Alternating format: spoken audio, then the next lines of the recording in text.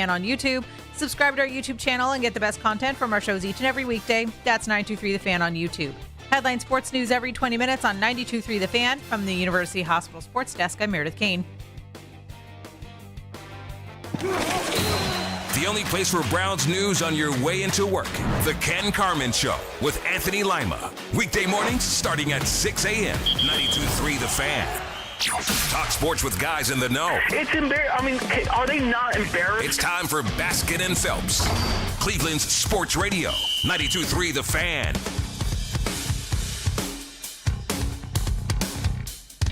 So add Zadarius Smith to the list, huh? What is it? Something in the water? I don't know. Veteran defensive ends who, I'll come to Cleveland for lunch, and I'll sign somewhere else. Go say hi to some friends that I made while I was there. Why not? Yeah, why not? Oh, they're going to pay for the flight? Okay. I'm in. Let's go. Love Atlanta. Welcome to Basket of Phelps. I'm Jeff Phelps. My buddy over there is Andy Baskin. You think that's weird?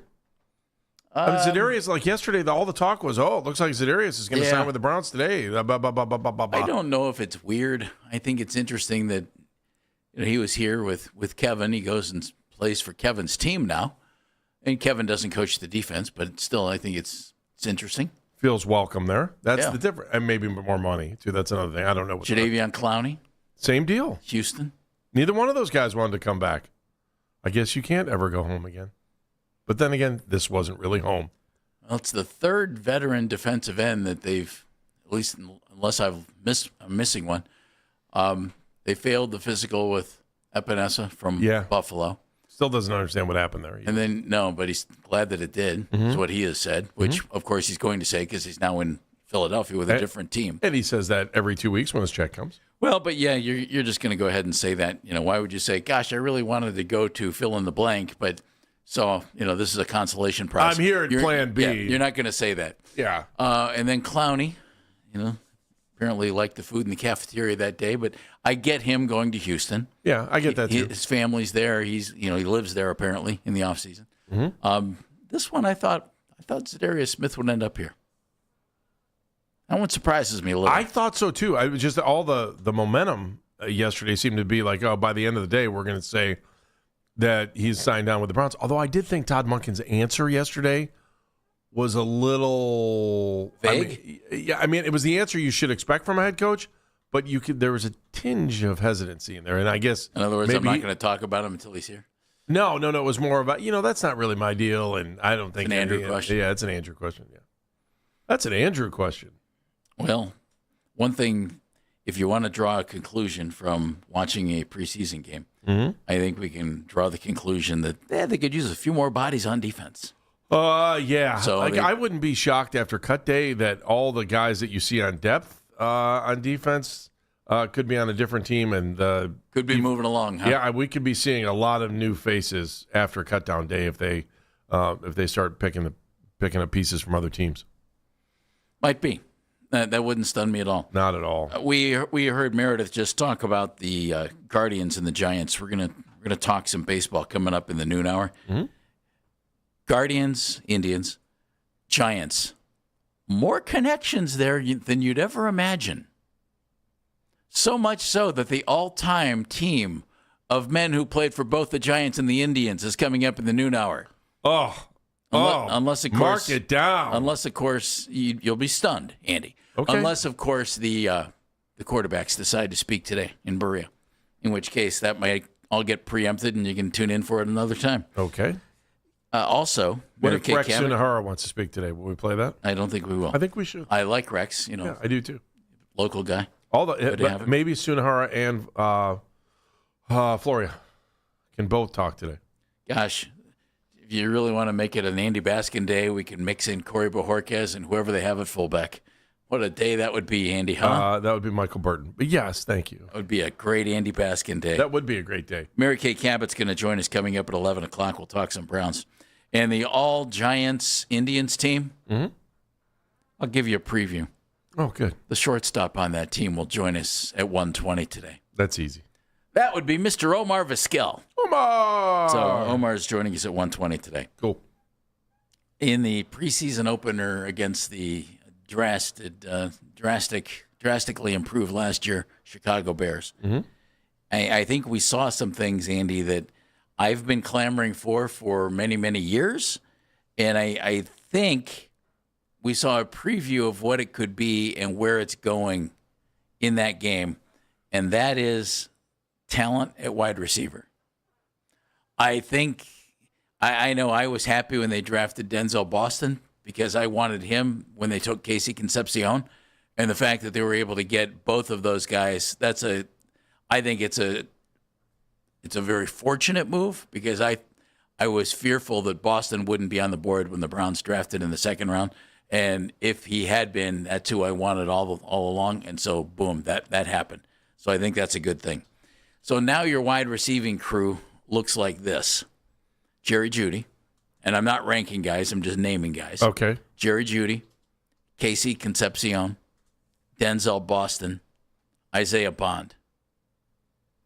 And then you have Wallace and Tillman as well. But your top four guys there, Jeudy, Concepcion, Boston, Bond. It's been a while since this team has had four receivers who are all intriguing enough to make you think, I kind of like the looks of that guy. I thought it was interesting when I went back and looked at the box score yesterday. And, I was looking at the tight ends and see how many of their receptions they have compared to the wide receivers. And when you look at last year and you see that, David Njoku was up there and Harold Fannin are near the top of the list, and you're like, man, it's amazing to me that an NFL team has tight ends that do so much of the work when it comes to catching the pass.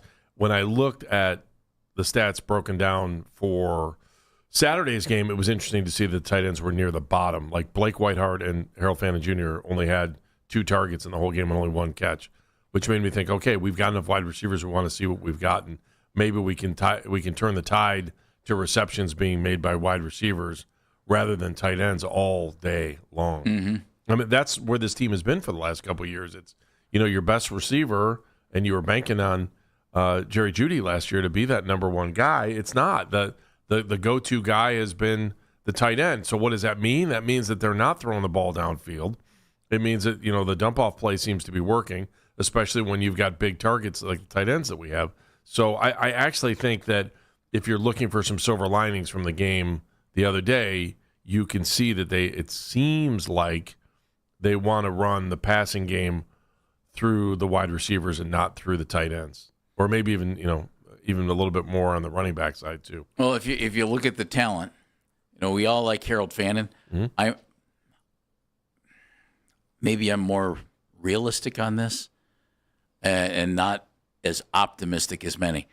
I know a lot of folks are talking about Harold Fannin like he's on his way to Pro Bowl after Pro Bowl after Pro Bowl because he deserves it, not because they need a quarterback to play in the games that don't count. I hope Harold just follows up his good rookie season with another rookie season and then go from there. I hope there's no fall off there, and I hope he's able to build on that. I just think it's a huge expectation to throw on a guy that he's going to be phenomenal.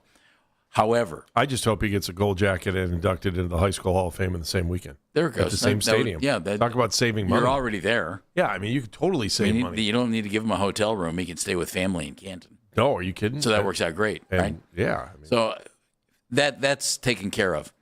But there's depth here that, if you look big picture, all right, you're looking for a quarterback. You're going to try and figure out, who gives you the best chance.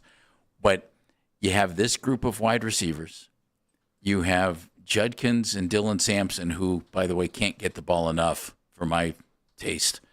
Get that guy the ball in space and let him go. And then a couple of other running backs who we'll see bits and pieces of, whether it be Marshall or whether it be Sanders moving forward. And then you have Fannin.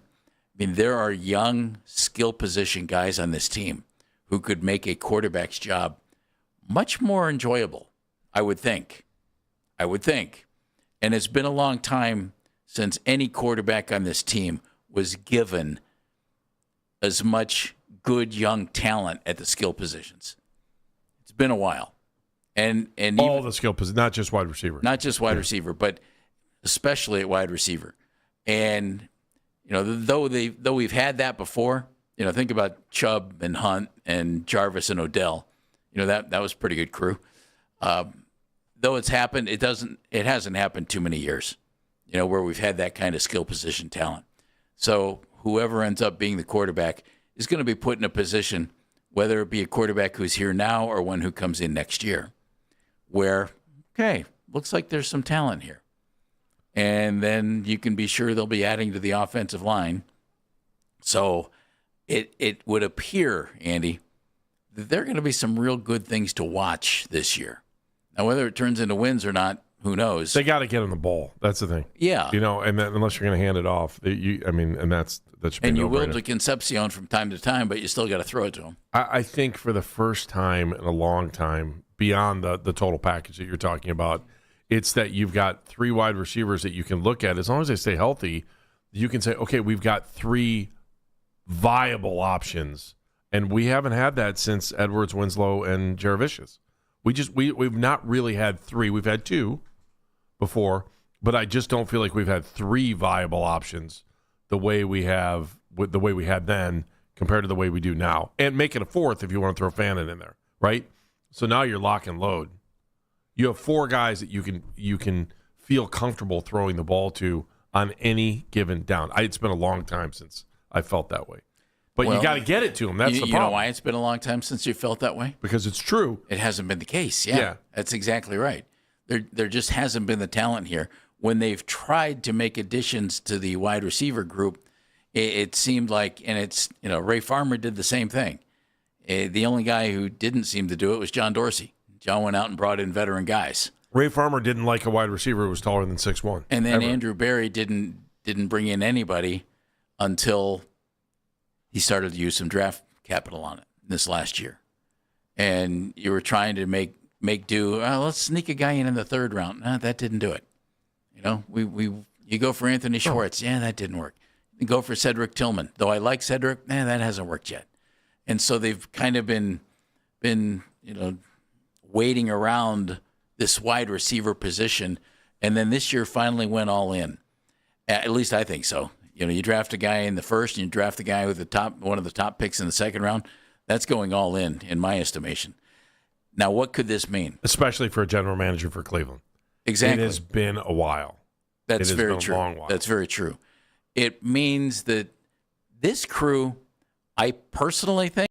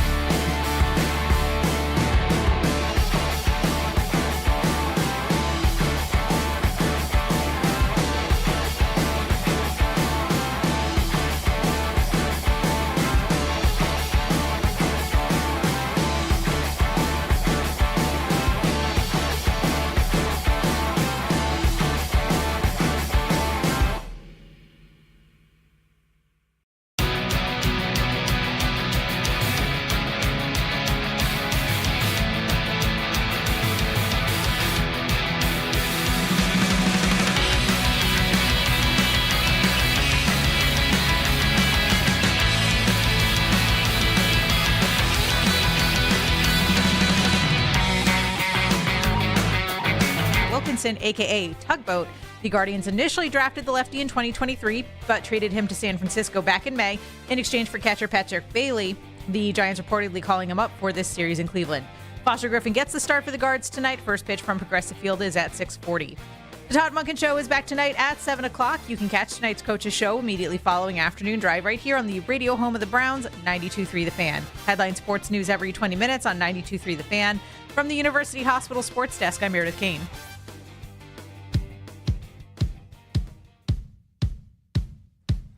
$11 today, Mary Kay Cabot, plain dealer, Cleveland.com. Will talk some Browns with us. The Buffalo Bills coming into town on Thursday for that joint practice. That has been all the talk of training camp. When we get to that joint practice, starters will know everything. It's going to be great. That's going to be the be-all, end-all of everything. It is. Yeah. Todd Monken's then going to speak in the noon hour. We'll have that for you. If either of the quarterbacks or both of the quarterbacks speak today, we'll have that for you. I would guess they speak today or tomorrow. Yeah. Before the joint practice. Huh? I don't know. They spoke. And then they've got the game, and they're splitting it up, and they're saying these joint practices are more important. There's a chance we may not hear from them. I'm 50-50. I do think I'll let you buy me lunch if they talk today. All right, that's fair. All right, good. I did have an epiphany like 30 seconds ago. It Good. had nothing to do with football. You forgot it? No, I haven't. Omar Vizquel joining us at 1:20. Can I thank someone? I don't know who invented this, but I'm drinking my coffee this morning, and the person that invented the lid with the opening. It looks like a stadium. Is that what you would call that? I don't know. Scooped out like a stadium. Yeah. Do you know what I'm talking about, Dan?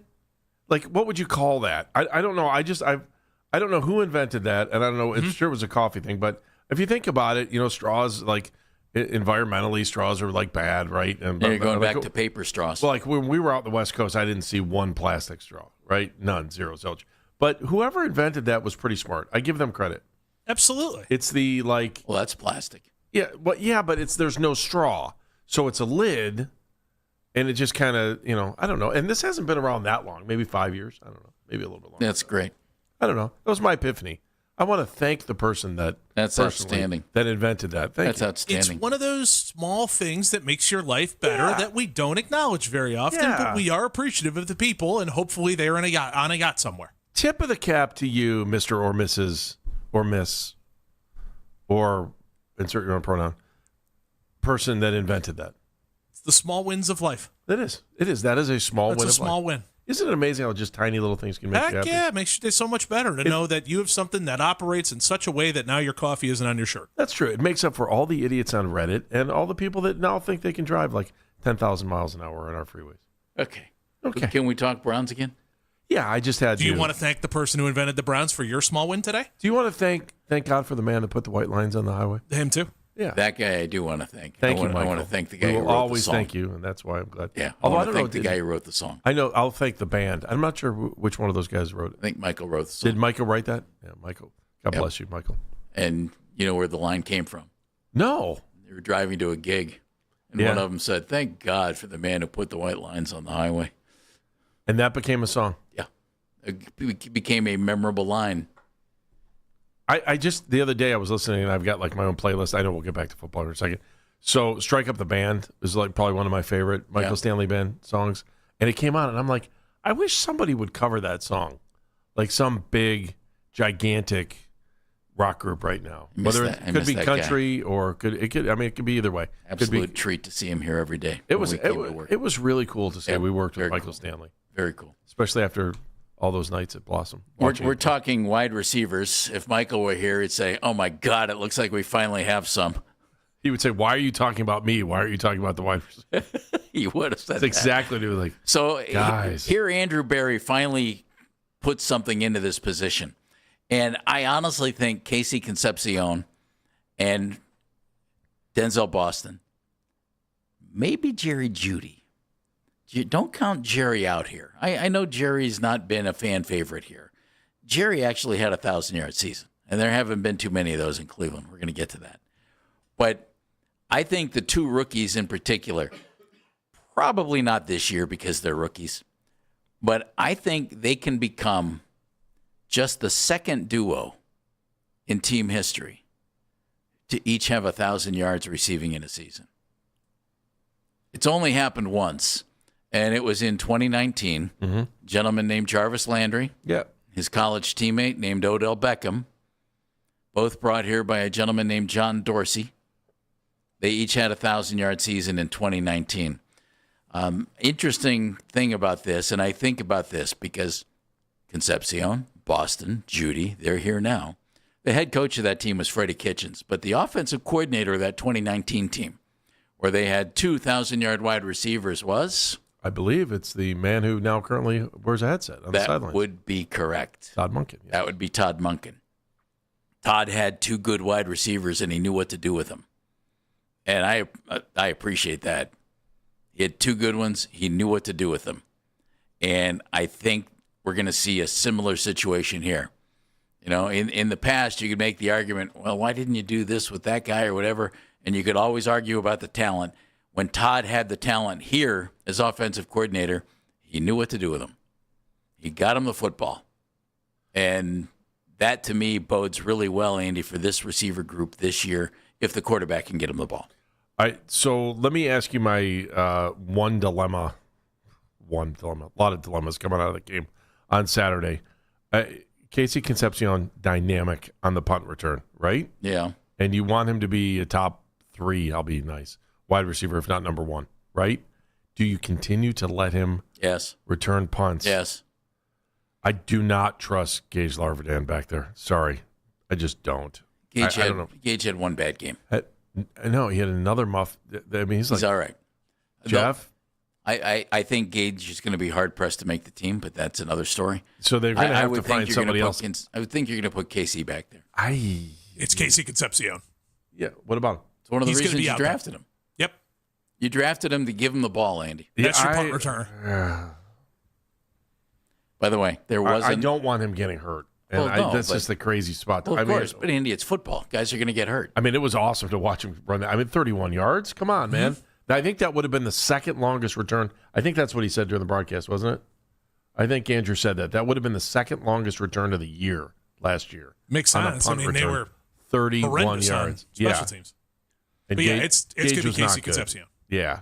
You're going to see him. There's going to be a point where you're going to be like, it's a little dangerous. We need him for the regular offense. I mean, you're going to say that, and then when you're starting on the 45-yard line, You remember you're looking around going, remember Webster Slaughter used to return punts? Yeah. No, I So, do. I mean, that you're going to put somebody back there who you hope can do something.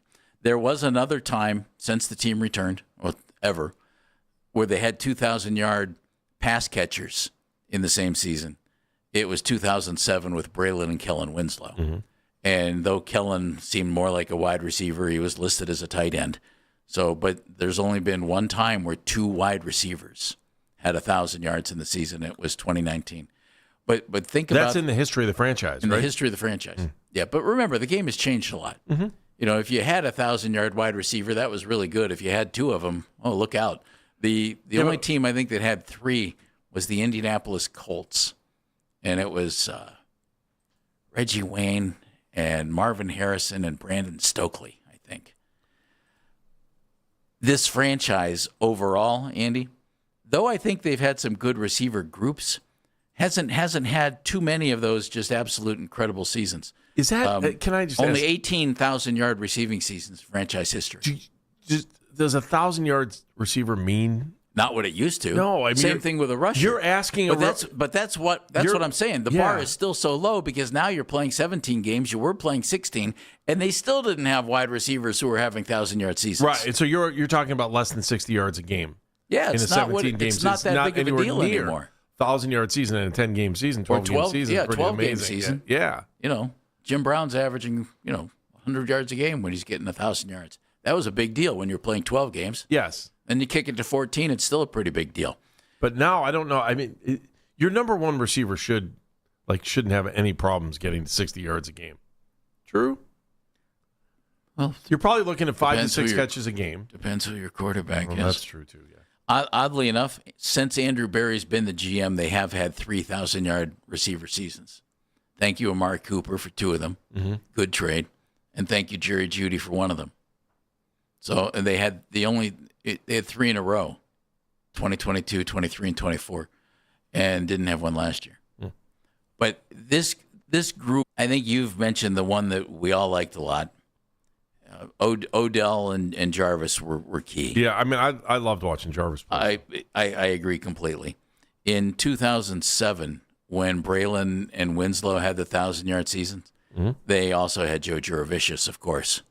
And those three guys took Derek Anderson to the Pro Bowl. Yeah, they did. And it wasn't a Shedeur type of Pro Bowl. It was a Derek Anderson actually threw 29 touchdown passes and made the Pro Bowl because he deserved it in that season.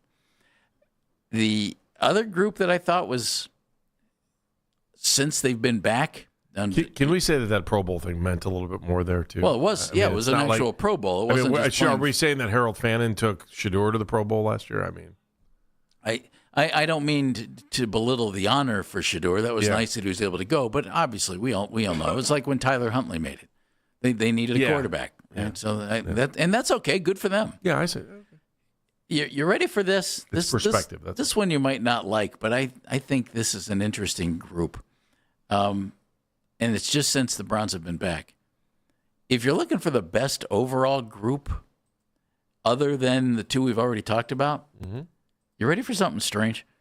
In 2002, stick with me, they had Quincy Morgan, Kevin Johnson, Dennis Northcutt, and Andre Davis with Bruce Arians as offensive coordinator. I think that's the key is there. Yeah, Bruce Arians is offensive coordinator. Bruce got something out of those guys. They all had at least 4 touchdowns, and they all had decent yardage.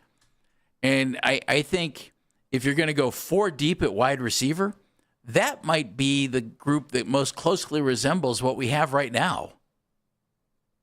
Because though none of those guys went on to great things in the NFL overall, they all had adequate careers. And they all put together pretty good seasons here in Cleveland. 3 of them had over 600 yards that year. Jamal White almost had 500 yards in receptions that Jamal year, was our guy. Yeah, still there was you our go. guy. Yeah. Oh, sugar booger. And so if you look at what this crew might be able to do, I think that group is something that might make you think what this team is capable of. You know, can Isaiah Bond get over 400 yards like Andre Davis did? Sure, why not? You know, Dennis Northcutt had 600. Kevin Johnson had 7. Quincy Morgan he was 36 yards short of a 1,000-yard season. Q was fun. He was a good guy. And, man, he was big and he was strong and he could run. He's Denzel Boston. Yeah. Except you hope Boston's better. And if you want to go back even further, of course, our guys who, man, putting together a wide receiver group out of Webster Slaughter, Brian Brennan, and Reggie Langhorne. It was fun. 2 later-round picks. So finally they put some real assets on this team now. I think that's essential at that position, Andy. And now got to stay healthy. You got to stay healthy, but you got to get a quarterback who can get them the football. Even when you look at the depth, I mean, Isaiah Bond should be right there with these guys too. And don't you think he can do what Andre Davis did that year? Andre had 400 yards and he caught like 6 touchdowns. That was pretty good. Yeah, I everything I'm kind of hearing and kind of vibing is that Cedric Tillman's going to end up on another team this year. Someone's going to trade for him. Well, they'll be able to trade him for someone. Just stay tuned. As Todd Monken said yesterday, there's a lot more football to go before we get to the regular season. You know what that means? Somebody we don't want to see come up injured is going to get injured. Yeah. Whether they're out for the season or out for a month and can't start the season and it saves somebody a roster spot or whatever, just stay tuned on that because that's going to happen. Buffalo Bills coming into town. Shedeur Sanders getting the number 1 reps along with Deshaun Watson, but Shedeur starting that. What do you need to see out of the quarterbacks in the practice, in the game number 2? And is that job still wide open? It's Baskin and Phelps on the Fan. Hey, everybody, it's Andy Baskin for my friends at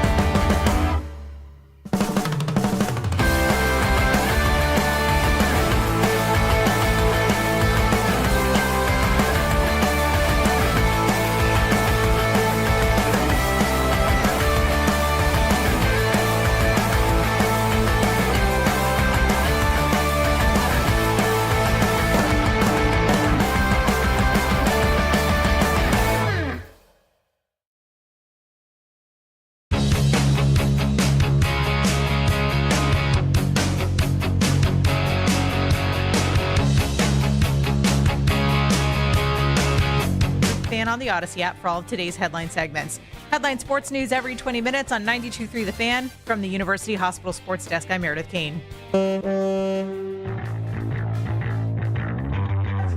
You know, they're going to regret trading that guy.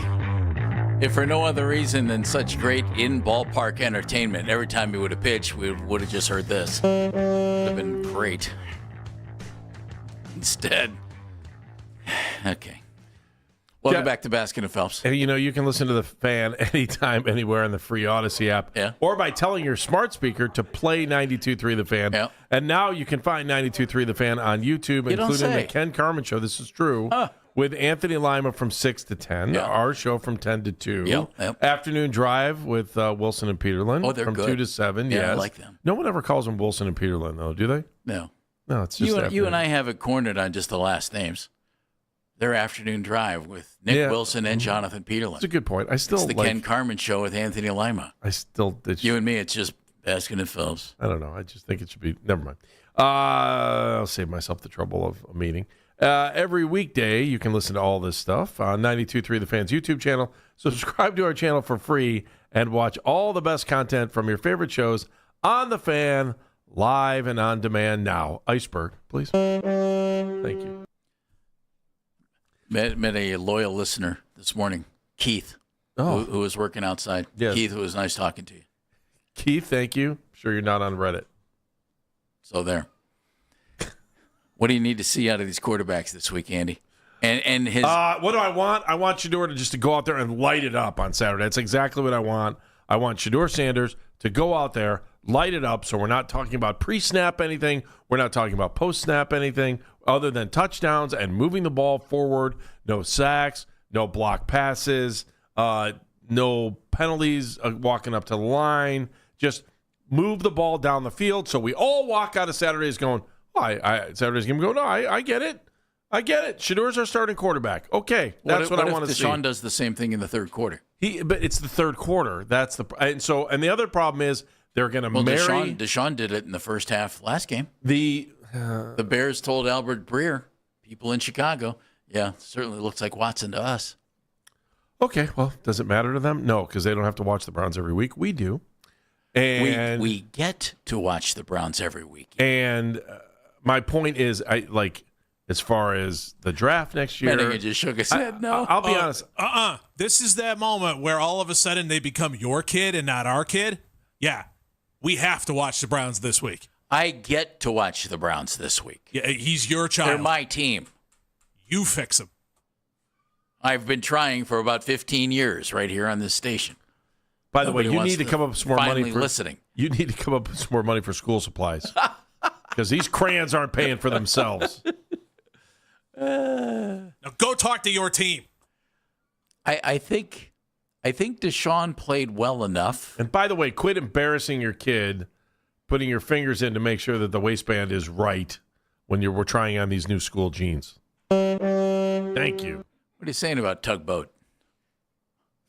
Okay, we're going to a place where we just should not go right now. I'm just letting you know that. Okay. So, would you agree with this? Yeah. No. Pretty clear, and forget circumstances and who's on the field with them and everything else. Blah blah blah blah blah. Deshaun played overall probably a little bit better than Shedeur and Dylan Gabriel did. Okay, so I think that's the case. Jeff, the bar is so low now. Without question, Andy. But this is where we are. So this is what Todd Monken is choosing from. I would hope that Shedeur goes out and playing with better talent around him for most of his time out there, that he will be better than the guys who follow him against the Bills. So I would hope Shedeur looks better than Deshaun Watson does in the third quarter. He should. He's going to have better people with him. Correct? Correct. I would think I would also think the offensive line gets the first quarter this game. Again, remember Todd. Shedeur. Well, remember Todd said that he wasn't sure if this is a dress rehearsal game or not. Yeah. Well, maybe he'll answer that today. They're flipping the script, but if they leave the starters on the field more, it would be a nice advantage for Shedeur, and I think that would be a great opportunity to see what he could do. So I hope he looks better because they're putting him in a more advantageous position coming up on Saturday. And if Deshaun Watson can go out, I almost expect Deshaun to look terrible. Almost expect him to look terrible. I don't. Not to look terrible. Because he's not going to have a whole lot around him. Yeah, but that still doesn't mean he can't get rid of the football and live to see another play and do some of the little things. I thought Shedeur made 3 really nice throws in the game the other day, and he had a couple throws that he certainly didn't like, and they weren't very good, and a couple of issues. So I think he had a couple of moments. If Deshaun can have a couple of moments, again, if it's all going to be even Steven, and as Todd said, it wouldn't be fair to Shedeur to not have him do this and blah, blah, blah, blah, blah. I think we can actually, if that's the way Todd's breaking it up, I think we can actually look at it and say, okay, well, who looked better against, who looked better with, and go from there. I think Todd's going to know who the starting quarterback week 1 is after the practice on Thursday. Jeff, I don't know that Saturday's game is going to mean a whole lot. Now, here's one catch to the whole thing, and we saw it the other day.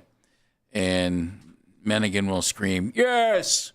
My buddy Jeff in Cleveland sends me a text. Why does Watson seem like he's Mr. Checkdown? I want to see the ball thrown down the field.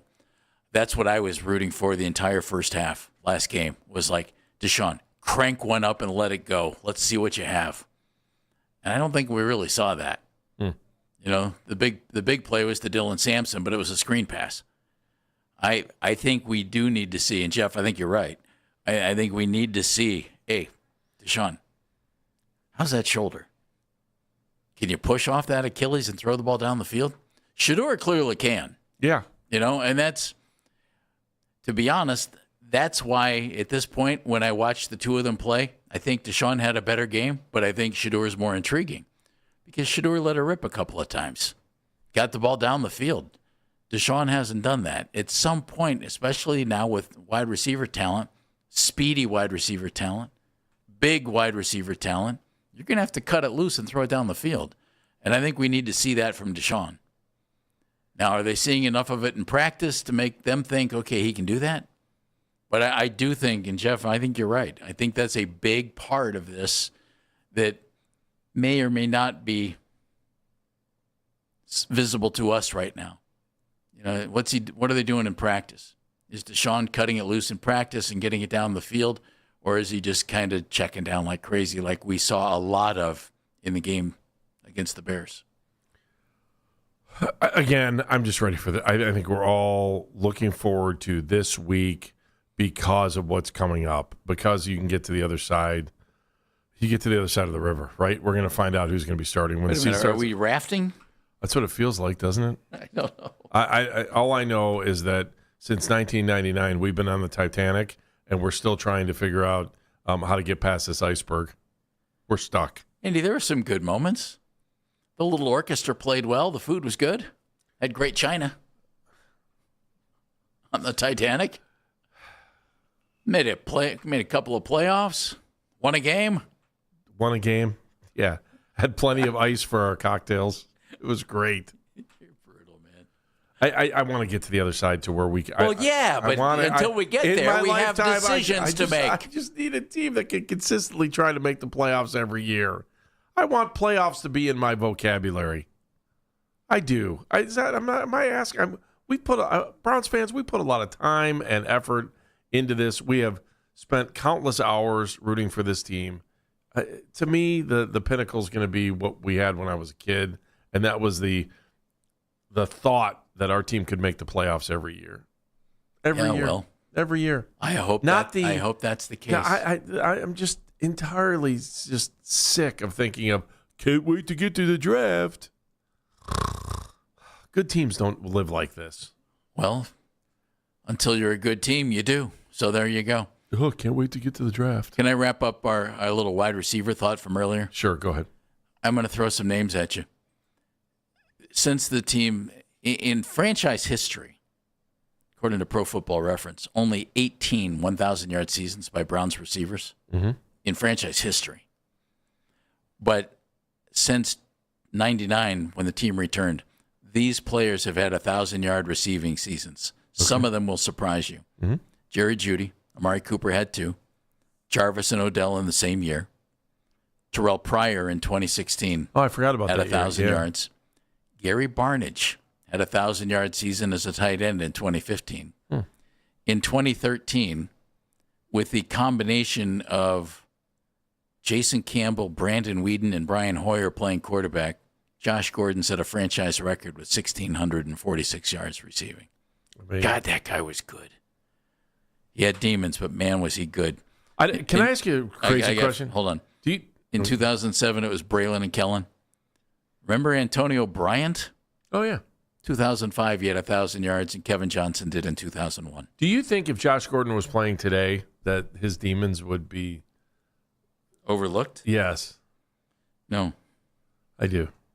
Well, maybe. I don't think. I just think society has His changed. demons might have kept him off the field just from a physical standpoint or not by an NFL suspension standpoint. That's what it is. I just think it's just the whole our culture has changed, our society has changed. It's the, I mean, He's the best receiver this team has ever had in a very short time. Paul Warfield's a Hall of Famer, I know. right. But that 1 year, man, Josh Gordon that's the best wide receiving play we've ever had on this team. It was unbelievable. He was unbelievable. He was so good, it was ridiculous. Yeah.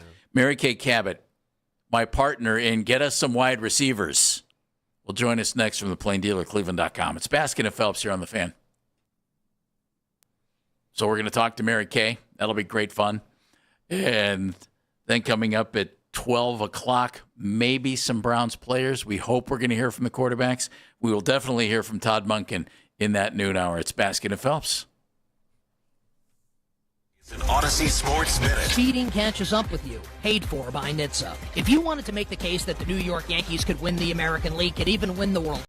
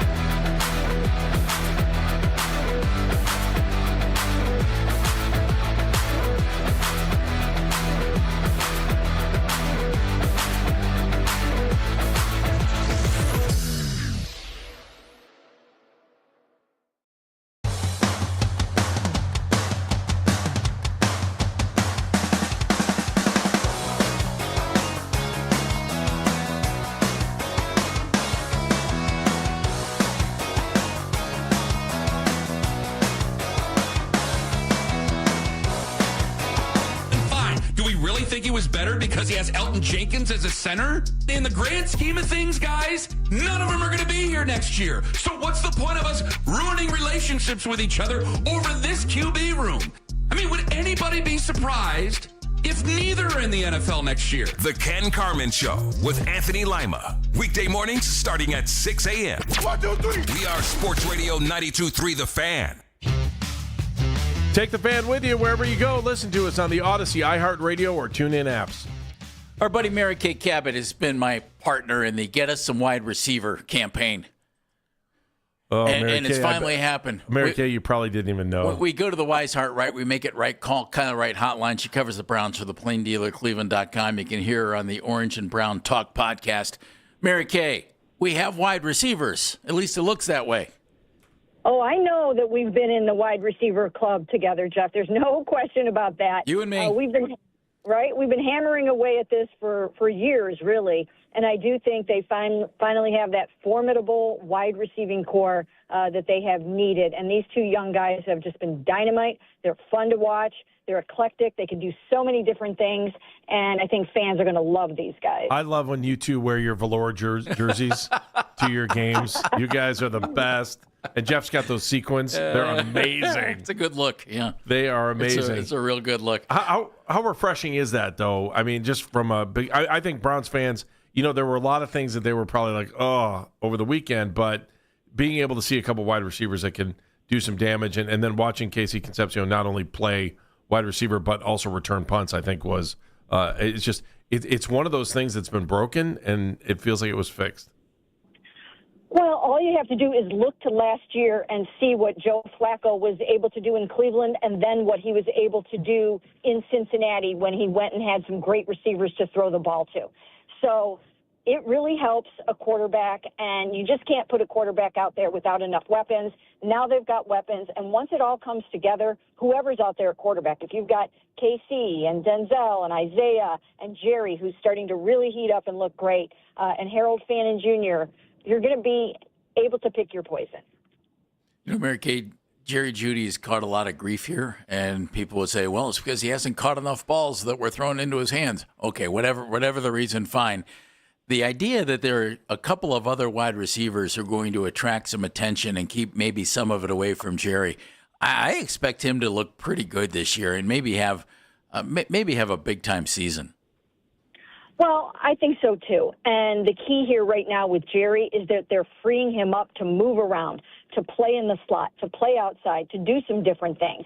And teams aren't always going to know exactly where he's going to be on any given play, and they can't always commit their number one cornerback to him. So he's going to get some different looks. He's going to get some different coverage.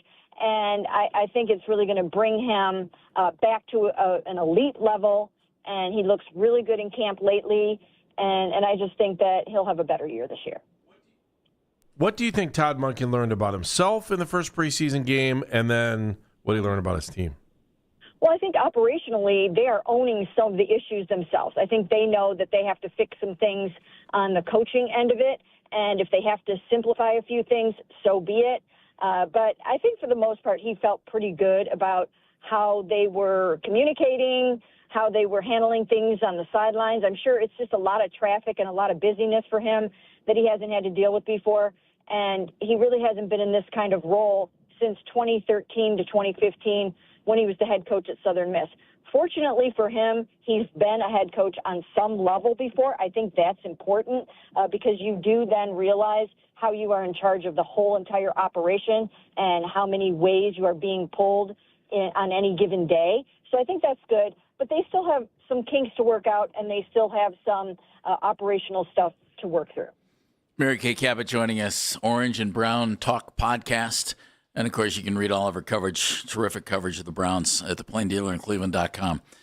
I've heard you say it. I've said it, Mary Kay. I sure wish they could pick a quarterback sooner rather than later because there are so many other pieces to the offense, and they need to get on the same page together. But here we are, probably about as deep as you could possibly go without having a starting quarterback. Do you expect it to happen at least by Monday of next week or Tuesday? Well, I do think that after this game against the Bills on Saturday, and maybe even before that, maybe they will know in their own minds after the joint practice on Thursday. But it's coming to a head here. They have got to know who their starting quarterback is, at least by the time they get out there and practice on Monday of next week. And I actually think it should have been this week, because I think this is a big week. I think these joint practices are pivotal. I think that your starting quarterback should be getting the bulk of these first-team reps. Today is going to be a big day for Deshaun because it's a padded practice, and then he's going to be supposedly splitting those reps on Thursday, but I don't know if it's going to be an actual 50-50 split or if Deshaun will get most of them and Shedeur will get some of them. We don't know how that's going to work out yet. But if you really think that Deshaun Watson is your starting quarterback, and that's the way that you're leaning right now, then I think you've really got to nail this thing down and let him really get going with this starting 11. Let him get his timing down with the receivers. I watched him yesterday, still throwing to Luke Floria and Gage Larvadan. I just don't think if he's your guy that he should be really doing that as much anymore. Mary Kay, I'm just curious about a couple players on this team. If you can just kind of give me an update in what you think their status is for long term. One, Cedric Tillman. Two, DeJuan Jones. And Mike Hall also is a little bit of a mystery. Can you help me with all three of those guys? Well, Ced Tillman, he's fallen down the depth chart just because of the new guys being here and Denzel Boston kind of being that big body wide receiver. So Cedric Tillman, I would think, would be somebody they would be willing to move. If somebody wants to offer them something for Ced, who actually I think he looks really good this camp, and I think he can help some football team. But they're too deep here right now for him, in my opinion. Mm-hmm. So that's that. And then when it comes to Mike Hall Jr., I think we will see him back in practice soon. Not sure if it'll be this week or not, but he is dealing with some kind of injury. We haven't seen him since that incident on the field that he had with Quinshon Judkins, and we should see him soon, though. So I think that's really good news for them. And then DeJuan. And then DeJuan Jones, he is going to be on this football team. It's just a matter of, is he going to crack the starting lineup, or is he going to be sort of the swing tackle? Gotcha. So that's a decision that's going to have to be made over the next week. I think right now he might end up starting out as the swing tackle, but I've said this all along. I think the starting 5 offensive linemen, whoever's out there in week 1 doesn't necessarily mean they're going to be all out there in week 4. I think they have to get it out on the grass and see how it all functions together. Mary Kay, what did you think about the way the line played the other day? And though they added some assets to it, I don't know that the depth was very evident or good against the Bears. And it was weird to me DeJuan played so late in the game, too. Well, that's because he's a backup right now, and he's fighting for a position, not a roster spot, because he will make the team unless somebody makes the Browns an offer that they can't refuse for him. I know they don't want to move him. He's great depth at tackle, and they always need that. But I don't think that game was necessarily an accurate representation of what the offensive line is going to be like. They did not play together very long. They were only together in there for the first 2 series, and the first one was a 3-and-out. So they really didn't have much time to show what they can do. It's time to get that starting 5 together, working like that, 5 fingers on a glove as soon as possible. Mary Kay, how many guys are playing for their job as far as guys that maybe have been here before? I know I asked you about those 3 guys, but I look at a guy like Luke Whippler, who got some pretty good time the other day. Yeah, he did. But then Parker Brailsford's probably ahead of him. So I'm just curious, like Whippler, or maybe even some of the guys they've already drafted that might be on the bubble, other than Cedric Tillman, who you already talked about? Well, right now they need depth at center, so Luke Whippler is safe in that regard. Parker is still hurt with a wrist injury. Elton Jenkins is going to be their starting center. I don't think there's too many guys that we're going to be shocked about come August 30th when they make the final roster decisions. I think we know pretty much who's going to make the team and who's not going to make the team right now. I think the one thing to look at is the quarterback position and what are they going to do with Dillon Gabriel and Taylon Green. Are they going to try to put all 4 on the roster at the outset and then see if they can maybe trade one or finagle the roster or the practice squad a little bit?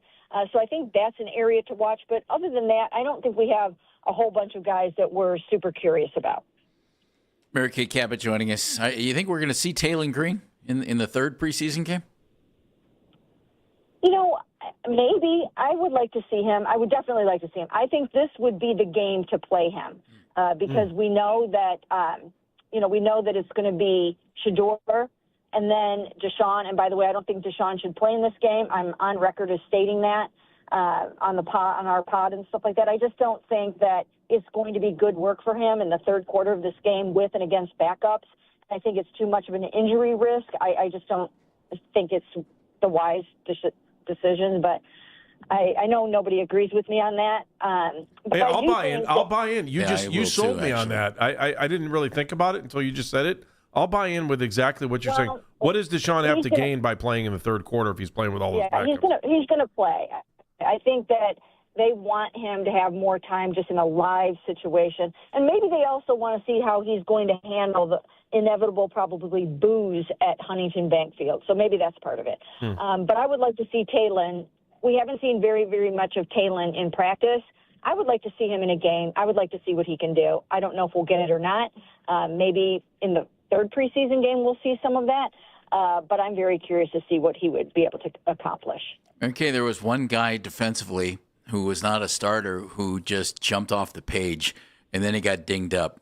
What do you think of Michael Coates Jr. and his opportunity not just to make the team if he's healthy, but to impact the defense? Oh, he's been really good. He's a ball hawk. He's someone that just has a natural nose for the football, and you need those kinds of guys. We've seen him make those interceptions in practice, and then he carried it over into the game, and that's what you want to see. You want to see a young guy like that take it up to the next level. And again, as you mentioned, he got hurt in this game, and that's unfortunate because he really showed out in that game. And I think that he does have a chance to somehow be on this football team this year. Is there anybody else on the D who you're thinking, yep, they really enhanced their opportunity to make this team in that Bears game? No, I can't honestly say that I think that there's, anybody that was on the bubble and isn't anymore defensively. I mean, right now, of course, they're a little short at defensive end. And, so you're going to have Julian Okwara, I'm sure, being in a good spot right now. But yeah, I can't think of anybody else right now that was sort of in a bubble situation. This is kind of a weird question too, but were there any optical illusions? Because I think sometimes when we watch preseason games, we see things that think, wow, that could be amazing. Or we get excited during the preseason about someone or you know what I'm saying? Like things that might not be what they are. Even bad play. Like people with bad play might be like, oh, well, he looked horrible in that game, but the reality of it wasn't scripted for them, and they were looking at other things, and the outcome of this player that we would normally expect to do something that didn't really doesn't matter. Well, I would say there's two young guys that have done a really nice job in camp, in the games, and it's probably going to be hard for them to make the team. It is going to be hard for them to make the team because they're deep at wide receiver. But Gage Larvadan and Luke Floria have had really, really nice performances. They've elevated their game. They're making plays all over the place, in camp, in the games. And if they don't end up here on the practice squad, maybe somebody else gives them a chance. But those two guys have worked really, really hard this summer, and not sure exactly what they'll have to show for it. Good. Mary Kay, last thought. They signed A.J. Epinesa, fails a physical. They bring in Jadeveon Clowney, things looking maybe positive. He goes to Houston. Now Zadarius Smith, instead of coming back here, he goes to Atlanta. How badly do they need a defensive end, and is it strange to you that the last two guys, Clowney and Smith, both decided, hey, thanks, fellas, but no? No, it's not strange to me at all because if you look at those circumstances, Jadeveon Clowney remained in Houston where he lives year-round, where his family is. He has children in school, and he had an opportunity to just stay home and not move his family anywhere. So that one did not surprise me at all. And of course, the Browns would have liked to have had him. And then with Zadarius, the Browns did expect to sign him on Sunday, and that was supposed to happen. But then Atlanta came through at the 11th hour, and they have a starting opportunity for him because of things going on down there, and they offered him more money. So it's a business That'll do decision. it, huh? Yeah, that'll do Yeah, it. I mean, it's a business decision. Yeah. And these things happen. I mean, these things happen. So this was not something where, I mean, if the Browns had decided to come through and throw a bunch more money at it, he'd probably be here. But if you're going to go get a couple more million from somewhere else and have an opportunity to start, then you're probably going to take that chance. So this was not something like nobody wants. I mean, Z was almost here. He was supposed to fly in on Sunday and get this thing done. And it's not that he didn't want to come here, but if somebody's going to give you a starting job and a bunch more money, you're probably going to do that. A pleasure as always, Mary Kay. Thank you very much for your time. Orange and Brown Talk podcast. You can listen to Mary Kay and, of course, read all of her work in the Plain Dealer in Cleveland.com. Thanks, Mary Kay. Thanks, Mary Kay. Thanks, guys. Mary Kay on the Wise Heart Right, We Make It Right call, Kyle Wright hotline. They keep talking to these veteran defensive ends, Andy, and Mary Kay's reasoning as to why Clowney didn't come. Yeah, absolutely. Why Smith didn't come, we get it. But they still need a defensive end, don't they, folks? It's Baskin and Phelps on the Fan.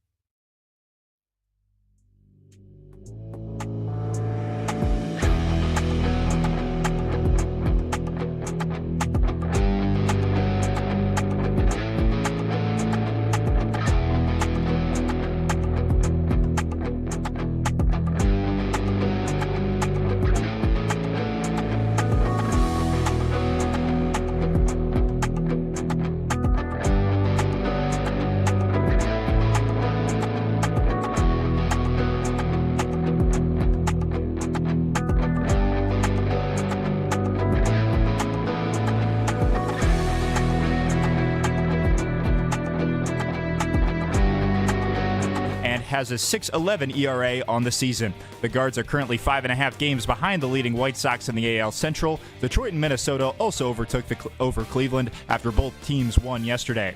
Headline Sports News every 20 minutes on 92.3 The Fan. From the University Hospital Sports Desk, I'm Riley Tyna. Training camp coverage powered by Expert Renovations and Consumer Tire. 92.3 The Fan.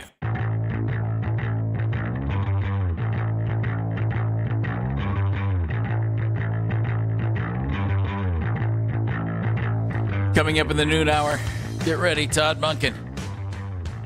He'll tell us the plan is the same. Shedeur gets the first half. Deshaun Watson gets the third quarter. And then fourth quarter, who knows? He said Dylan, so we'll see. I just want to let you know, Football Talk on 92.3 The Fan is presented by Xfinity. Score the most reliable Wi-Fi. One price, 5 years guaranteed. Xfinity. Imagine that. I was hoping to talk lacrosse. No. Don't you want to? We gotta go I football? will talk lacrosse with you. Got to go football. I've seen some. I watched a kid from Worcester last year.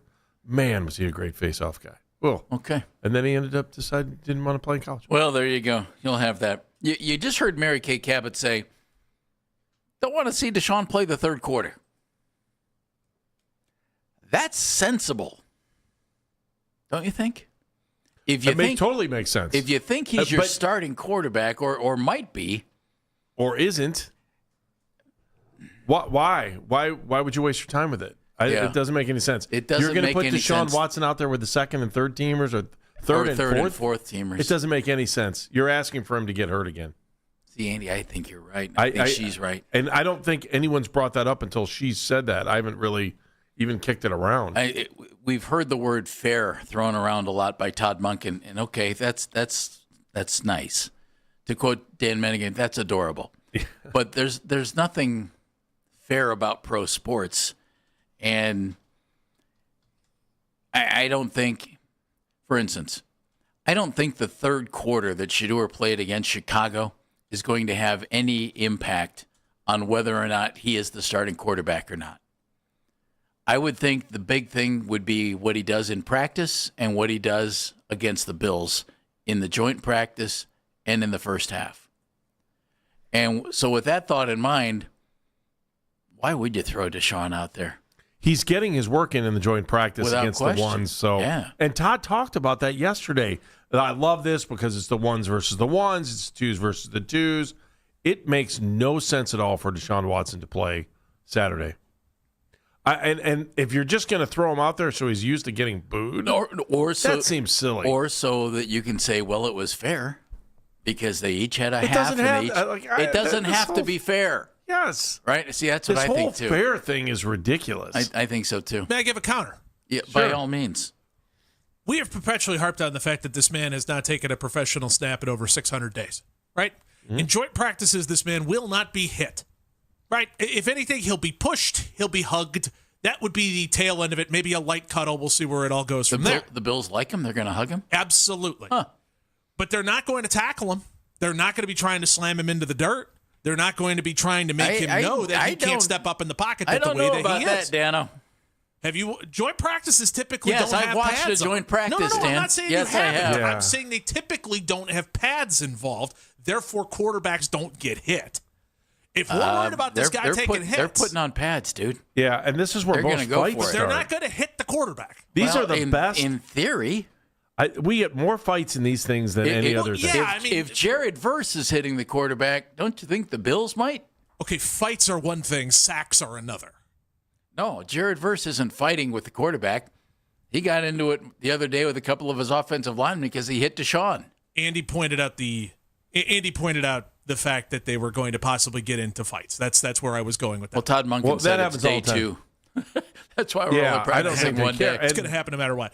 No, Deshaun Watson, if he wants to be the starting quarterback of this team, I'm not going to sit there and live in this world of, we've got to wait for him to knock the rust off. No, you take as many reps as you can get with people coming at you to sack you to knock that rust off, because I don't have time in the regular season. Hey, Deshaun, let's see if Cubby from the Buffalo Bills can remove you from your helmet. Hey, How do you feel now? Hey, Deshaun, avoid Cubby, who's probably getting cut. If you can't do that, that's on you, coach. Yeah. I don't know. You're with the third or fourth string offensive line. I got a guy that's got rebuilt shoulder, rebuilt legs. Oh, and the first stringers on the regular season aren't going to have that same problem? Well, no, I'm just saying. So put him out there, and if he gets hurt, he gets hurt. Yeah, but you also know those first stringers aren't playing for a job, man. You're throwing a third stringer up there who's on the bubble, who just doesn't care, wants to make a name for himself. There's no part of you that wants to see if your quarterback can hang against a defender whose livelihood is on the line. I will get more out of Deshaun Watson going against the ones in the joint practice than I will in the game on Saturday. I will. I know I will. And I would think, and there's so much especially coming playing after with your backups against their backups. I don't think that shows you a lot about Deshaun Watson. I also want Dylan Gabriel to get a little bit of time. I would like to, and I think Mary Kay hit the nail on the head to see Taylon Green too. Although I don't think Taylon Green, unless he gets some reps. Andy, hold on. What? Oh, are you praying? No, I'm making sure my heart doesn't jump out of my chest. Why? Because someone else other than you said Taylon Green. Yeah, they want to see Taylon Green. Yes. I'd like to see him get a little bit of time too, and this is where he belongs. He belongs there. He belongs playing in the second half against Buffalo. Yes. Yeah. Or in the third game. So I'm not going to sit here. I just think she's right. But I'll be honest with you, I didn't think of it until she said that in the interview. I will agree with you on that because I just thought, all right, Todd said this is the way it's going to be. We're going to split it. It's going to be fair. Mary Kay makes a very valid point. I don't understand why suddenly people think things are fair. See, and I want him out there. I'm sorry. Get out there. You haven't played in an extended period of time. You don't like him either. You get skittish in the pocket. I mean, you're telling me we're not going to give you as many active pockets as possible to try to get you comfortable? Practice pocket right. Good on you. That only does so much. But when a human being is actually trying to slam you into the dirt, it should cause you to move a little faster. I will give you one positive from him playing, that if your offensive line isn't very good and you've got guys coming after you that are trying to make a team, maybe you'll get rid of the ball faster. I'll give you that. Now that's a valid point. I need as many of those for Deshaun Watson as possible.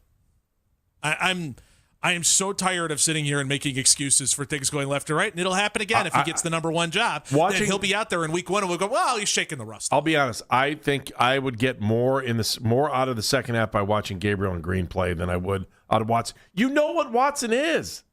Like, is it going to change because he's going up against third and fourth stringers?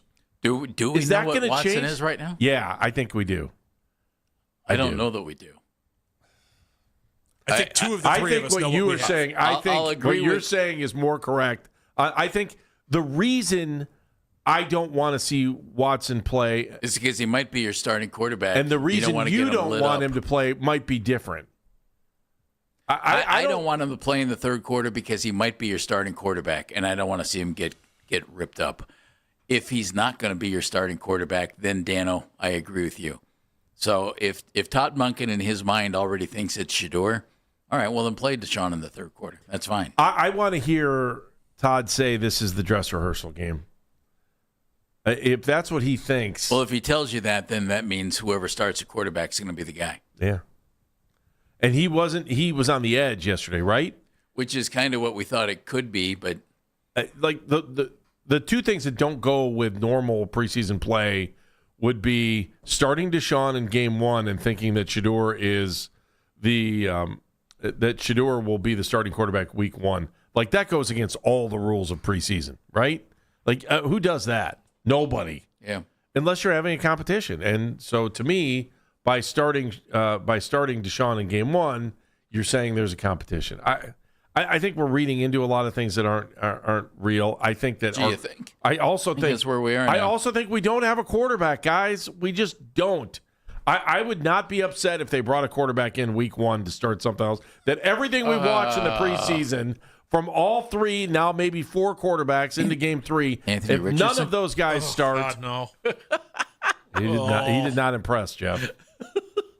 Get the bucket. I'm gonna need Can't we get some disgruntled quarterback that's going to have to be a backup somewhere that's just so mad they want to get out of where they are? McCarthy? No, that I can look up. I did that just for you, Andy. Yeah, I know you don't like him. It's not that I don't like him. I just think he was way overhyped coming out of college. Right. Way overhyped. Vikings didn't, but maybe they found out he was. They were wrong. And so they found out. I mean, he can't even start now. Well, Kyler Murray was the number 1 overall pick. You know, Kyler's had some success. Yeah, but they had. I mean, weren't they all set with McCarthy? Oh, he's a future. He's a future. He is. Well, he was. Well, now we got to bring Kyler Murray in. And you have Carson Wentz there. I'll take Carson Wentz right now. Oh God, no. I don't know, man. I'd For a rather just year? have what we have. Can we have someone that can stand up, throw the ball down the field? That's all. You've got wide receivers now. You have one. His name is Shedeur Sanders. He So will then stand why- there okay. and he will whip it down the field. All right, well, then that's easy. And but by the way, Shedeur, go out there and kick everybody's ass Potty on Thursday and Saturday. What's Andy saying, Dan? And just go do it. Get the bar of soap. Shut people up. Go out there and play. In fact, that's a liquid dish soap board. Give me the liquid stuff. Guys. This is the reason why as well I'm not going to sit here and just throw bodies at the problem, because that's not going to solve the problem. Going out there going, oh, okay, here's Anthony Richardson. This will solve it. Here's a broken Will Levis putting mayonnaise in his coffee. Let's see if he can whip it. It's like, this is ridiculous. Why does Dan, We're not why does Dan hate this guy because he chooses to use a condiment in a different way? I don't trust people who put mayonnaise in their coffee. It's just a personal thing. Who does put mayonnaise in their coffee? One man, and I don't trust him. If that's the reason he's not your quarterback, we got to find another. Well, reason. that all you got to do is turn the tape on, and you'll go, oh, I get it. Will Levis has had some of the dumbest interceptions known to man. Will Levis has had some interceptions that make your head spin. I don't know. Here's the thing. If they're okay with this quarterback group that we have here right now, it's because of A, money, B, numbers, meaning that they have 4 guys here, and C, 2027's draft.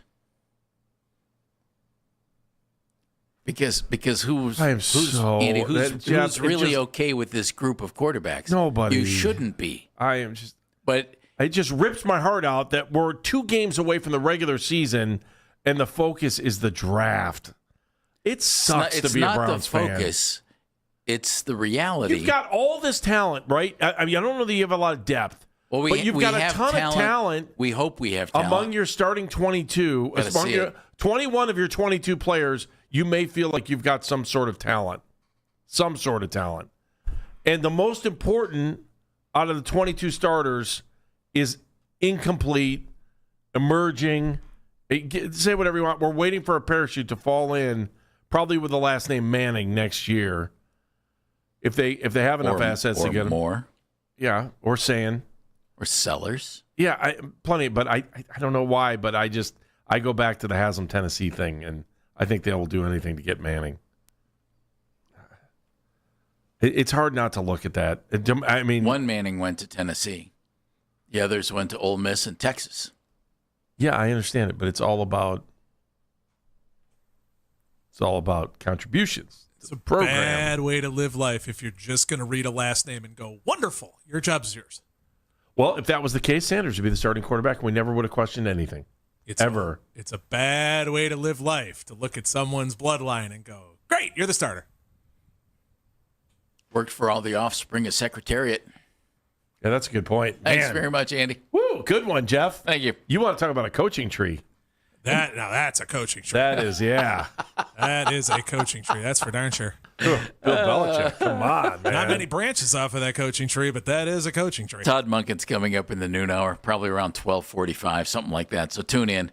We'll see if he's changed anything that he's talking about with the quarterback situation, and then get updates on everything else. Omar Vizquel, Indians, Giants shortstop, joining us at 1:20. Headlines coming up on Baskin and Phelps. Hey, everybody.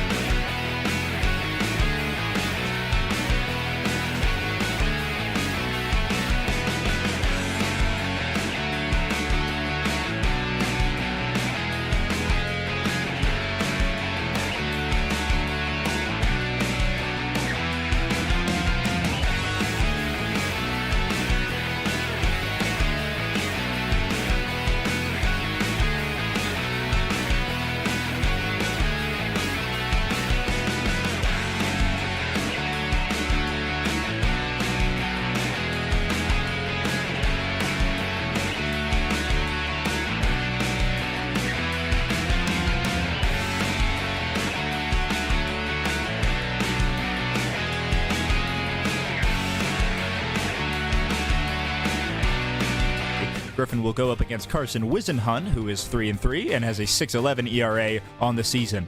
The Guards are currently 5.5 games behind the leading White Sox in the AL Central. Detroit and Minnesota also overtook Cleveland after both teams won yesterday.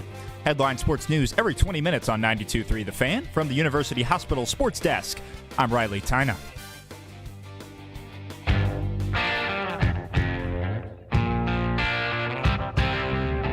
Riley joining us today. Good to have him with us. Welcome aboard. Are you a Iceberg conductor? ahead. Yeah, welcome aboard.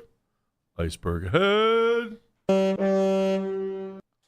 Catch Daryl Ryder. Speaking of icebergs, catch Daryl Ryder.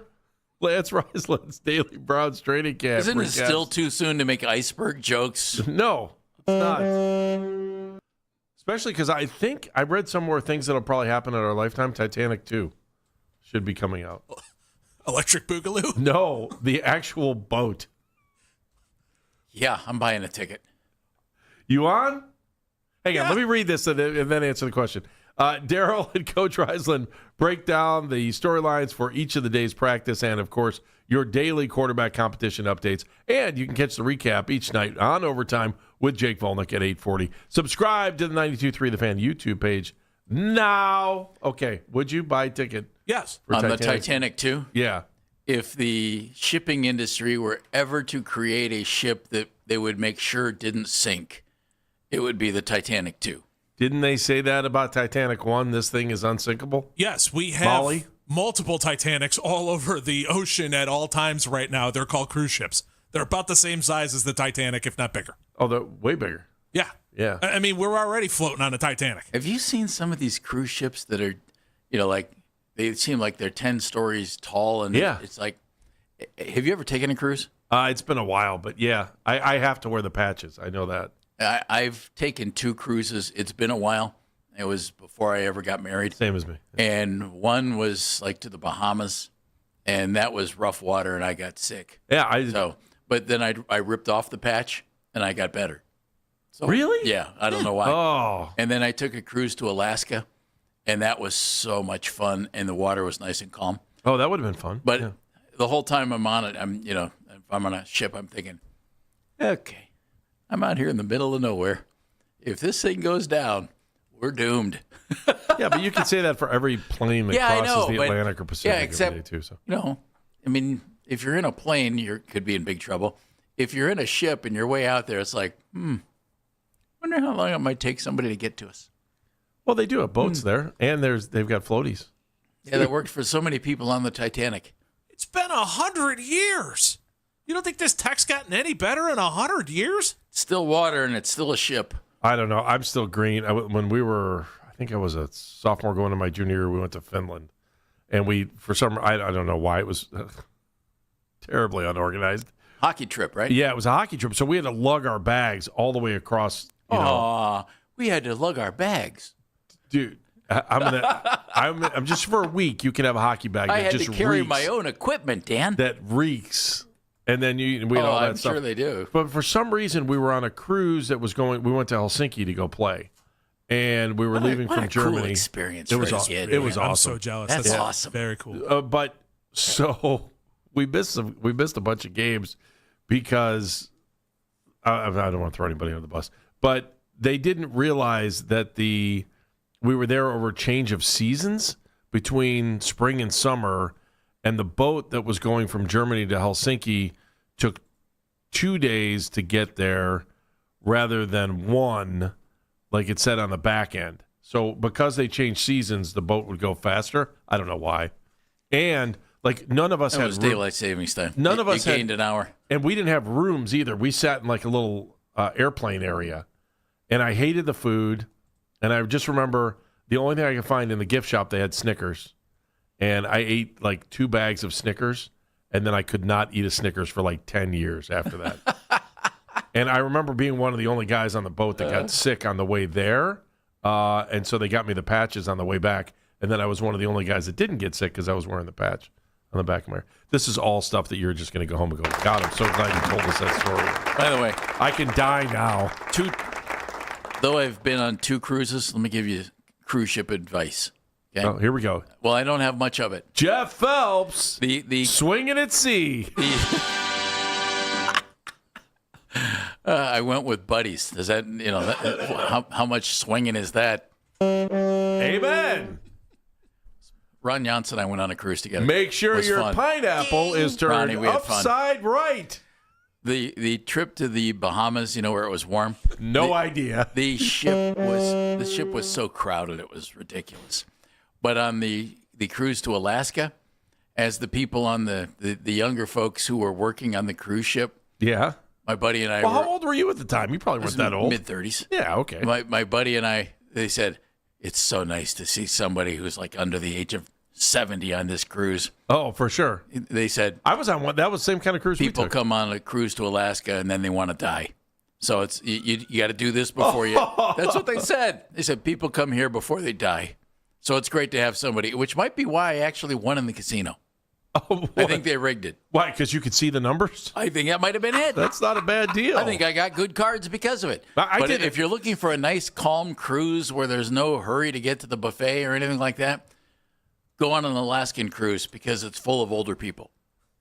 Oh, there you have. Although when we were in Seattle last week, we ran into a couple from Cleveland that were at Pike Place, and I saw this kid had a Hudson lacrosse thing on the back of his on a backpack or on a t-shirt or something. I was like, Hudson, what are you doing here? Like, we were in Seattle, and so it turns out we actually knew the family. And well, sure you did. I was just You're so Andy Baskin. it was just so weird. It was so weird. I'm Andy Baskin. Good to see you. They were going on a cruise up to Alaska from Seattle too. There were a bunch of cruise ships in Seattle. Oh yeah, that were going up there. Yeah, we did. This was a really cool idea. We bused to Vancouver and took it from there. Oh, even better. Yeah, even better. I took a cruise from like Cape Canaveral, Cape Kennedy, whatever you want to call it, over to the Bahamas. I had a roommate in Columbus when I first started at Channel 10 down there, and I had like a week off, and he randomly had a week off too. We hadn't talked about it. He goes, "Hey, guess what I'm doing?" And I go, "What are you doing?" He goes, I found these like super cheap tickets for like $200 or $300 to take a cruise to the Bahamas, and you're buying someone's cruise spot in their room because they canceled at the last minute." It was you? It was me. So I didn't cancel. Somebody else canceled. And you can buy people's canceled cruises because they don't want the room to go empty. So they'll sell it to you at a huge discounted rate. So we had a blast. But it was just like you said. Like, we met there. If there were 100 people on board, which is nothing, there were probably, because we were under, I was like maybe 25 at the time, there were maybe 10 people under 25 on that ship. Like to introduce you to Bernard and Ethel. Yes. Well, you can beat everybody into the food line. That was the easy way to go. Just shove the walkers out of the way. Get out of Check my them out. way. I'm hungry.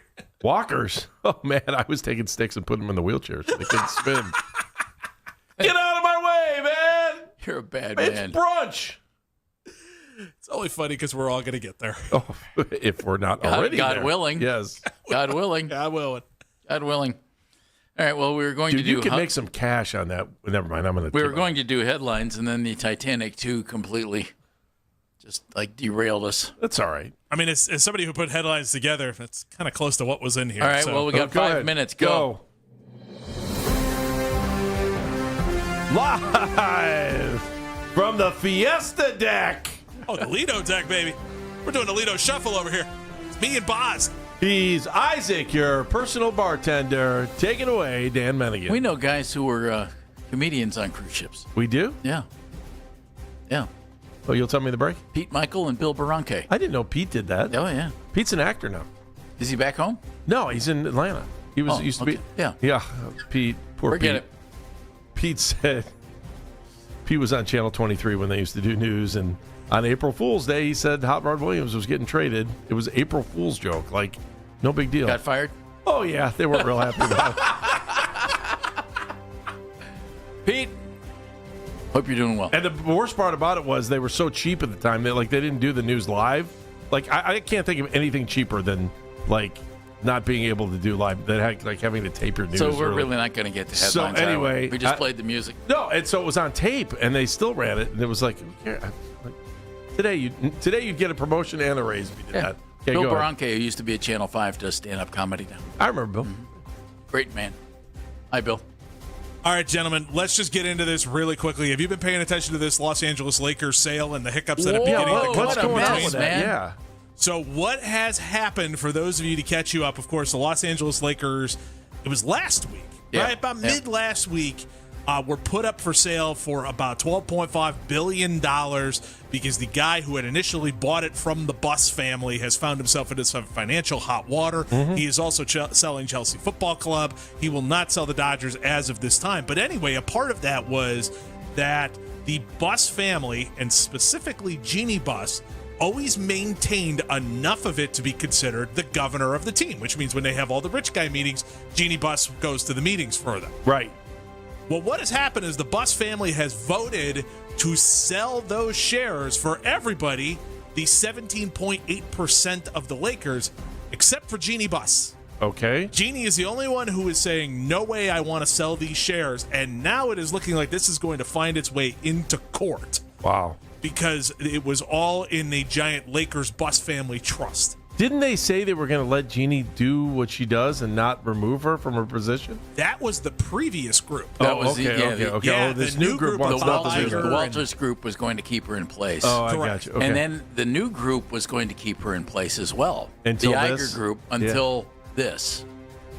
And then when they said to sell, then she doesn't own enough of the team to maintain the governorship of the team.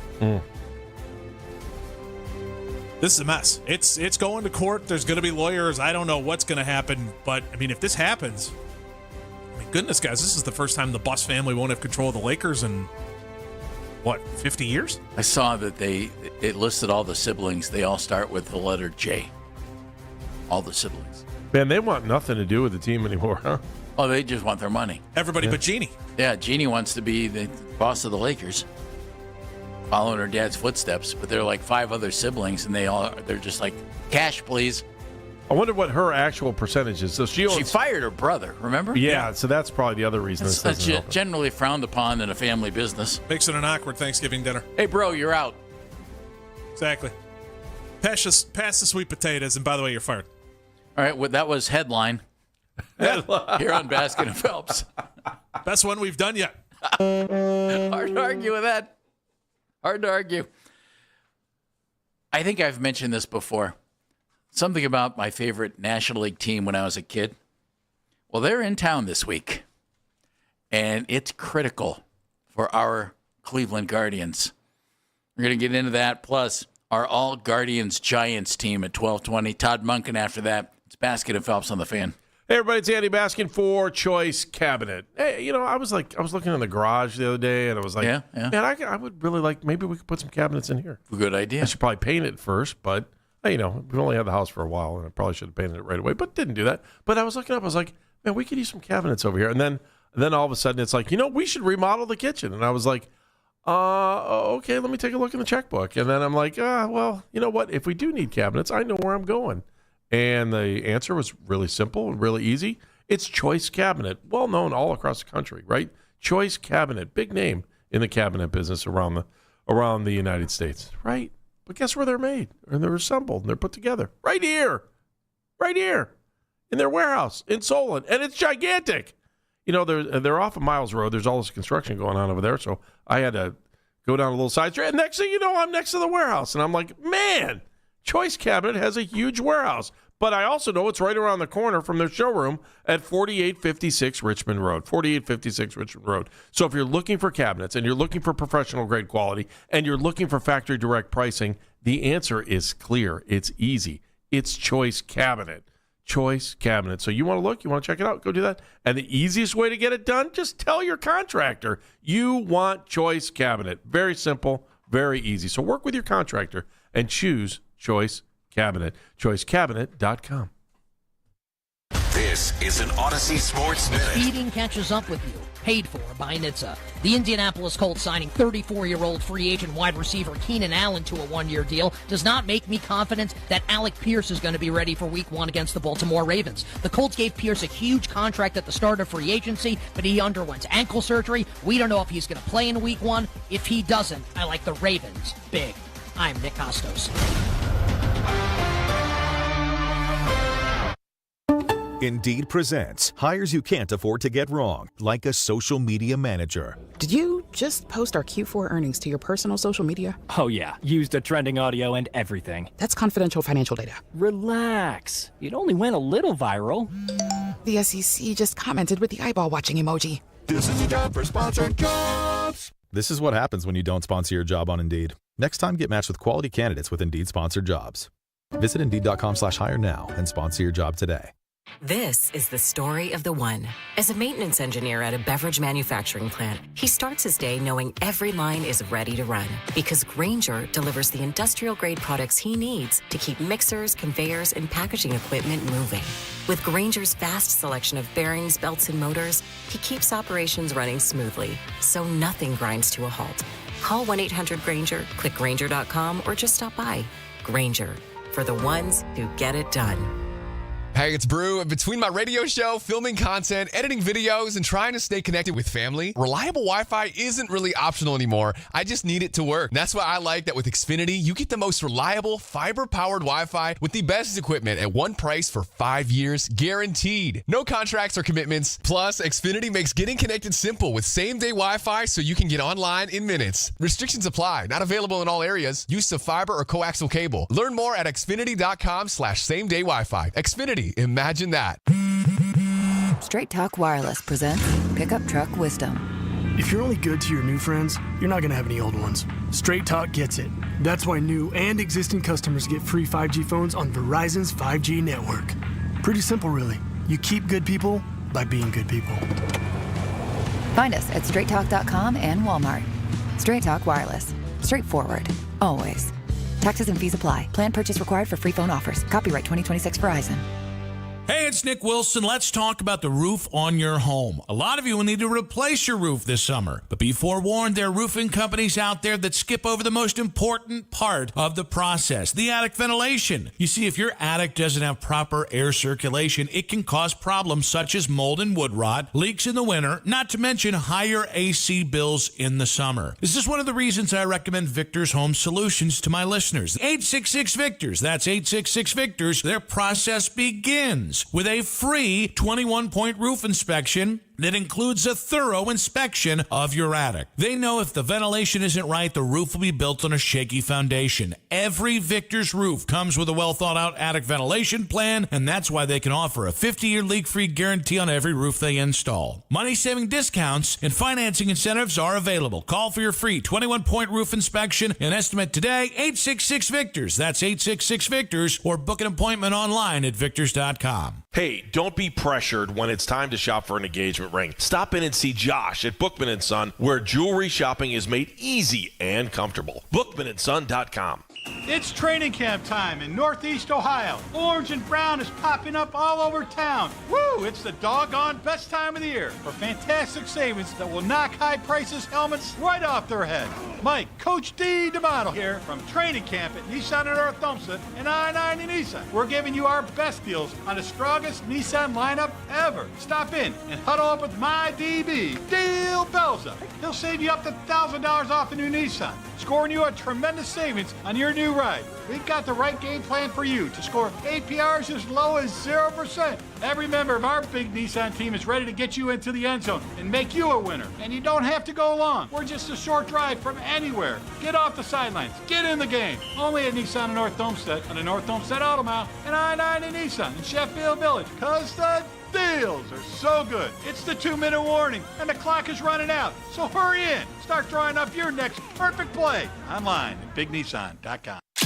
All guests appear on the 92.3 The Fan hotline, powered by Wise Hard Right. We make it right. Call Kyle Wright. Broadcasting from the 92.3 The Fan studios, fueled by True North Convenience Stores. This is where Cleveland comes to talk Browns football. We are Sports Radio 92.3 The Fan, WKRK-FM and HD1 Cleveland Heights. An Odyssey Sports Station. 92.3 The Fan, 2020 Sports. The Browns are looking forward to Thursday, where they have a joint practice with the Buffalo Bills. They will follow that up with their next preseason matchup, also against the Bills, on Saturday at 1 o'clock. Yesterday, Todd Monken stated he is going to stick with his plan to start Shedeur on Saturday. Oh, that's the way it's going to go. Shedeur probably going to go that way. I'm not going to pay myself in the corner. Shedeur's going to play the first half. Deshaun will play the third quarter. Dylan will play the fourth quarter as we speak right now. Todd Monken will be speaking later today. Tune in for the press conference here at 12:50.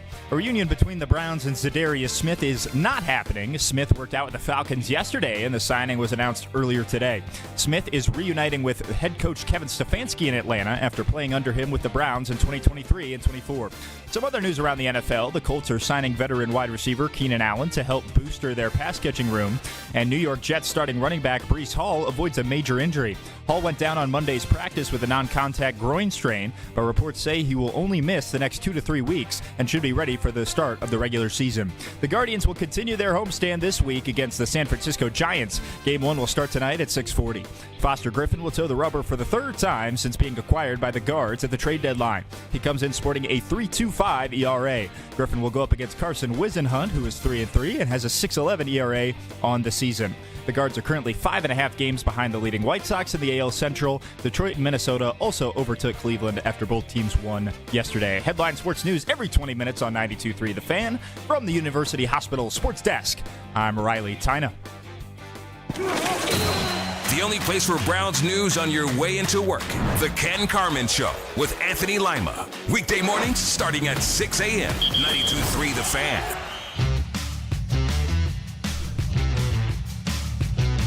Oh, yeah, your chance to win VIP access. You are a VIP, my friend, to the Fan 15 celebration. Woo-hoo. That is September 3rd at Dave & Buster's, including a pair of reserve seats. You will have reserve seats. Yes, yes, yes. You're not going to have to stand in general admission. Nope, you will be in reserve seats, buffet dinner, and a pair of power cards. Jeff, you know what you need to do in this situation? Tell me, Andy. You need to enter the code word. Today is Tuesday. It's noon. So that means the code word is sports.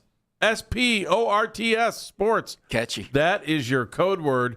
Enter that code word, sports, by the end of the hour at 923thefan.com to get registered to win 15, Jeff.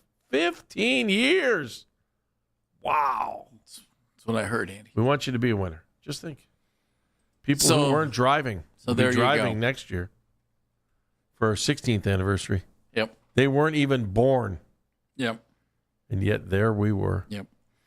The Guardians against the San Francisco Giants. I've mentioned this on the show before. When I was a kid, for some reason, well, I know the reason, the Giants kind of became my National League team.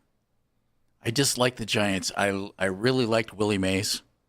Willie Mays was just awesome. And I liked Bobby Bonds when Bobby came on the scene. And they had some other guys who were really cool. Tito Fuentes, one of their guys. Jim Ray Hart was really good. Willie McCovey. Gaylord Perry when Gaylord was there. So I've always kind of watched the San Francisco Giants. And now I hope the Guardians beat the living snot out of them for the next 3 games. They better. Guardians are 5.5 out right now in the division. We know they've not been playing very well.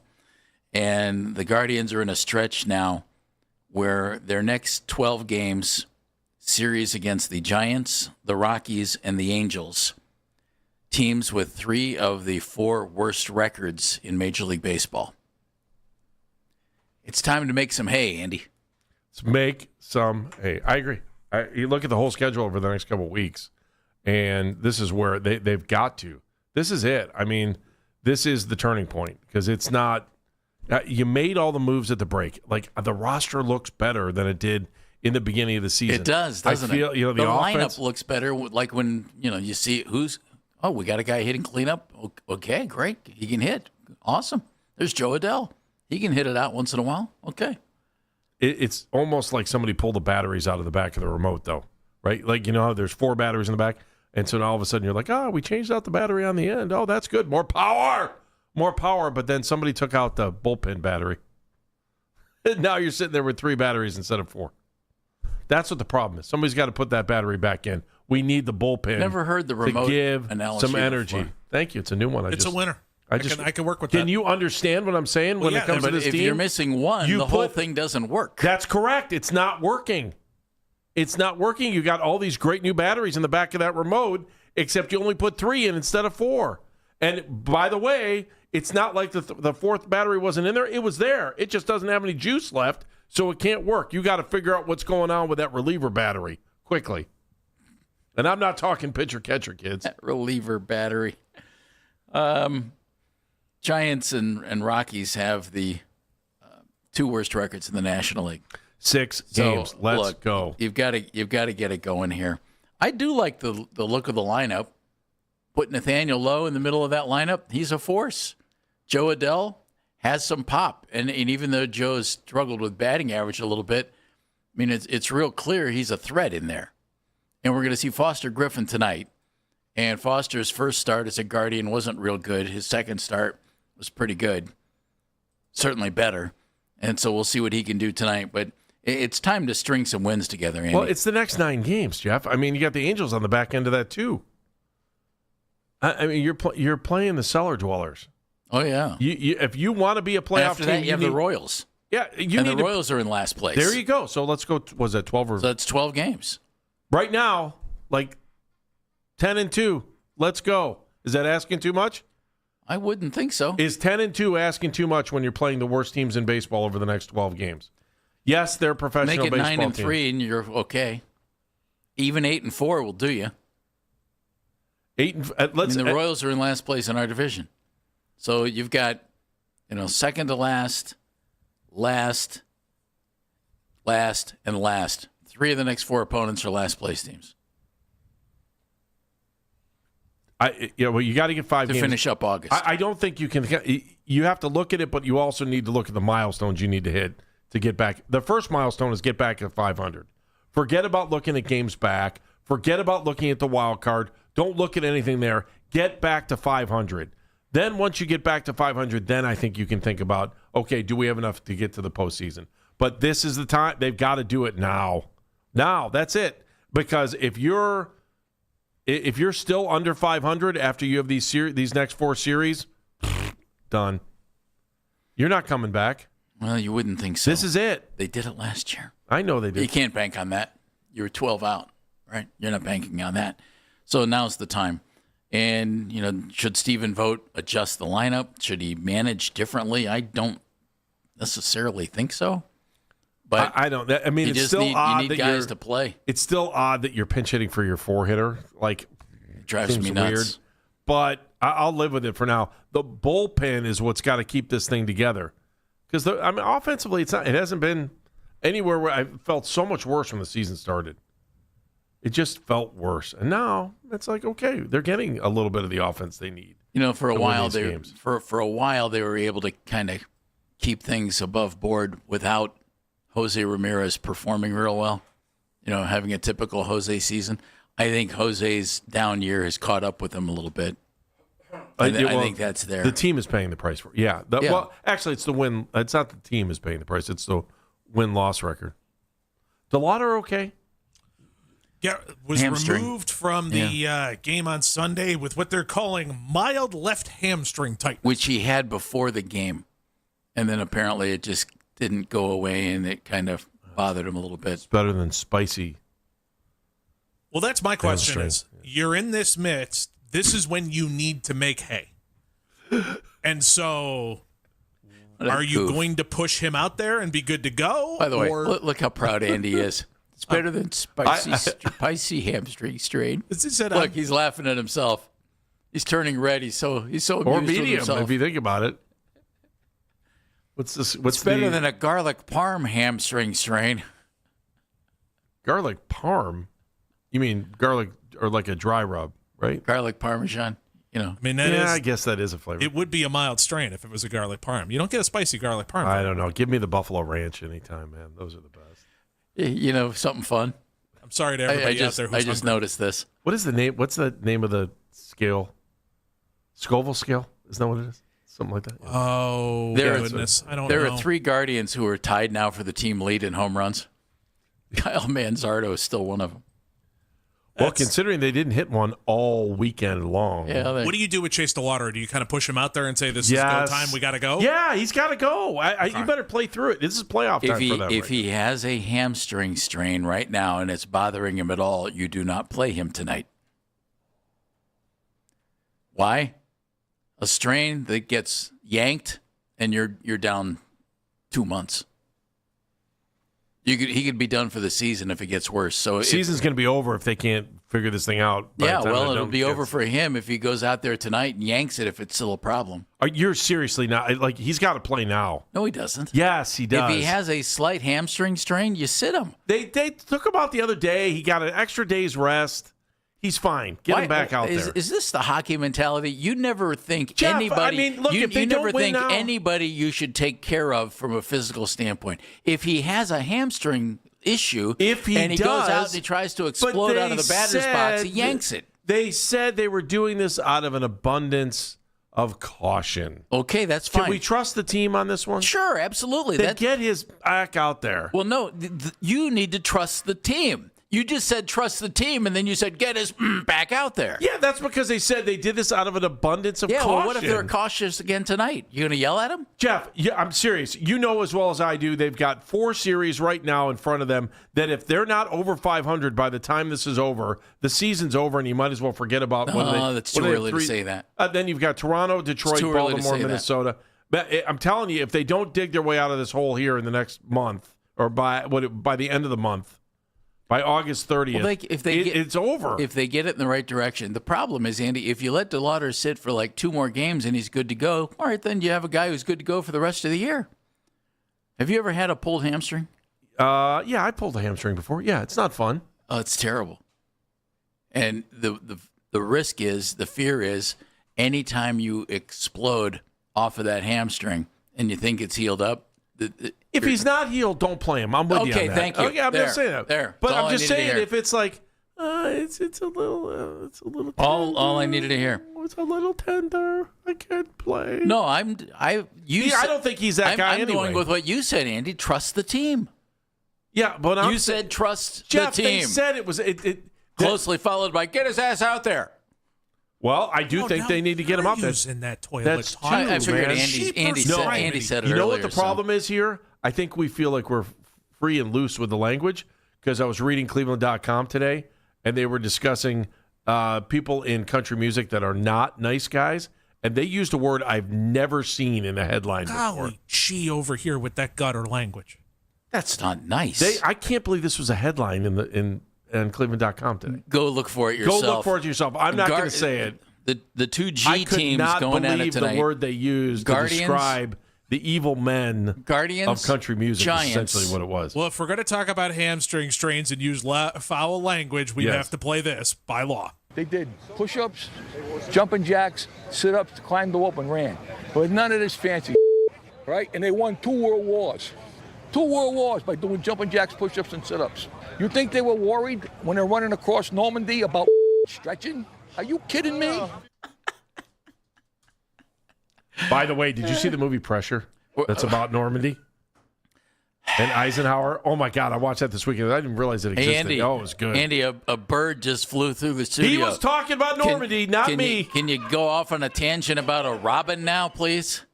Not me, but all time. You're with me, aren't you? All time. Guys who played for the Giants and the Guardians Indians. Next on Baskin and Phelps, some fan favorites in this. So get ready. We'll try and get Baskin back on the tracks. It'd be a nice change of pace. You know, Jeff. This is an Odyssey Sports Minute. Sponsored by Metal Supermarkets, the convenience store for metal. Find a store at metalsupermarkets.com. The New Orleans Saints dealt a crushing blow to their offense. Rookie receiver Jordan Tyson, the 8th overall pick in the draft, hamstring injury, could miss up to 2 months. And if you like the Saints to win the NFC South, it was likely because of the offense with Tyson and Chris Olave. Way harder to make that case now. I'm Nick Costos.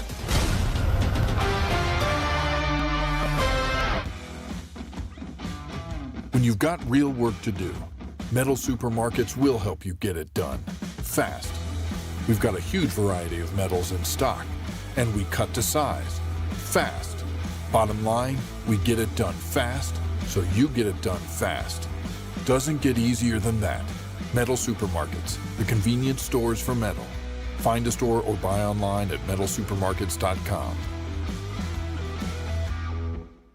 Before the season even kicks off, everyone's making predictions. On Kalshi, America's #1 prediction market platform, you can trade those predictions on a live market. Last week, Seattle was trading at 8%, meaning a $100 trade would pay out $1,174 if they take home the title. On Kalshi, as the probability changes, you adjust your position. Download the Kalshi app and use code UPDATE to get up to $500 in bonus credits when you trade $25. Kalshi, trade on anything. 18 plus only, must be present in state where it is legal to trade. Event contract trading involved.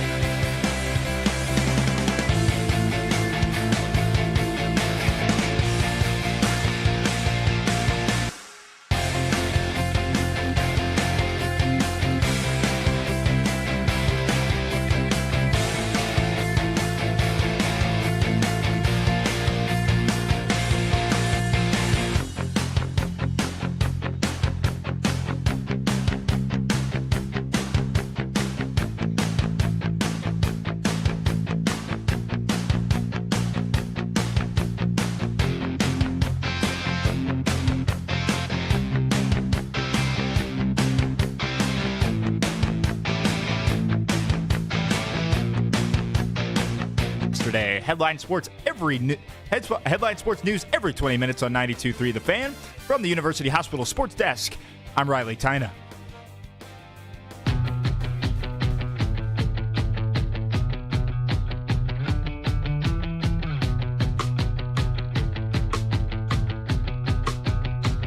Welcome back to Basket and Phelps. I had way too much fun putting something together yesterday. Oh, boy. Maybe Dun, Dan dun. has some fun little baseball music, that lineup music. Dun, dun. Although, you know what, that's going to be too much. Dun, dun, dun, It's going to be dun, too dun, much. As I said, I grew up, I really liked the San Francisco Giants. Mm-hmm. Oh, there we go. And, of course, you know, the Guardians, Indians were my team, but my National League team was the Giants when I was a kid. Yeah, I remember back in the 70s, I'd be like, I can't wait till the Guardians play. There's so many guys who played for both of these teams. In fact, Baseball Reference says 183 different players played for both the Giants and the Indians. Really? 183. Wow. A lot of guys. So I thought, well, let's go through this baby here and put together an all-time team of guys who played for both franchises. I was actually able, isn't that good? By the way, the reason he's doing this because the Guardians play the Giants tonight. Yeah. And I was able to put together a team and really had to only fudge one position. Okay. And it's the position we're going to start with.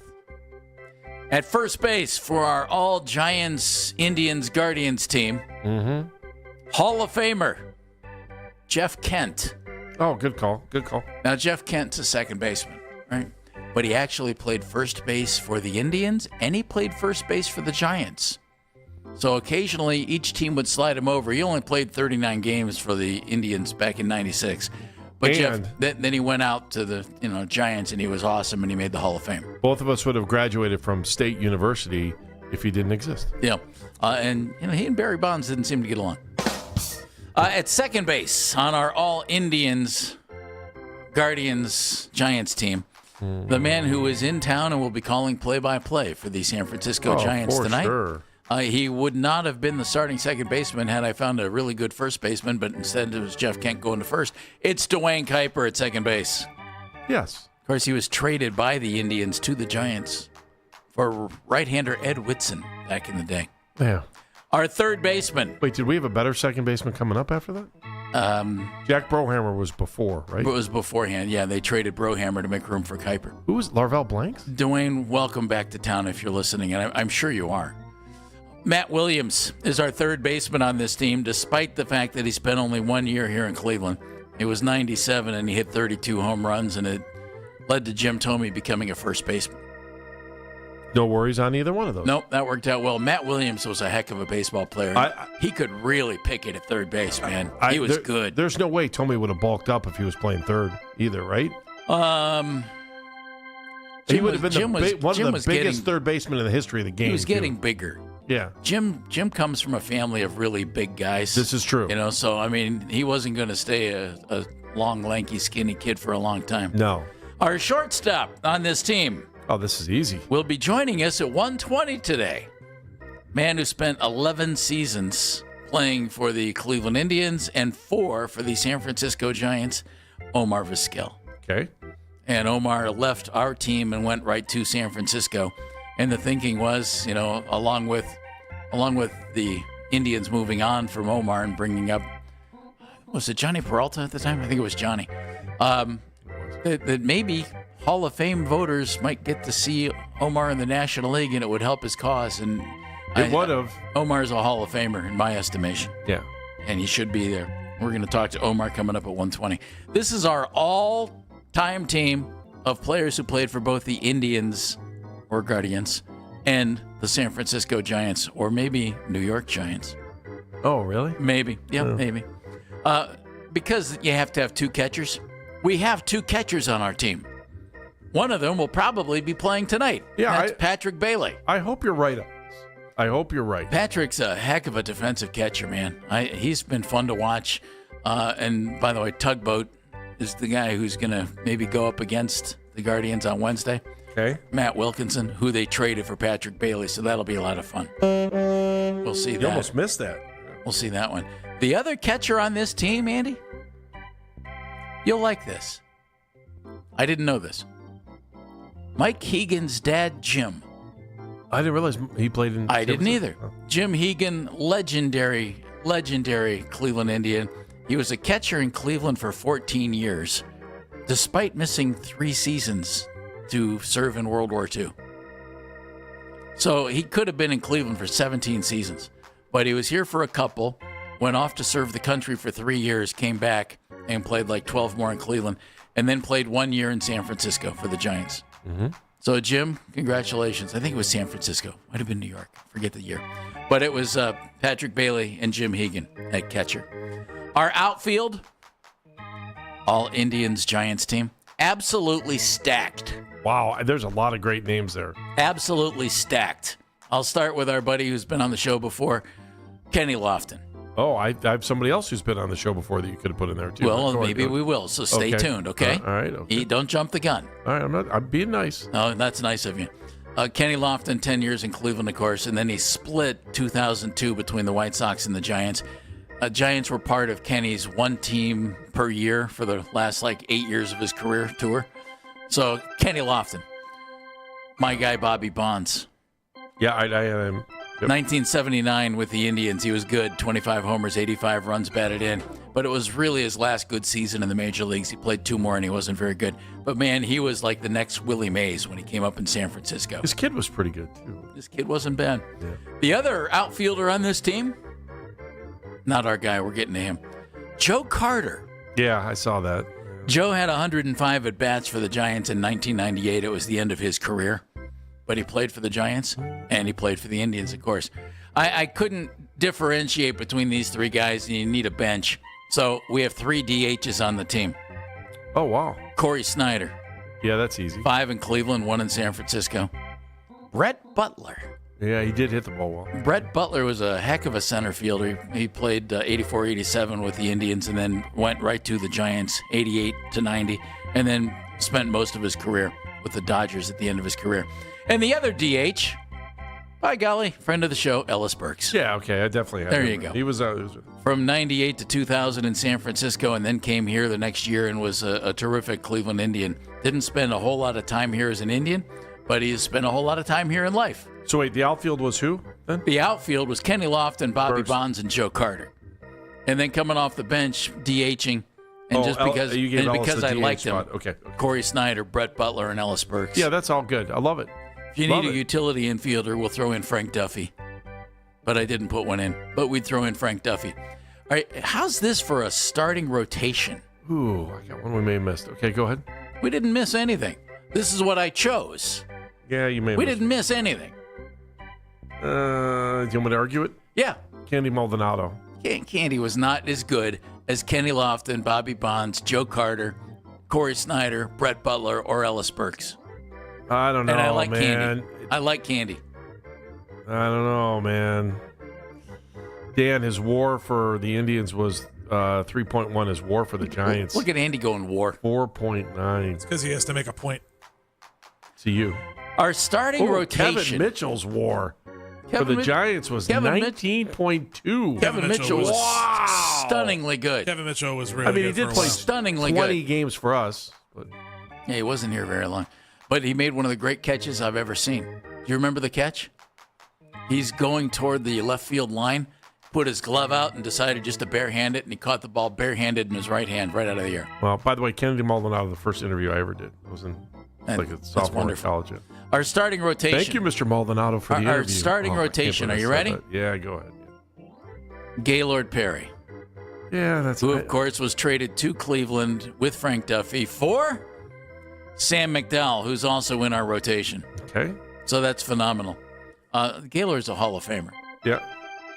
Also in the rotation, Hall of Famer, Steve Carlton. You think of Steve Carlton as a Philly. Yeah. You think of him as a Cardinal before that. But he also finished his career bouncing around. He spent 86 with the Giants and 87 with the Indians. Also pitched with the Twins. In our rotation. And he went from Cleveland to San Francisco. Oral Hershiser. Yep. Oral was here for 3 years and was very good on the 95, 96, and 97 teams. And rounding out our rotation. Andy. Can I guess?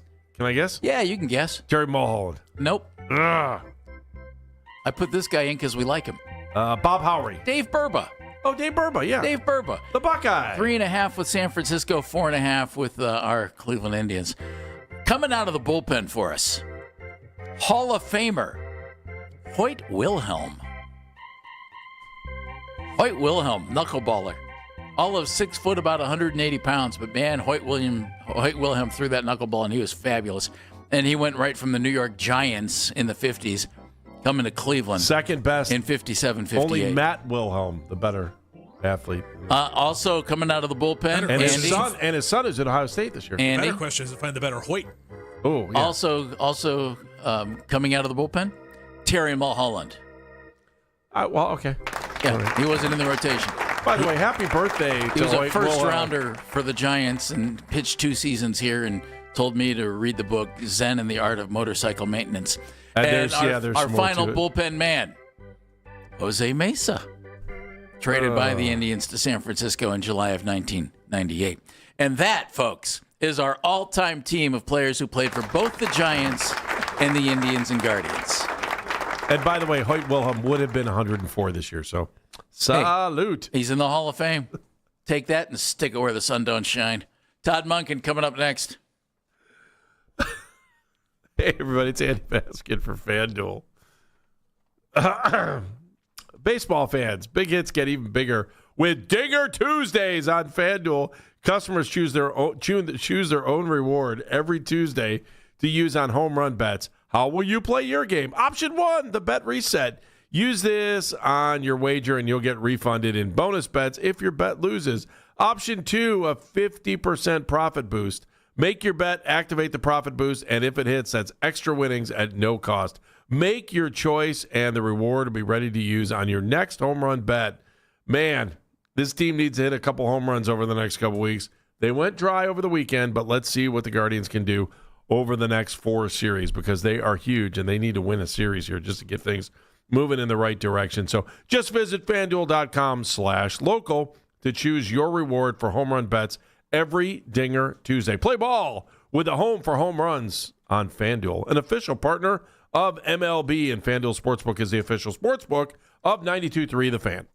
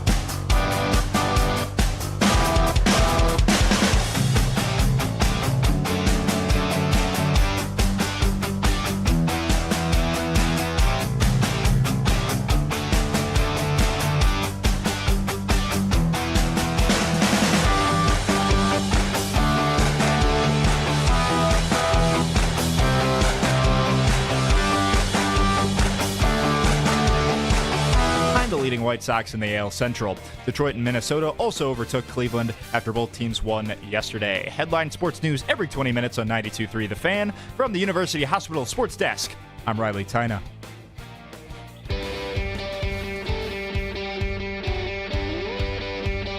Todd Monken's coming up. We'll hear him right here.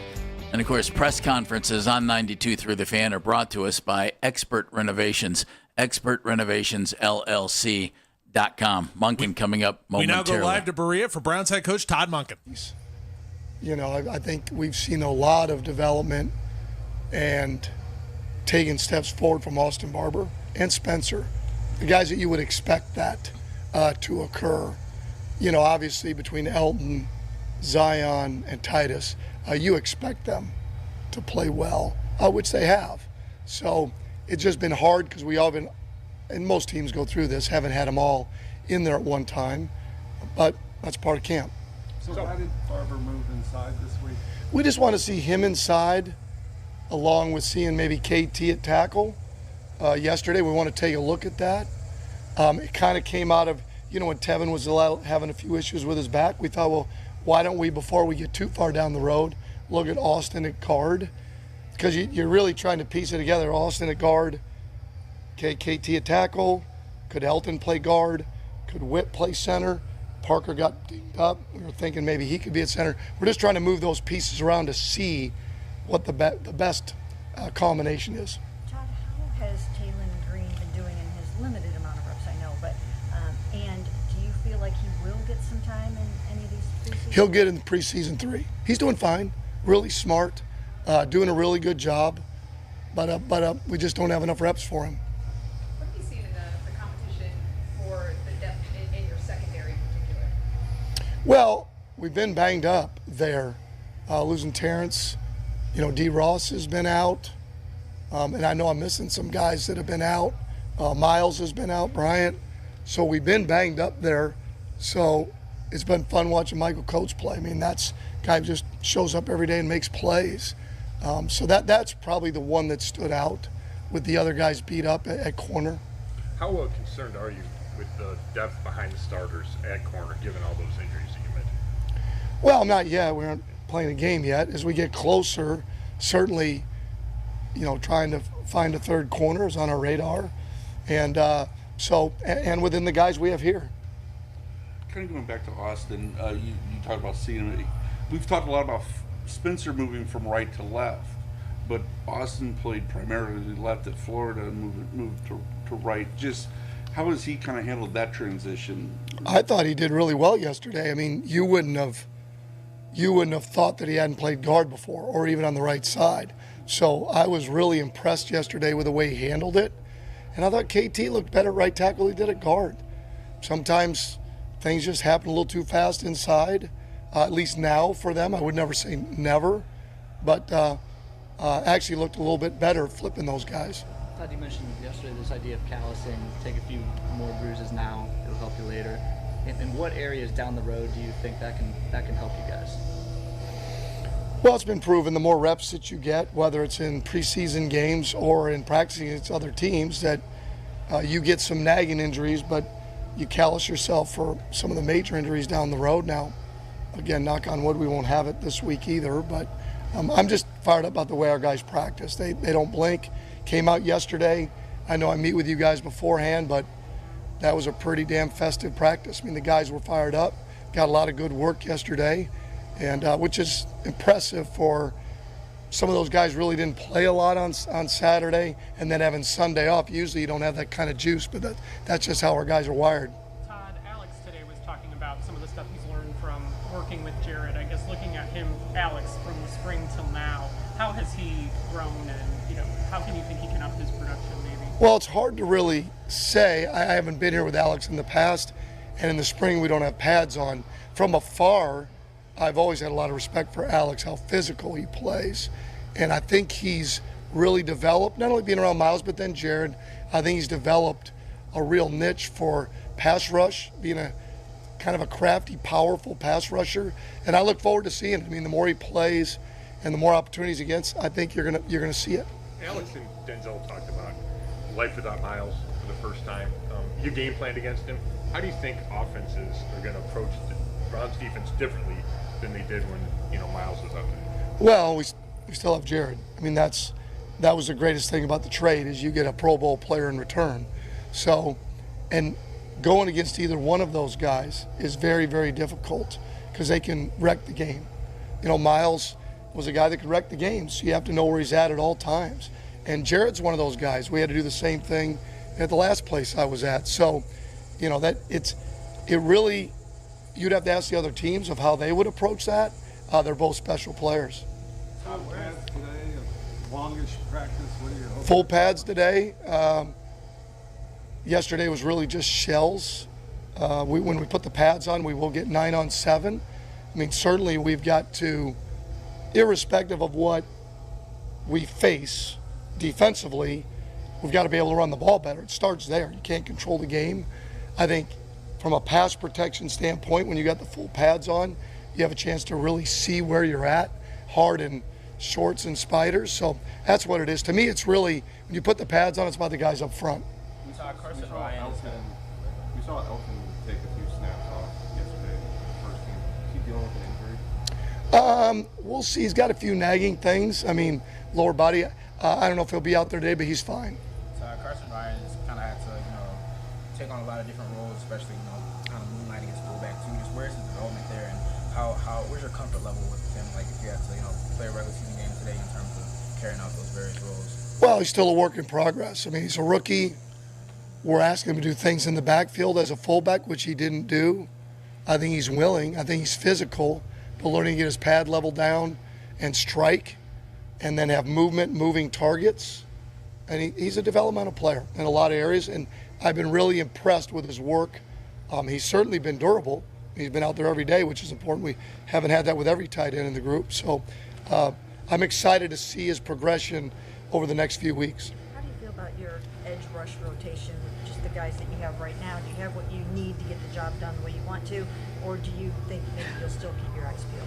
I feel good about the guys we got. I think we're always looking for another edge rusher, corner, potentially a blocking tight end. You're looking for guys that you can fill in spots, and that just happens to be one of them.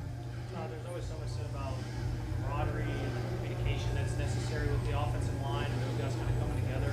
When you have an entirely new group in terms of the players that are here, in what ways can you kind of help that process, especially when you only have so many reps that you can have, like in a game setting like a preseason? Well,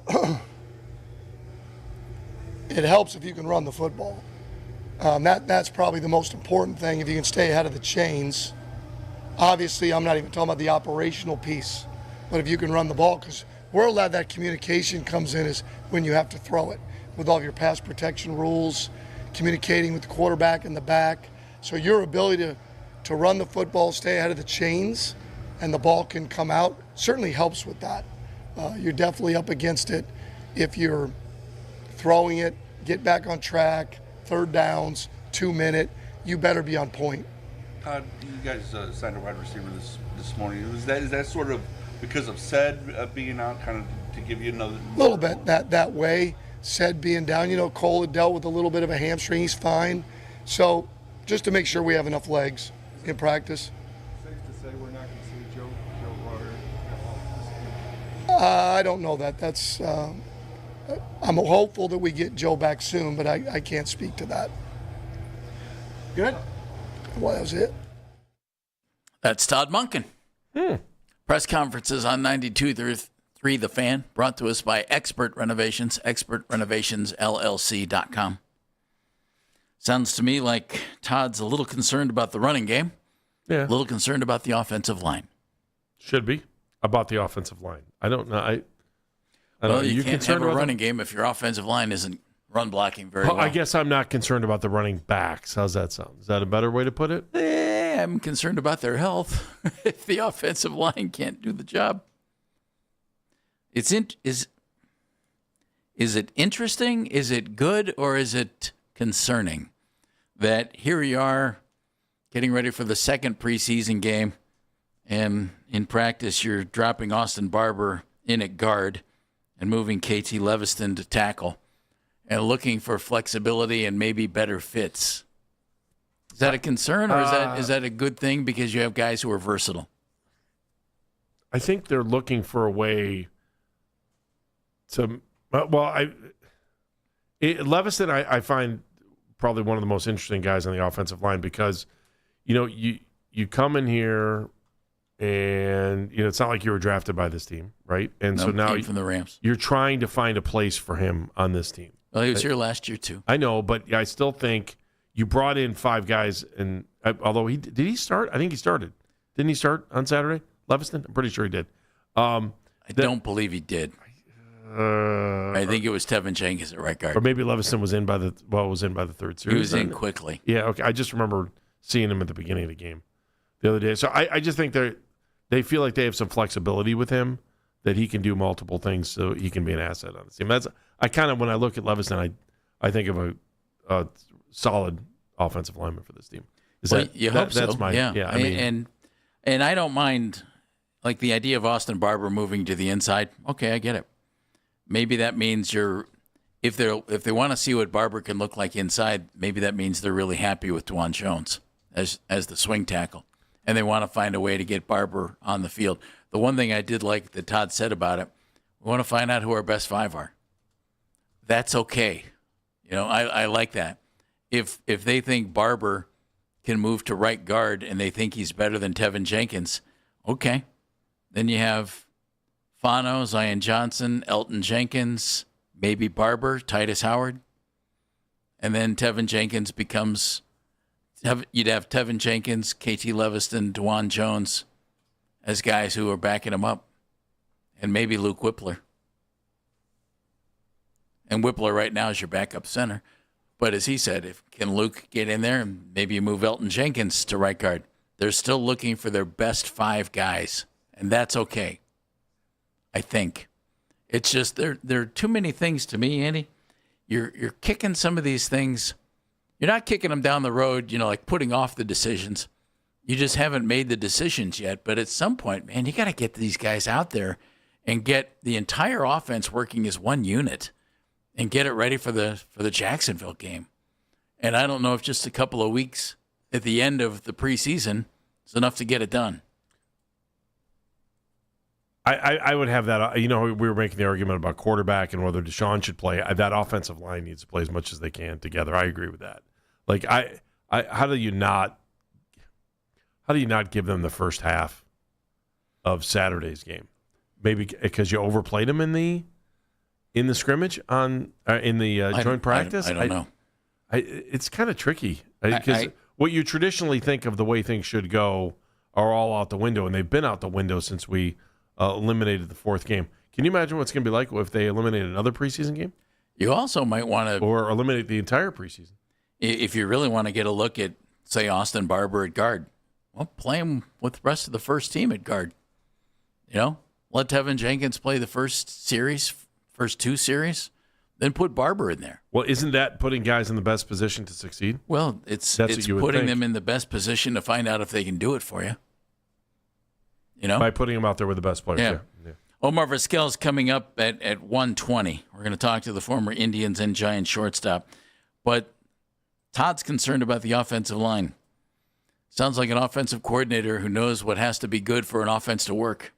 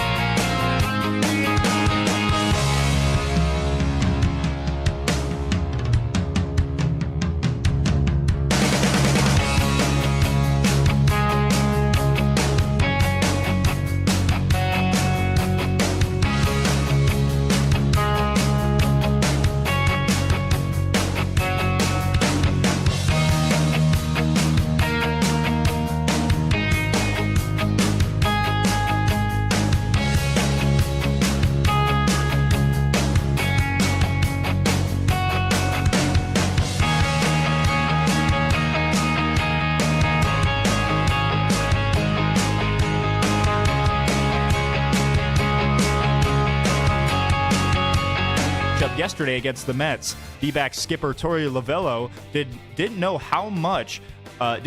much when asked by reporters, except for that Marte was dealing with a personal issue. Headline Sports News every 20 minutes on 92.3 The Fan. From the University Hospital Sports Desk, I'm Riley Tyna. In your weeknight with the best segments of the day. The Fan Rewind. Weeknights at 11.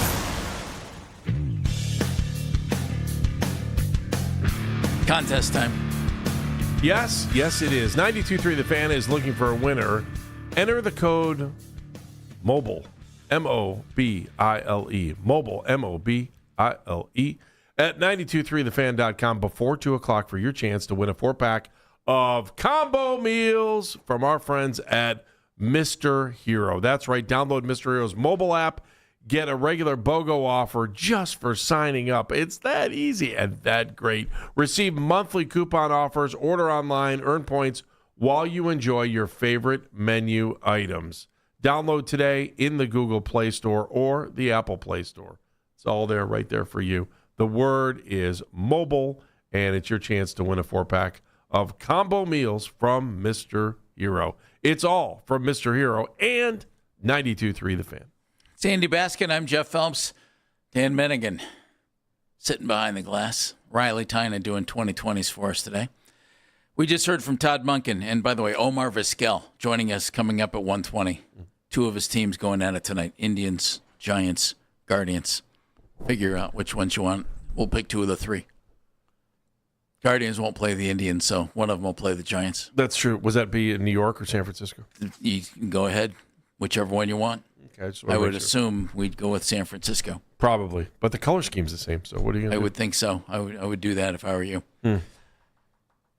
Todd Monken seemed to be concerned about that offensive line a little bit. If the offense is going to come together, Andy, isn't that the key to the whole thing, even more so than the quarterback? I've been saying since the first day it's the offensive line. You've got 5 new guys on that offensive line. Well, even more, including the depth guys. You have 5 starters, Jeff. Yeah. It's not even like the... Well, if Tevin Jenkins is... If Tevin ends up starting at right guard, he was here last year. But like I said, he'd be a new starter. Compared to a year ago. Compared to the second half of the year. You're looking at replacing the entire offensive line. Yeah, it just doesn't happen in the NFL. You normally don't have a whole lot of success in the NFL when you completely flip out the offensive line and bring in a new offensive line, and you sit here and you contemplate and have mundane arguments about how much time that new offensive line needs to really get together. Mundane? Sometimes they're mundane because I thought they were riveting. Well, it's how often are you outside of Joe Thomas? How often are you buying offensive linemen's jerseys? Joel Bitonio's. Like I said, how often are you buying offensive line jerseys? You're going to bury Joel already? I'm not burying him, not at all. I still think it's time for him to play. I think he can come back. My God, I might call him. I might see what he's doing next week. Hey, how's that body feel? Hey, Joe, your 401k looked like it came in a little bit short. You just play one more season. Oh, imagine what that thing's going to look like now. You've lost 35, 40 pounds. You don't mind bulking up again, do you? Come on. I can throw a couple steaks on the grill. Right. Here, have 14 baked potatoes. And by the way, it's been a good year for corn. I don't know if you were listening to the show. Had some last night. It was really good. Oh, it was a bit like when I brought up corn the other day, it was like I put death to the show. I just stopped. I just said had some, and it was really good. And then you go off on corn. Oh, when I bring it up, I just made my comment. I stopped. I moved on. Why? Just because I found this little place in Bainbridge that has unbelievable sweet corn? It's called a farm. Yeah, actually, it is a farm. They've got a lot of... Most of the time, corn is grown on farms, Andy. Gee, thanks, Jeff. You give me such opportunities, though, dude. I don't, but sometimes you're just Dan would be so disappointed if I didn't, take advantage of those opportunities. I'm more shocked we're 15 years into this and a shoe hasn't been thrown at you. At who? At me? Oh, at Jeff. Yeah, Jeff, for sure. I don't know. I'd throw a shoe at you, too. Dude keeps dropping these moments at me. Come on, man.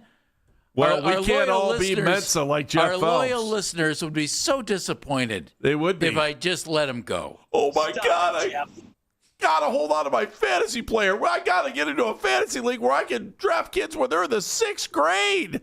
There's a lot of potential coming out of Roland Elementary School in South Euclid. Oh, man, I saw this kid. He was playing hopscotch the other day. Oh, man, he is going to be a great wide receiver. Stop it, Jeff. How you find That these was Andy. leagues are beyond me. Oh, wow. Our baseball rotisserie league. Oh, man. I've got a third grader. You should see him T-ball. Oh, When you're done, just let me awesome. know. We'll continue with the show.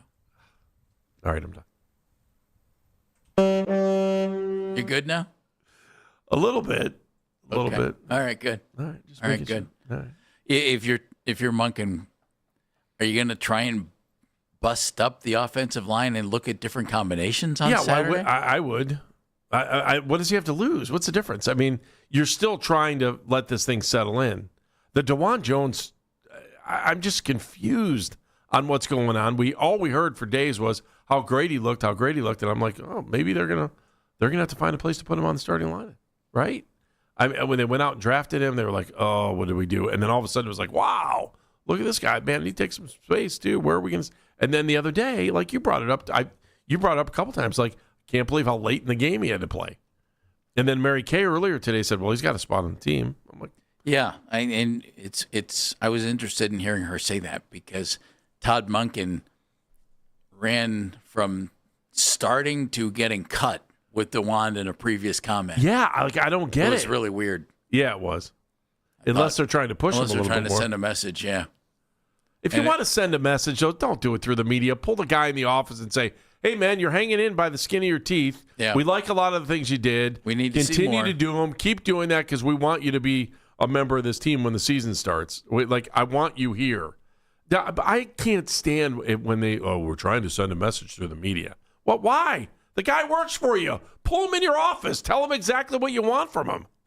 It's not that hard. I think teams that have to play games like that are losers. There's no reason you got to go out there and, You're losers. let's play this out in the media. Come on. It's stupid. You don't think they were doing that, do you?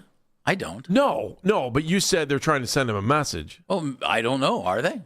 But there are teams that will do that. Without question. Oh, they'll step up to the mic and go, well, You know what a bigger message is? not knowing somebody's last name? Hey, good luck. You're going out with the third and fourth stringers. Oh, for sure. That's a bigger message. And then you get the gratuitous, no offense to Chris and Andrew, well, they're playing for tape every year. Every preseason. Well, they're playing for tape. Doesn't matter. Doesn't matter if it's those guys or whoever or Joe Thomas. I'm just like, Nathan, they're playing for tape. Yeah, we get it. We know. You're getting cut. Why can't we just say that? Well, they're getting cut. Hopefully another team will pick them up. That's the real life version of they're playing for tape. Every down counts. They're playing for tape. No, they're not. They're about to get cut. They're playing for the next insurance company they're going to work for, right? Got somebody else they're going to be selling? Why do we think all these guys are going into insurance? when I they're actually don't. It's just the easiest way to do it because I think we know a lot of guys that played professional done? That actually went into insurance? Yeah, that went into insurance. Yeah. We could say brush salesman. Is that better? A lot of brush salesmen this day and age. I'm telling you. Knocking door to door. I'm Hi, telling you that. I'm here for Fuller Brush. I have a feeling encyclopedias are on the rise. How about vacuums? How those guys carry those How do sets people around do all that? the time? Yeah, like seriously, that was a gig, man. Hey, I got this new vacuum. I'm going to go door to door and knock on your. Today, you'd have the police call on you in like 30 seconds. What? There's a guy walking up to the front door with a piece of vacuum. machinery. The guy's holding all these books. What's this all about? Oh, man. Somebody trying to convert me to something else. Here comes the guy with the books walking up the path to come to your house. Taylor Green's going to play the third preseason game. Todd said. Yes. Doesn't have reps for him now. Okay. That'll be good. To be honest, Andy, I like what they're doing with him. Jeff, I'd like to see him just get on the field at any position. Well, I know. I want to see him at quarterback. I just Remember your list of 1,000-yard receivers? Yeah. Well, Terrell Pryor was on it. Yeah. Clearly, though, Taylor Green is a project at quarterback for this team anyway, and they have several other projects ahead of him. Would you call Dillon and Shador projects? I would. Again, any quarterback you don't take Are you in really the first, you're hoping to bring them along. I guess I just don't. I mean, they both Taylor- started significant games last year. Yeah, I know, but it's still your number 2. Neither guy started all the games. You're hoping. No, but you're hoping one of these guys becomes a real legit quarterback in the NFL. I don't think there's a whole lot of people hoping Dylan Gabriel becomes the starting quarterback of the future. Well, I think legit starting quarterback is a better way of putting it. Whether here or legit quarterback in the NFL. I think he's going to have a long career. I really do. As a backup, he has a great somewhere. chance to.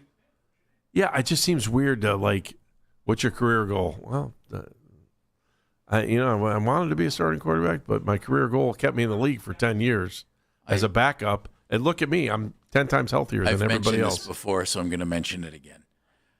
One of my favorite guys to ever play for the Browns was Mike Pagel. Yeah, Mike's just a great guy, and Mike was the kind of guy you could talk to. Mm-hmm. And one day I'm in the locker room and I'm talking to Mike, and I just said, "You ever get tired of being second, sometimes third string?" I said, not getting a chance to play. And remember, when he came into the league, he was the second. He was like Shedeur to Art Schlichter being drafted. Yeah, with Indianapolis. But I'm not that Dylan was a first round pick, but he was the second quarterback drafted, and he ended up. We all know that Schlichter had issues with gambling, and Mike ended up being the starting quarterback with the Colts as a rookie, and he was okay, and he played a couple of years there and started quite a bit, and he said, "Yeah, I want to start," and he said, "But I did start. I came here; it's a different role." So my idol is now Don Strock. And I said, "Really?" And he went, "Are you kidding me? Weekly paychecks and you don't get hit?" And I thought, that's really pretty true. And if you love pressure, I can't think of a better spot. Well, and you're asking you to come into a game cold. He was real honest because he said, "I want to start, but they're not starting me. My idol's Don Strock. Stay in the league a long time and make a lot of money. And don't get hit." And that's what Dylan Gabriel could end up being. Everybody looks at Dylan and his size and they just think this guy's not a starting quarterback in the NFL. Well, that's still to be proven. We can all make that assumption, but the kid obviously has the ability to play the position. We've seen that. Does he have the ability to make the kind of plays that he needs to be a starting quarterback? I think that's still to be determined. I don't know that he's ever going to get that chance here, but he might get it somewhere else. You never know. Right? Yeah, I feel like this is not the place for him to be. And I think it became it was the place for him to be for 2 rounds of the draft, a round and a half of the draft. And the minute when they Shedeur was first drafted, took him, everything I was like, okay, I can live it. Hey, this guy's coming. Fast. He's coming from Oregon. Winning program. Yep. The guy knows how to win. I get it. Good numbers, but as soon as they drafted Shedeur, that thing ended in about an hour. Not that Shedeur was the starter right away because he wasn't, but you knew the pressure was going to be on. And you knew that he wasn't necessarily even the guy in line to be the backup. Omar Vizquel, greatest shortstop in Indians history, joining us next right here on Baskin and Phelps. Hey.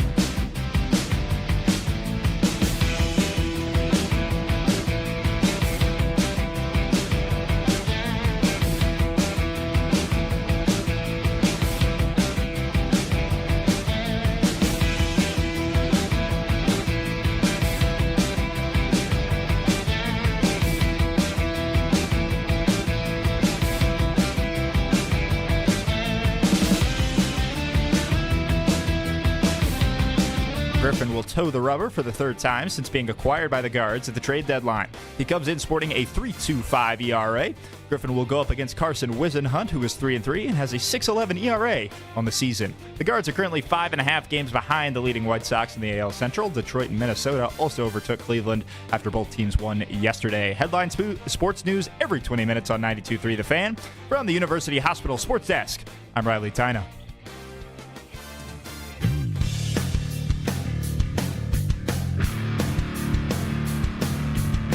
First of three tonight. The Guardians going up against the San Francisco Giants. And earlier on in the show, we put together our little all-time team of guys who played for both of those franchises.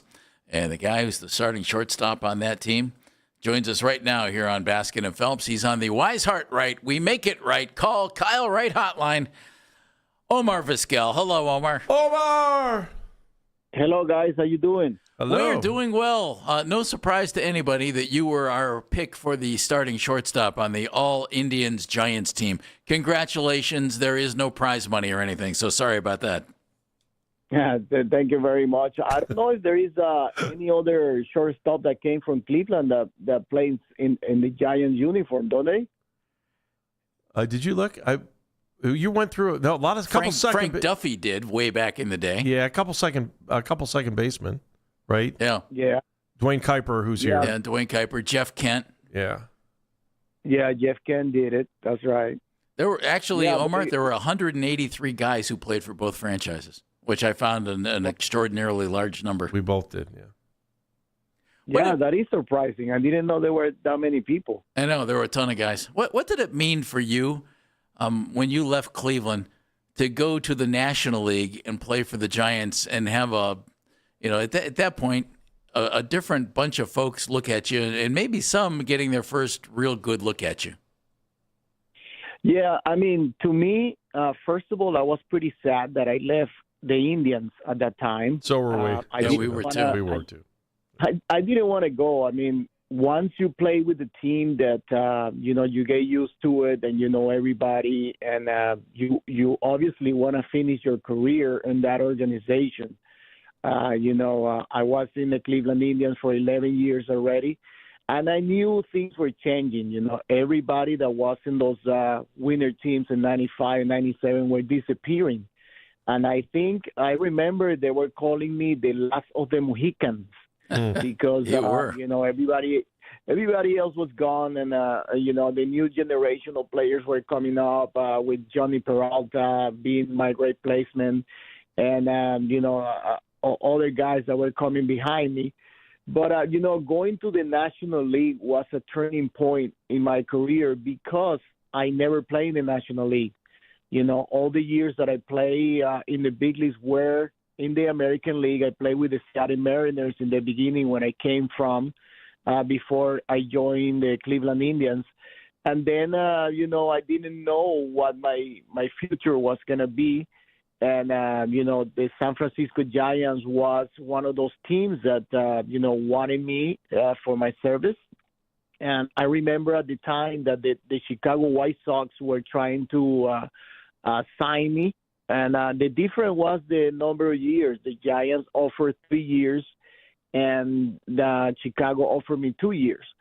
So, I wanted to try a different atmosphere. Going to the National League was going to be big for me.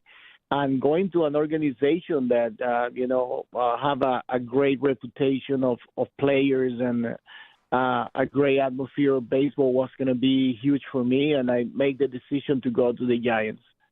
Yeah, I just remember one of the weirdest moments in 2005 was the Guardians went there, or the Indians went there that year, and that Sheldon Oker handed you the award for good guy for the year, but it was for the year before, and I was just like, oh man, it was so weird to see you in a Giants uniform that first season. How long did it take for you to get comfortable? Your numbers were good when you got there. It wasn't like your game dropped off at all, but how long did it take for you to get comfortable outside of Cleveland?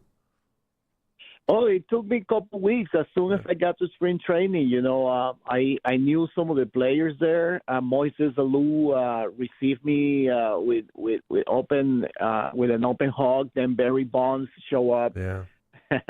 it was amazing, going to play with in the Indians organization. I played with some great players too, Hall of Fame caliber.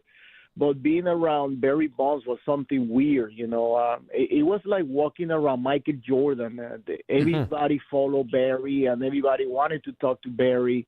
And it was kind of like when Albert Bell started chasing the 50-50 season, how everybody wanted to talk to him. And, I remember way too many reporters in the clubhouse. We couldn't walk around, and it felt like that every day with Barry around.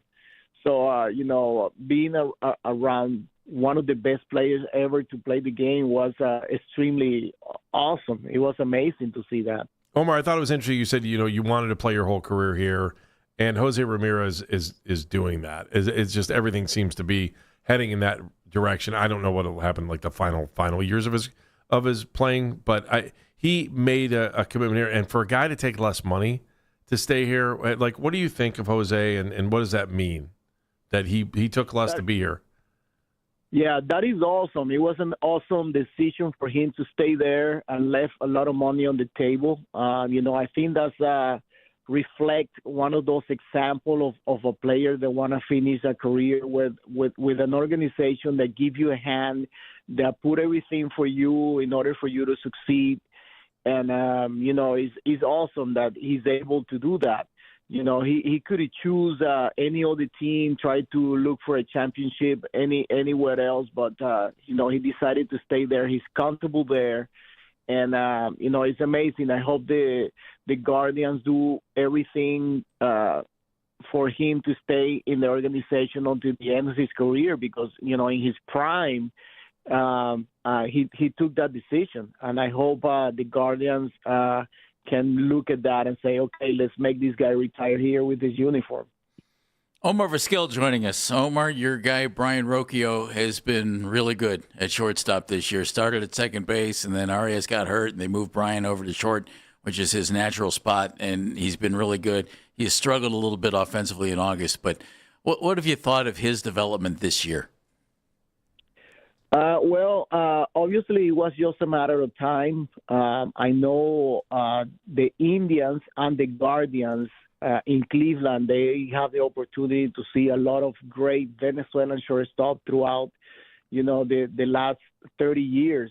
I think it started with myself, and then Asdrubal Cabrera came over, and, Brian Rocchio now had the opportunity to show what he got. I saw this kid playing here in Venezuela before he made it to the big league, and he had a really bright future. I remember that when they called him up, it was playoff time. He couldn't really come through in the beginning, but then he started showing his talent, his ability, and he had a lot to show lately. So finally, he's becoming the player that everybody's expecting to, and I think he's going to be even more effective in years to come.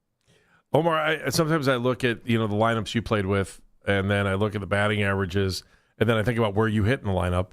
And then I look, and I'm like, you do realize, like, the 291 you hit in 04, you'd be the cleanup hitter right now. It's probably true, Omar. It's just, like, what has happened to the game? Well, everybody knows what's happening to the game. Everybody wants more power. They're shooting for the fences, and you forget about hitting for average.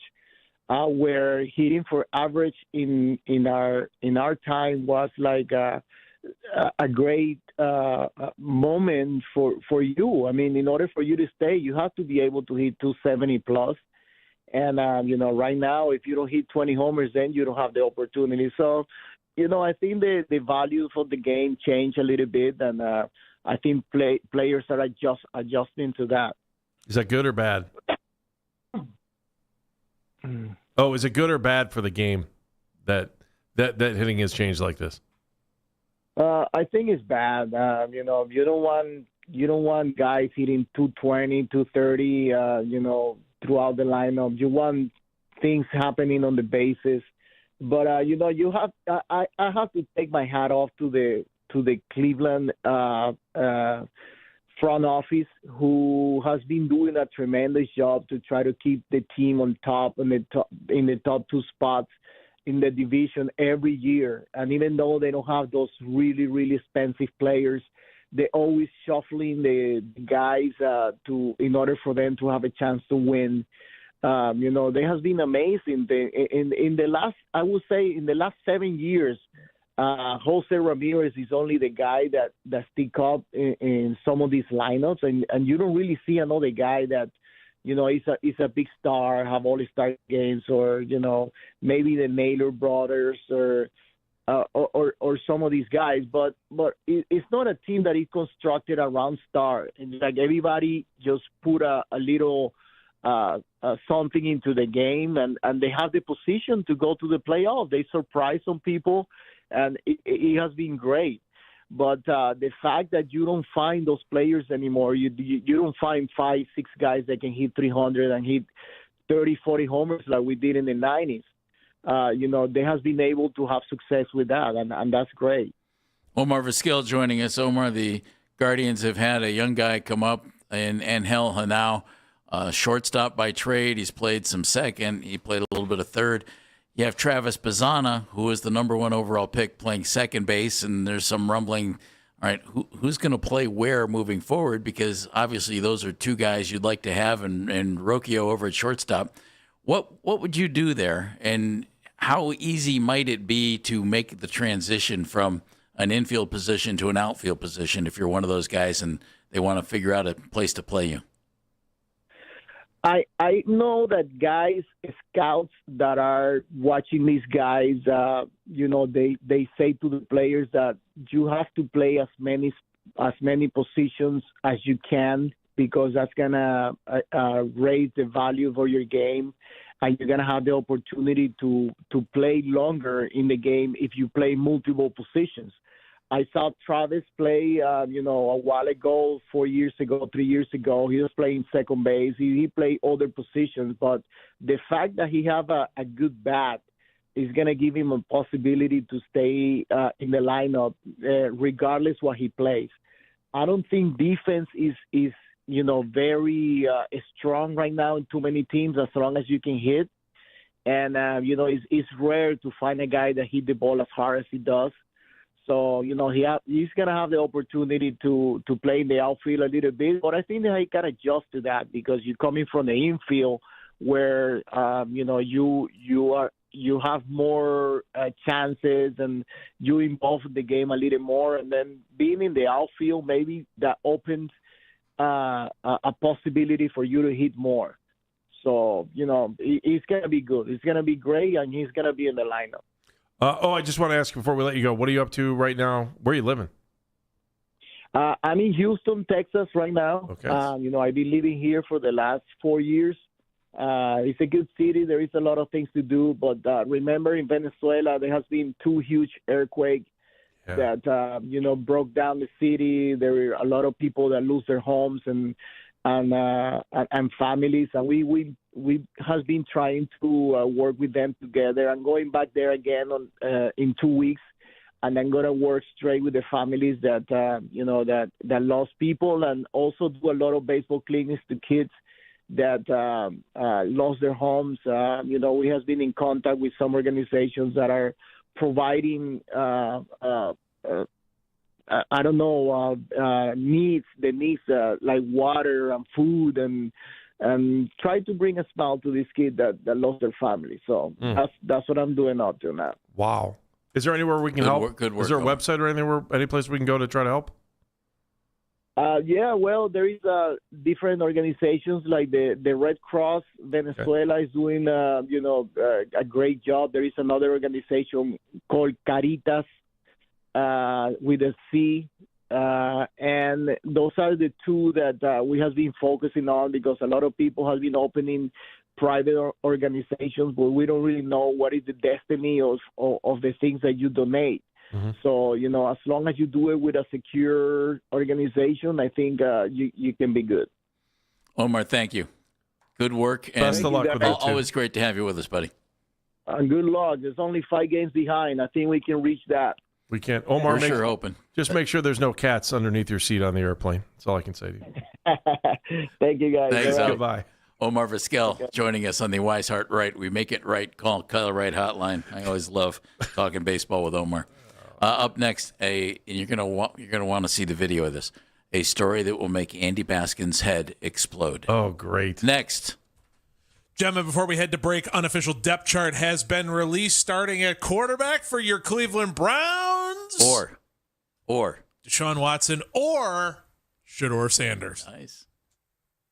Pat Boyle here to help you beat the books with Westwood One Sports. Third round action at the Cincinnati Masters, and I think Francis Tiafoe is a good pick at plus money tonight. He plays fellow American Lerner Tien, who is having the best year of his career and risen all the way to 12 in the world. The head-to-head is 1-1, and Tien has been better this year, which is why he's the favorite. But I'm riding with Tiafoe because he's fresh and the match is in prime time where folk can thrive off the crowd. I'll take Tiafoe to win at plus money. I'm Pat Boyle, bet smarter and beat the books. Download the BetMGM app today.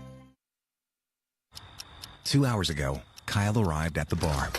Hey, what's everyone drinking? 30 minutes ago, Kyle got his friends another round of drinks. Cheers! 5 minutes ago, Kyle decided to drive home drunk. A minute ago, a law enforcement officer pulled up behind Kyle. Sir, have you been drinking tonight? A chain of events that began 2 hours ago is about to change Kyle's whole world. Drive sober or get pulled over. Paid for by NHTSA. This is the story of the one. As a maintenance engineer at a beverage manufacturing plant, he starts his day knowing every line is ready to run because Grainger delivers the industrial-grade products he needs to keep mixers, conveyors, and packaging equipment moving. With Grainger's vast selection of bearings, belts, and motors, he keeps operations running smoothly, so nothing grinds to a halt. Call 1-800-GRAINGER, click Grainger.com, or just stop by. Grainger, for the ones who get it done. This is a special alert to all Americans who own a vehicle with less than 200,000 miles with an auto warranty about to expire or with no warranty coverage at all. Due to a decline in the economy, CarShield is announcing a low-cost month-to-month vehicle protection plan that is now available to the public to save any driver out-of-pocket expenses on future auto repairs. Call now to find out how you can pay almost nothing for covered auto repairs. Yes, you heard that correctly. Pay almost nothing for covered auto repairs. An open phone line has been established for all drivers to call for a free quick quote. Call 800-210-4471 now. Drivers who are covered will not have to pay for covered repairs again. This protection plan is at an all-time low. Additionally, drivers who activate this vehicle protection today will also receive free roadside assistance, free towing, and car rental options at no additional cost. Call us for your free quick quote today. 800-210-4471. That's 800-210-4471. What do you have to lose? Call 800-210-4471. Again, 800-210-4471. Say hello, Haven, goodbye plumbing problems. Hello, Haven, goodbye failing furnace. Hello, Haven, goodbye electrical issues. Yeah, the best plumbers, electricians, and HVAC techs all across Northeast Ohio. Goodbye leaky pipes. Hello, Haven, goodbye heating headaches. Hello, Haven. Just go to havenservices.com and we'll come to you for the best HVAC, plumbing, and electric. Just say, hello, Haven. Hey everybody, it's Anthony Lima for Surfside. Now there are few things better in life than being out on the golf course and enjoying the Surfside iced tea and vodka. It is incredible all golf season long. No better drink to enjoy on the course. It's light and refreshing, made with premium vodka and real brewed tea. Only 100 calories, 2 grams of sugar, and 0 bubbles. That's right, no carbonation. Cheers to hitting the fairway and cheers to Surfside. Surfside iced tea and vodka, sunshine in a can, 21 and over. Please drink responsibly. Hey everybody, it's Anthony Lima for Vanscoy Hair. You don't have to wear a hat all the time. Restoring your hair has never been so easy. That's because Vanscoy Hair has all the proven technologies, and right now 0% financing available, treatments as low as $75 a month. You don't have to wear a hat all the time. You don't have to worry about taking a dip in the pool and dipping that face underwater. You know why? Because Vanscoy Hair has got you covered. 216-370-7980. Proven and trusted for thinning hair and the latest in hair transplants from a company you know right here in Northeast Ohio. 60 plus years treating those men right here in the area. And also women, thanks to Exosomes, a plant-based treatment that is pain-free, where some have seen results in as few as 45 days. Celebrating National Hair Loss Awareness Month with Vanscoy Hair Clinics. Get the thicker, fuller hair you deserve with 0% financing for up to 24 months. Call Vanscoy Hair Clinics today for your free evaluation. 216-370-7980. VanscoyHair.com.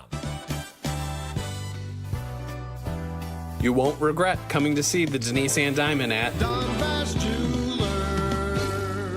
Hey everybody, Anthony Lima here. So excited to share my brand new partnership with Expert Renovations. Introducing Expert Renovations Lifetime Protection Plan. You guys are going to love this. A promise of quality workmanship and total peace of mind. Whether it's a new metal roof or complete exterior siding and window overhaul, they return year after year to ensure their work stands tall. Call them today at 440-745-5933. You'll get a free, no obligation consultation. And you can go to expertrenovationsllc.com to learn more. Tell them Anthony Lima sent you. Woo!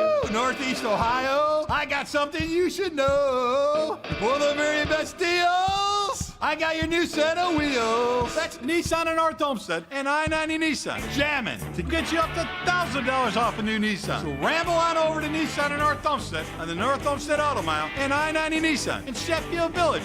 Us the deals are so good. If you go anywhere else, you'll end up singing the blues. Are you kidding me? And BigNissan.com. A large one-topping pizza for $5 from Speedy Cafe?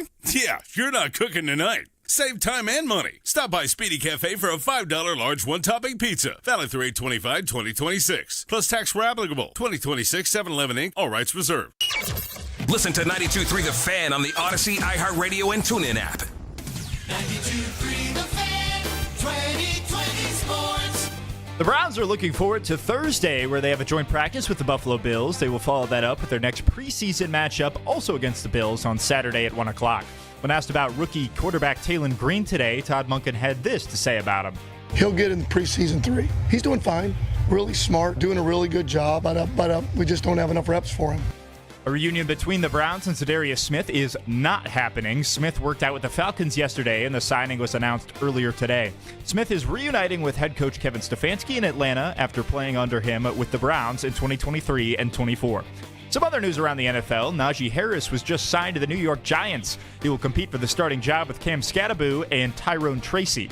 Staying in New York, Jets starting running back Breece Hall avoids a major injury. Hall went down on Monday's practice with a non-contact groin strain, but reports say he will only miss the next 2 to 3 weeks, and he should be ready for the regular season. The Guardians will continue their homestand this week against the San Francisco Giants. Game 1 will start tonight at 6:40. Foster Griffin will toe the rubber for the third time since being acquired by the Guards at the trade deadline. He comes in sporting a 3.25 ERA. Griffin will go up against Carson Wisenhunt, who is 3-3 and has a 6.11 ERA on the season. The Guards are currently 5.5 games behind the leading White Sox in the AL Central. Detroit and Minnesota also overtook Cleveland after both teams won yesterday. Headline sports news every 20 minutes on 92.3 The Fan. From the University Hospital Sports Desk, I'm Riley Tyna.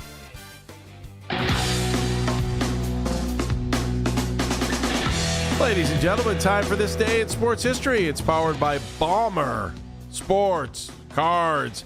You know, TCG Tuesday is today, featuring discounted products, bonus packs with a purchase, trade bonuses, and giveaways at Balmer Sports Cards in Broadview Heights every Tuesday.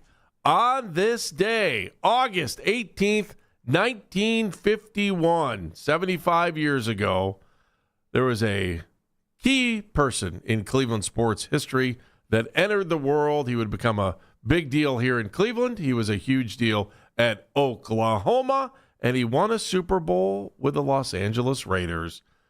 Born 75 years ago today, one of my favorite players, number 34, at running back for your Cleveland Browns, Mr. Greg Pruitt. That's on this day in sports history, powered by Balmer Sports Cards. Greg does a little ID for us that we run during the Browns games, and he says, "This is your favorite former Browns running back, Greg Pruitt." And every time he says it, I say, "Yep, you are." Yeah, isn't it? Yep, absolutely. I don't know. The only thing that Greg did that I didn't like is he moved to Shaker Heights instead of Cleveland Heights. But otherwise, he was good to go. No, I absolutely, man, I'm still a little kid every time I see him. Happy birthday to Greg Pruitt if you see him around town today. Please there you go, Greg. Browns legend. Hey, we had Mary Kay Cabot on the show today, and Todd Monken, of course, his press conference, and we just talked to Omar Vizquel. If you missed a moment in our show, use the Rewind feature on the Odyssey app. It's powered by Integrated Restoration, your local experts in water, fire, and storm disaster restoration. Now time for Andy's head to explode. Yeah, I'm waiting. I put super glue in my hair. You ready? For this, yeah. You know how the high school kids, when they pick their colleges, you have the hats out there and, all that stuff, and you have your signing ceremony and, congratulations, you're moving on, and it's going to be a wonderful opportunity and everything else. Yeah, I saw some kid dogged Ohio State. There was some young man from Hoban and now at Massillon. Oh. But that's right. Is that the same kid? Great opportunity to go to Oregon, so good for him. Stay in the Big Ten. Brayton Feaster. Keep it in the family. Brayton Feaster. Yeah. And he's a beast, man. He's good. Is that who it was? Yeah. Oh, okay. There's a story that I saw online, and I thought, well, I got to watch Handy's head explode. It says, travel baseball signing ceremony sparks major parenting debate. And it's come on, for a travel team? Hold on. Oh, they got a man. little picture, and mom and dad. Hold on, don't look. Oh, Do not look yet. All right, I'm not looking. Don't Go ahead. look. Okay, go ahead. I'll be ready. Mom and dad are pictured, and they're wearing team colors. Okay. And behind them, a great big bouquet of balloons in team colors. Okay. And standing right between mom and dad has the ZZ Top beard going on. Right between mom and dad is the young man who had his travel signing ceremony, Lex, the second grader. Should we do a group size? 3, 2, 1. It's a joke, right? It's trying to. Now come over here and look. Okay. Get up and walk over here. Can I just do it here? No, it'll take you longer. Just go. I got it. I already go. Second grader has a signing ceremony for travel baseball. I please tell me that the parents did this as a joke, because it's all over social media. So excited for Lex as he starts his travel ball journey with B3 Elite 7U. 7U. That's real. It is real. That is an insane parent. Insane. I can't believe that. Oh my God, I'm looking at the picture. There's blood trickling out of your headphones. It's not trickling. It's I just mentioned insane. this story. I mentioned this to my wife, and you know what she said? What's going to happen to that poor kid one day when he realizes he's no better than anyone else? Toilet paper, beer, and bourbon. You better stock up. Bad news, puberty's coming soon, and everyone's going to be just as good or not as good or bad. That is There's Lex. insane. Are you serious? A 7-year-old, they did a signing. 7U. They spent a lot of money on those balloons. Are they in a gym? I'm going B3 Elite. That is not real. Yes, it I'm is. telling you. It is real. There are so many suckers out there. They're all born every minute. In fact, I'm going to start I'm starting, okay, and I'll do this for all sports because I normally would just do this for hockey or baseball or softball, all those things that I've kind of coached along the way. I will do it for all sports. It will be a prenatal elite academy, which will be also quad A, so it'll be better than those A. There's no house league going on here. You're not going to be playing for your community rec team where you might actually learn something along the way. Lex. And I get to play. So I will be starting a prenatal elite all sports academy soon. So if you're planning on having kids and you want to make sure the zygote is ready to go, I will make sure that everything's good for you guys. You can easily join my elite prenatal academy for $1,000 a year. So you keep plugging away, little buckaroo. You'll get there one day. So Insane. they posted this, okay? I don't always read comments, and I almost never read them on the air. Yeah. This one's too good. We'll get fired. No, this guy, Mike. So here's little Lex, right, in his signing ceremony. And he's a cute little bugger. You're going B3 Elite, right? Mom, dad, balloons, everything else. This guy named Mike put this out. Someday that kid's going to get absolutely smoked by a Dominican kid who's currently hitting an entire bag of dried red beans with a broomstick.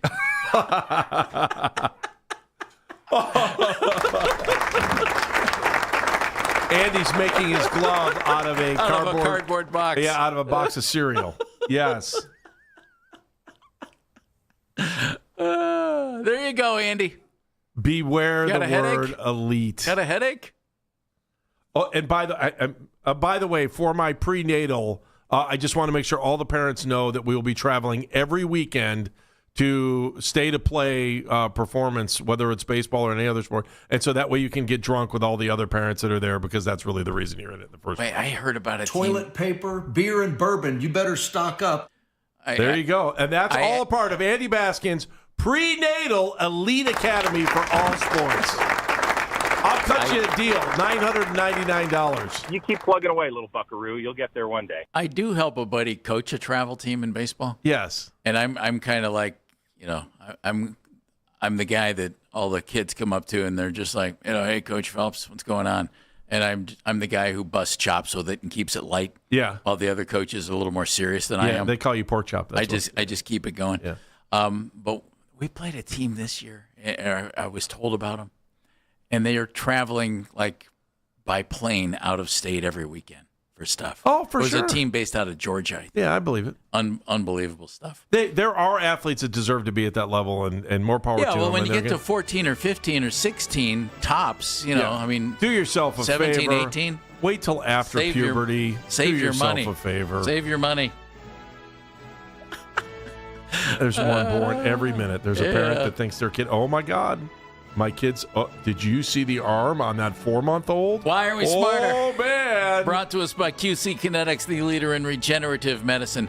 If you're in pain, give QC Kinetics a call, 216-770-5488. Dan Mennigan. I'm not smarter, but I'm definitely more entertained thanks to this. I don't know what I'm going to use it for, but we'll find a home. That's great. Riley, you with us on this thing? You in? Did we bother to tell Riley he could be a part of this? I don't think we did. Riley Tyna joining us for 2020s today. I forgot. Yeah, that's right. He's doing a nice job. Andy. I can't believe David Blau. It feels like he was just playing here. I just looked up at the screen. He's the offensive coordinator for the Commanders already. So yes, he congratulations to you. I totally forgot about that. He was in Detroit and went to Washington. Hey, I got a discount on my prenatal camp right for those elite athletes. Now $2,000. We got that fixed. Yeah. Stupid. Well, why am I smarter today? Because Todd Monken doesn't sound like he's sold on quarterback yet. Also doesn't sound like he's sold on offensive line yet. He's going to be moving guys in and out and figuring it out. I just hope this thing gets on the football field soon enough. After Monday, okay? Get through with the weekend, okay? And go ahead and name your starters and let's go and let's polish it up and let's get it moving. In social media mentions, powered by Scheiben Jewelers. And little Lex, good luck, whippersnapper. I'm Jeff Phelps. I'm Andy Baskin. I can't believe that story. Be a hero, be a real hero, be an organ donor. Lifebank.org. See ya, Cleveland. See ya. Afternoon drive coming up next.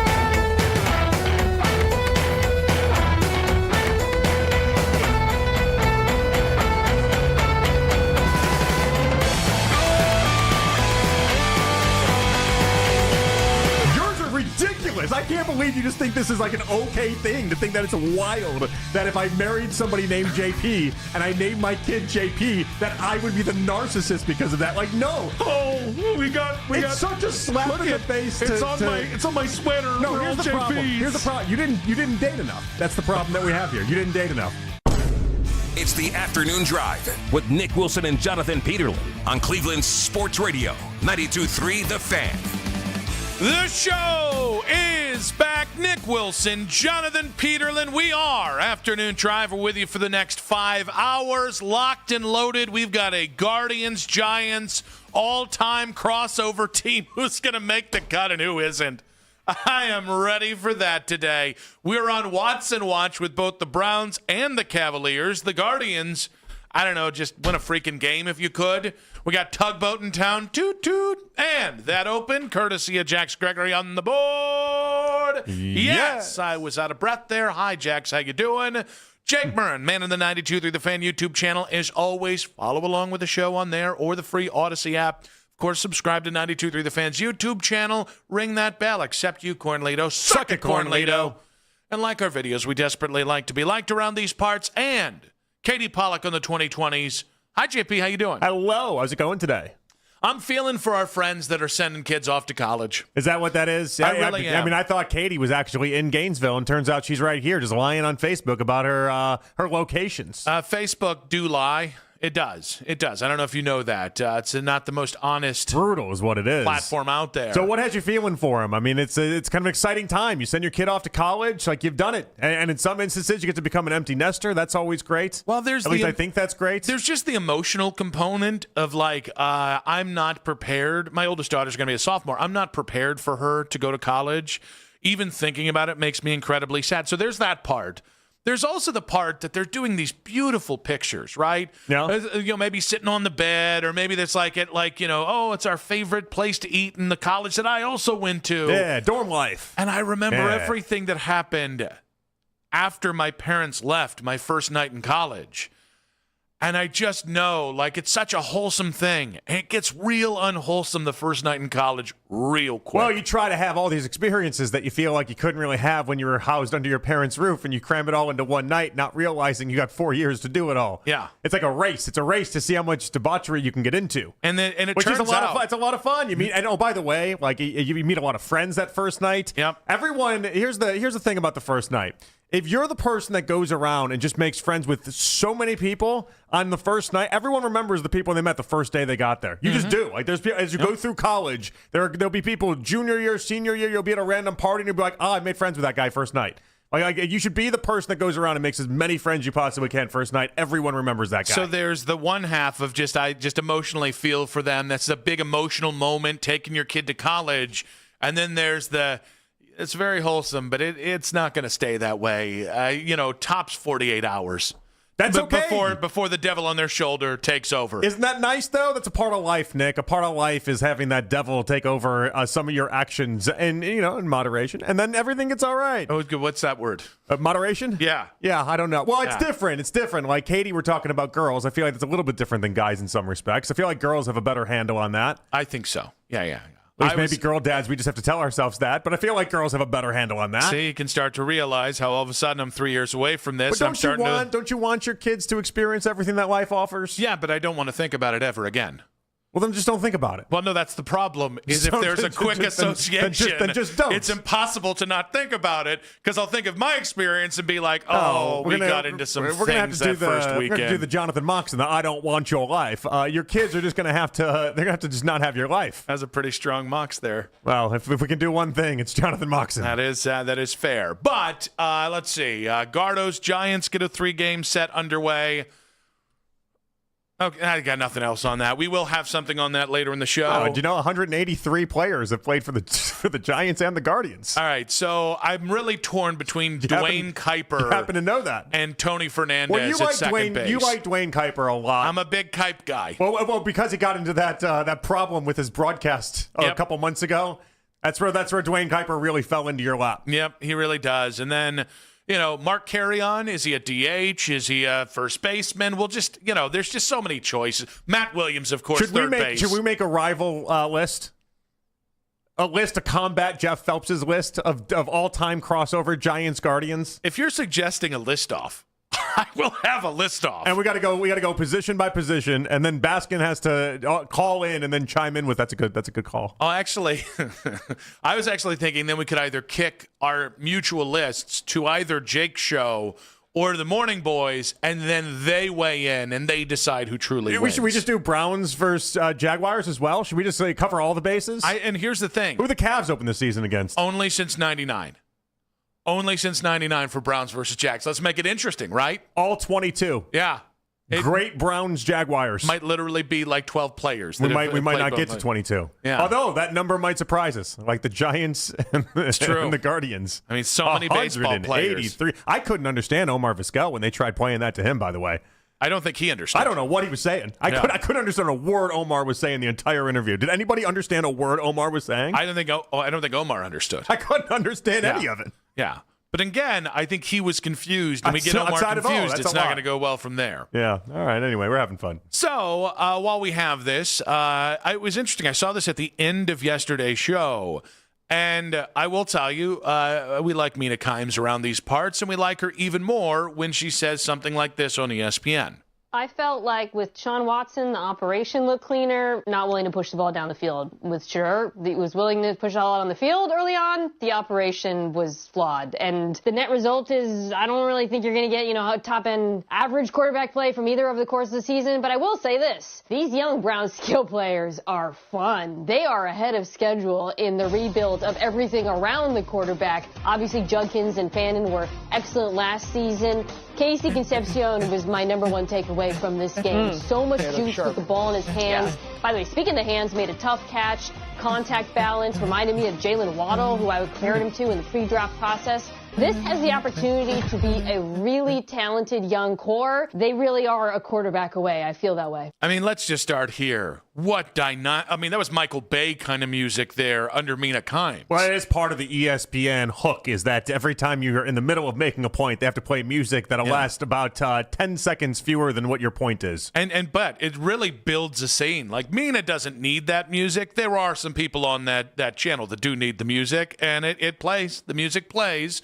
The funny thing is, so Mina and I are at the same point, which is the Browns are a quarterback away. Where I think we probably differ is just what the Browns can look like this year, sans great quarterback play. Like, I really don't think competitive is such a big jump for this team, and it's kind of like people are setting them up to be one of the worst teams in the NFL. I get it, but I think you can be competitive in spite of quarterback play. Yeah, I just think there's a lot of ifs attached to the idea that they're already just a quarterback away. Listen, I love what Concepcion is. I love what Denzel Boston is. I don't know what this offensive line is at all. I really don't know what the run game is going to be if the offensive line is going to be meh to mediocre. And even within that, Judkins, I like Judkins, but I'm not going to be the first one to all of a sudden say he's replaced Nick Chubb and is the greatest running back I've ever seen. Like, there still are some spots on this roster, and especially you go to the defensive side of the ball, we can talk some of the same stuff. There's still some spots on this roster that make you say, are we really just a quarterback away? Yeah, but I think how many times how many times have we had talks about the Browns and surprising people, and the ifs haven't really been ifs? Does that make sense? Like, We've been talking about a team that's just fundamentally flawed, that doesn't even have the talent to do the things we're saying. Like this, at least you can say they do have the talent. It's just they have to turn ifs into yeses. Yeah, they still have to do that, though. And that's part of, I don't know what happened in the last week for Mina to all of a sudden say that this team has done enough to be just a quarterback away without even seeing them play this year. What I thought this year was about is basically stamping down that idea that with experience, getting a year under their belt, and in some instances 2 years under their belt for some of the rookies from last year, that's where this team was going to make this big stride. And not that we already had made it. Now we're just waiting around for the quarterback to drop in. Yeah, I mean, I just think the Browns are closer than people think. So I think the Browns had a massive problem this offseason that nobody paid attention to them. I mean, I want to say about 3 weeks ago, I went on a rant that got me chastised by other shows here because I was like, there are like 3 takes on the Browns from people outside of Cleveland. And what's interesting is fair amount of people in Cleveland share those exact same three takes. I don't think anybody outside of Cleveland thought about the Browns at all. Well, so what I like since about Kevin Mina, Stefanski got fired. What I like about Mina, and she's in that Ben Solak brigade. Those are Don't the know type if of people. she has the aura that Ben does. Oh, Ben's definitely got some real doesn't. in-person aura. I'm a big Ben Solak guy. But like those guys do watch every team. I can criticize a lot of national people for not watching every team and not really diving into it. Solak, Mina Kimes, those are the type of people that do go into every team. And I think what's fun about this Browns roster is when you go under the hood a little bit, you do see a lot of talent. You see a lot of players that should be exciting, that should get there. When I look at this team, I don't see a quarterback away yet. I could see us a scenario after this year where we're looking around and saying, oh, they are just a quarterback away. But I need us to play those games first, and I need to have that stamped down first. 216-474-0092. At Nick Wilson says, at Jay Peterlin on social media. Social media reactions on X, powered by Scheibin Jewelers, Cleveland's premier jewelry store. Quick hits coming up at 2:40 today. We've got Joe DeLeon, A to Z Sports NFL draft analyst, at 3:20 today, talking some college football. John Fanta, NBC Sports, at 4:20 today, or so he says. Albert Breer at 5:20. He was just at Steelers camp. We'll also get into Deshaun Watson's future in Cleveland.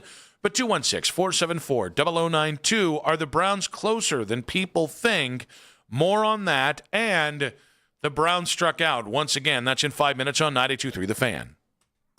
Everyone loves a great...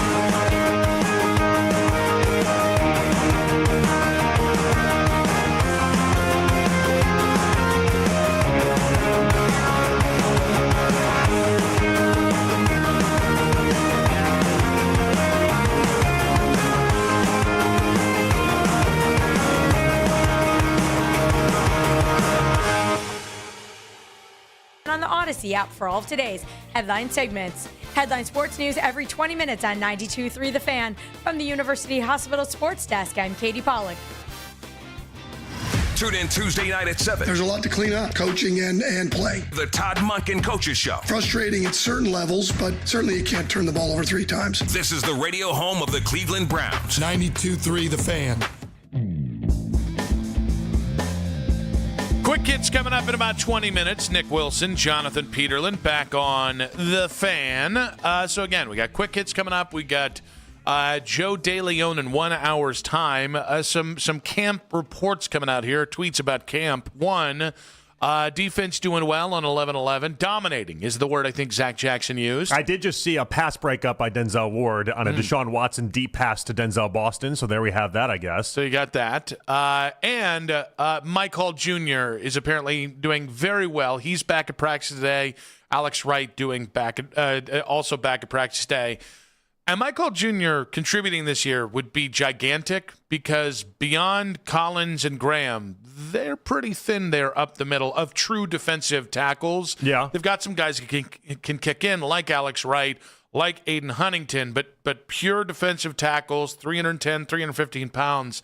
They're pretty light there. Also with this, Isaiah McGuire he was talking to a member of the team's medical staff, according to Zach Jackson, and then he walked inside. So That doesn't sound good. Yeah, we'll keep an eye on that one because we talk about people that matter on that D-line. That's one of them. Now, while we talk about the D-line, the Browns have been in search of an additional edge rusher all offseason long. If we go all the way back to the offseason, they'd agreed to form a deal with former Bills edge rusher A.J. Epinesa. That fell through because of a physical, I guess, or something wrong with the physical. And he ended up signing in Philadelphia. I don't know if you ever clocked this like 3 weeks ago. He just completely was like, well, I'm glad it happened because I'm here in Philly. I did see that. And I was like, all right, well, that doesn't add up. That's interesting. I didn't blame him. I mean, Philadelphia has had more team success recently than the Browns. That is a fair thing to say. It's a playoff-ready team. That team's got a real chance to do some damage if you're just going solely off of wins. But the foliage in Northeast Ohio in the fall. You can't beat. They can't replicate that in Philadelphia. Have you seen a Cuyahoga sunset? Yeah, come on now. Now, the foliage in Philadelphia in the fall is usually just a murdered body. And trash. Yeah. Oh, a lot of trash. A lot of trash. And sometimes the murdered body is trash. I think Philadelphia's nice that time of year, though. It's actually a nice really town. Nice. Yeah. I'm still just being a little bitter. I know you cool. hate their fans, but I don't know a fan base or a city that you do like. So we gotta figure that out. I've mentioned this repeatedly. Chicago, a lot of good fans there. Yeah. Dallas Cowboy fans, natives, not the Walmart Cowboys fans. There is a lot of transplants in Dallas, but people in Dallas, that's pretty great. Let's see, a lot of Midwest Green Bay Packers. That's your Green Bay Packers. God bless you, Brewers fans. I know Dan Mennigan. That man's a real fan. All right. If you're from the heartland, all right, that's from what God's you like. country, You like as the I heartland. call it. Yeah. Yeah, you're a good fan. So you like I don't know, 7 fan bases.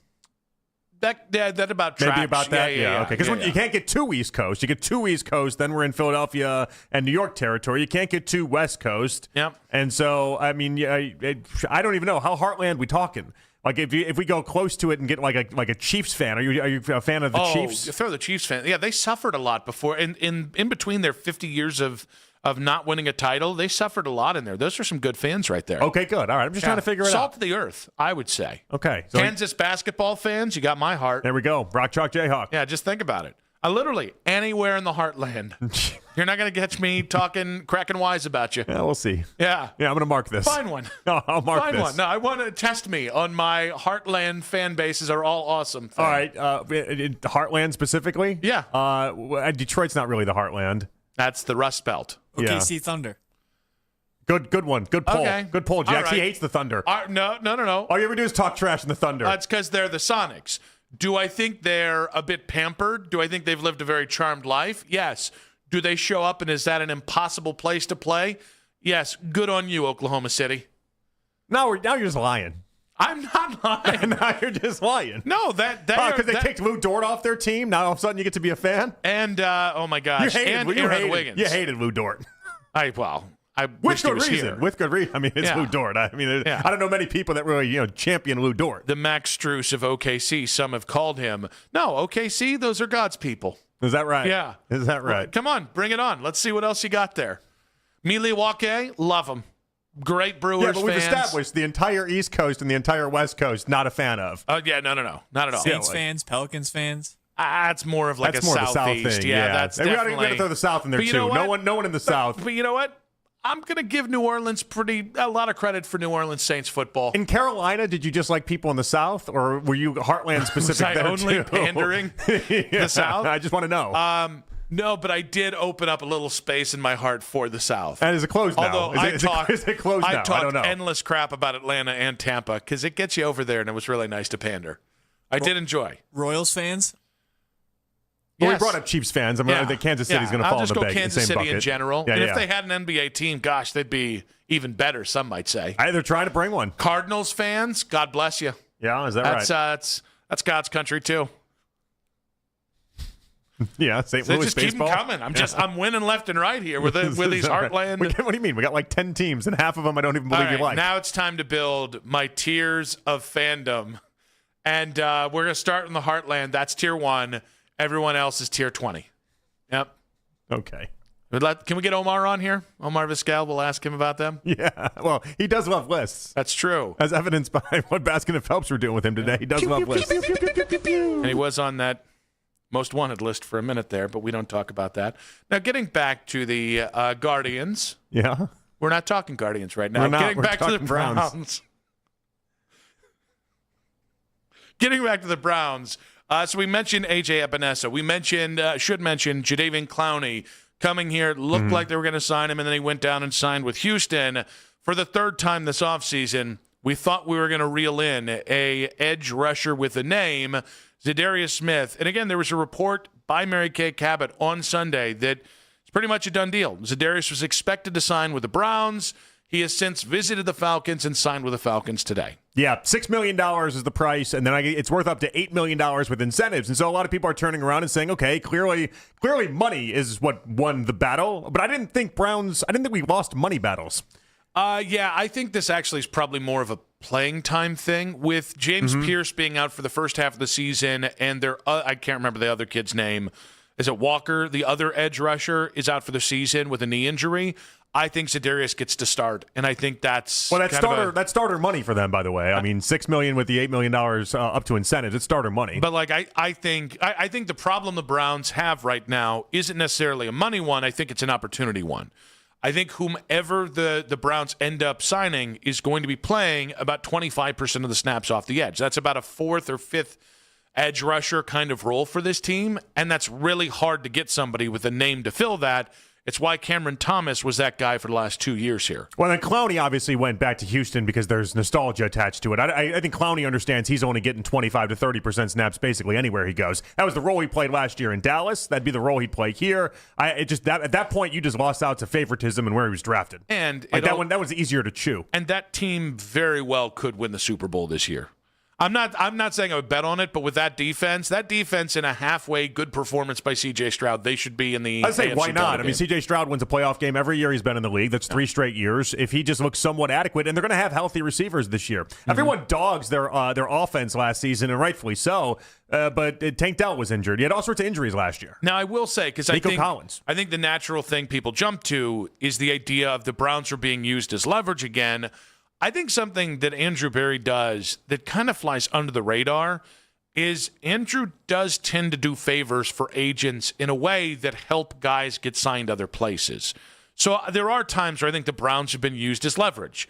That might have been the case with both Zadarius and with Jadeveon Clowney. I don't know definitively. There's also a chance that he brought him in because if they wanted to, fit the role and fit the pay, he'd take them. But it's also good business for those guys because it makes them look like they have a market. I just feel like every team we've named has all made sense for the player to not choose the Browns. That's not a bad reflection on the Browns. That's just the reality of where we're at right now. Other teams could offer up other things and incentives and different ways that it made sense for these certain players. Like it's just not the end of the world.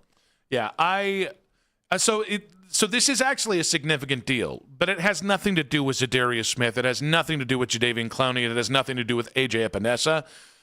It's the fact that you don't have that fourth or fifth edge rusher role sealed. Like Julian. Well, and now we got Isaiah McGuire, leaving practice today, and we'll find out what happens there. But there's an added emphasis to this. Like, I think you are probably about 3 deep at each spot, meaning edge rusher or defensive tackle. You probably need to be 4 or 5 deep to be able to make it through the whole rest of the offseason. Did you see the video of Tyreek Sapp from the preseason game? By the way, that man is a genetic unit. No, of the one of him basically just not running on any of the plays after the fact and just kind of loafing around. Mm-hmm. He's getting highlighted in a bad way. There's some interesting parts of this team. If you're talking about 2-3 deep on that D line, that the Browns, they got to get better in certain spots. It's just the reality of it. I mean, the Tyreek Sapp thing is that's kind of was his knock on Florida. If the NFL draft was based purely on talent, Tyreek Sapp would have been a top 4 round player. Like, he is a genetic freak. Also, if he's 2 inches taller, that also would have helped. But there's a reason he was an undrafted free agent. And it showed. Every bit of it showed. Yeah. There was just the lack of hustle that was attached to Sapp in those plays was just very noticeable. But I do think the fact that the Browns have tried to address this multiple times and have not come away with the right player, the right fit, I think that's really noticeable, especially with guys so banged up in this camp, especially on the defensive line. And I think that's something that bears kind of watching because, Jim Schwartz, and again, this is kind of the test of Mike Rutenberg as a defensive coordinator. Jim Schwartz always found a Cameron Thomas. He always found there was always some guy, some interesting project that Andrew Berry and the front office brought in, and then Jim found a role for him. And I do think that's one of the unique things of having a great defensive coordinator who knows his system, and I think that will be the challenge of Mike Rutenberg coaching someone else's system, is making sure that whoever your 4th or 5th defensive end is, or 4th or 5th defensive tackle is, or 5th linebacker, that they're maximizing those roster spots with the right guys. Well, and I do think it's a part of Jim Schwartz that obviously everyone appreciated when he was here, but it does get highlighted. The idea that a guy like Malik Collins last year can come on over and have one of the best years he's had in almost forever. And it was Schwartz did that with a lot of different players. And it just kind of felt like if they came over here, Schwartz, if you fit into his system, he was going to find a way to make that work and a way to make you shine. And it's so many players. When we kept talking about it, the offensive side of the ball had so many people that just couldn't get developed. Over the past couple seasons with Schwartz, we started having guys in the defensive side get developed. That's a real feather in the cap of Schwartz that's going to be missed here. Well, and it's funny. And now it falls on Rutenberg. That part of my confidence to go back to the start of the show, which is are the Browns closer than people think? And I don't think that's just nationally. I think that's locally here too. Like I think this is as down on the Browns as I've heard Browns fans in a minute. And I do feel like I'm kind of the person being like, guys, they actually have talent. This is not the 2016 or 2017 Cleveland Browns, but part of my confidence with this is that I think Todd Monken is going to do for the offense what Jim Schwartz did for the defense. They actually develop guys. Be a guy that develops guys in real time. I think we're already seeing that with guys like KC, with guys like Denzel Boston. That's one of the big complaints I had with Stefanski and like his entire time here. They kept drafting 3rd-round wide receivers and getting nothing out of it. They kept drafting all these different players, and we wondered for years, is this a development problem? Is it a drafting problem? It's got to be one or the other. But the idea that Stefanski couldn't develop anything offensively just killed them. But my concern then goes to Mike Rutenberg, first-time defensive coordinator. Now, again, he'll fall back on maybe he's the guy responsible for Quincy Williams becoming a real player for the time he was in New York. Like, I'm sure he has individual guys as a position coach to line up on or to fall back on.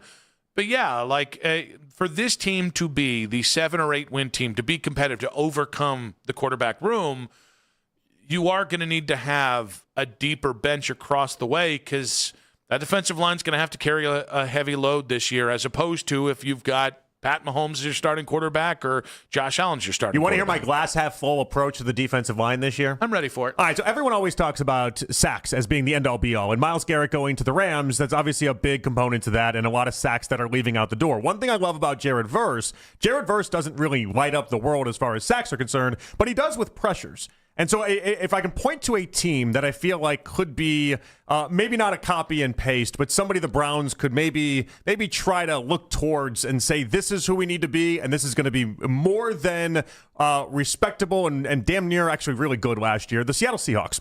The Seahawks didn't have a single player with over 8 sacks on their defensive line last year. That is a Super Bowl champion team, not a single player with 8 sacks on their defensive line. What they had was pressures everywhere. Everyone on the D-line, 20-plus pressures. It lived everywhere. I think Mason Graham could be that. I think Verse could be that. And I think they're going to live in the pressure world. Maybe not as much the sack world, and that's going to be disappointing to fans as you always want sacks, but live in the pressure world, and that could be their DNA. 216-474-0092. Big deal, little deal, no deal. Another edge rusher visiting the Browns and signing elsewhere.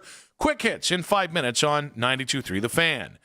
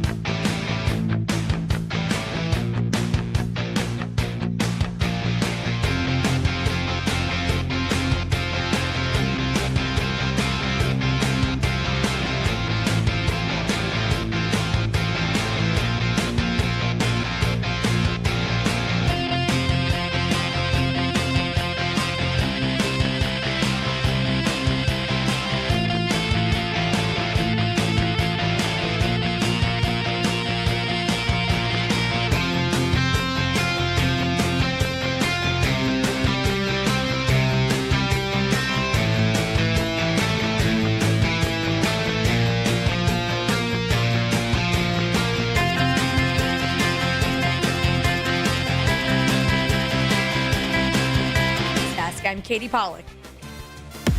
Your morning routine has changed. Wake up with the Fan Warm-Up Show with Jeff Thomas. Weekdays starting at 5 a.m. Catch up on all the latest from Cleveland sports from the night before and around the sports world leading up to the Ken Carman Show with Anthony Lima. It's the Fan Warm-Up Show with Jeff Thomas. Weekdays starting at 5 a.m. on 92.3 The Fan. You can listen to The Fan anytime, anywhere on the free Odyssey app or by telling your smart speaker to play 92.3 The Fan. And now you can find The Fan on YouTube, including The Ken Carman Show with Anthony Lima, 6 to 10 a.m. Baskin and Phelps, 10 a.m. to 2, Afternoon Drive. Nick Wilson, myself, Jonathan Peterlin. We go from 2 to 7 each and every weekday on The Fan's YouTube channel. Subscribe to our channel for free. Watch all the best content from your favorite shows in The Fan live and on demand now. I got to say, the YouTube chat right now is just an extra level of unhinged. Oh, yeah? Is that right? Like usually I can follow it and see where whatever disagreement or, vitriol people are throwing at each other, sure, where it came from. Today, it's so down a rabbit hole that I just gave up. But what are they talking about? Are they arguing about like 15th century literature or something? Like, no, it's like weird. Where are we taking this? Kid Cowboy. My father had a motorcycle accident. Well, all right. I'm sorry for that. I don't know. That sucks. Motorcycles are very dangerous. I feel bad for you. Hopefully he was wearing a helmet. Glasper saying, pour one out for the fallen. Okay, all right. Well, hold on. Was that in relation to the motorcycle accident, or is this just a different fallen person? No idea. Did the person didn't die with a motorcycle accident? Did they? I don't know. Yeah. R.I.P. Kid's not. dad. I don't know what that's about.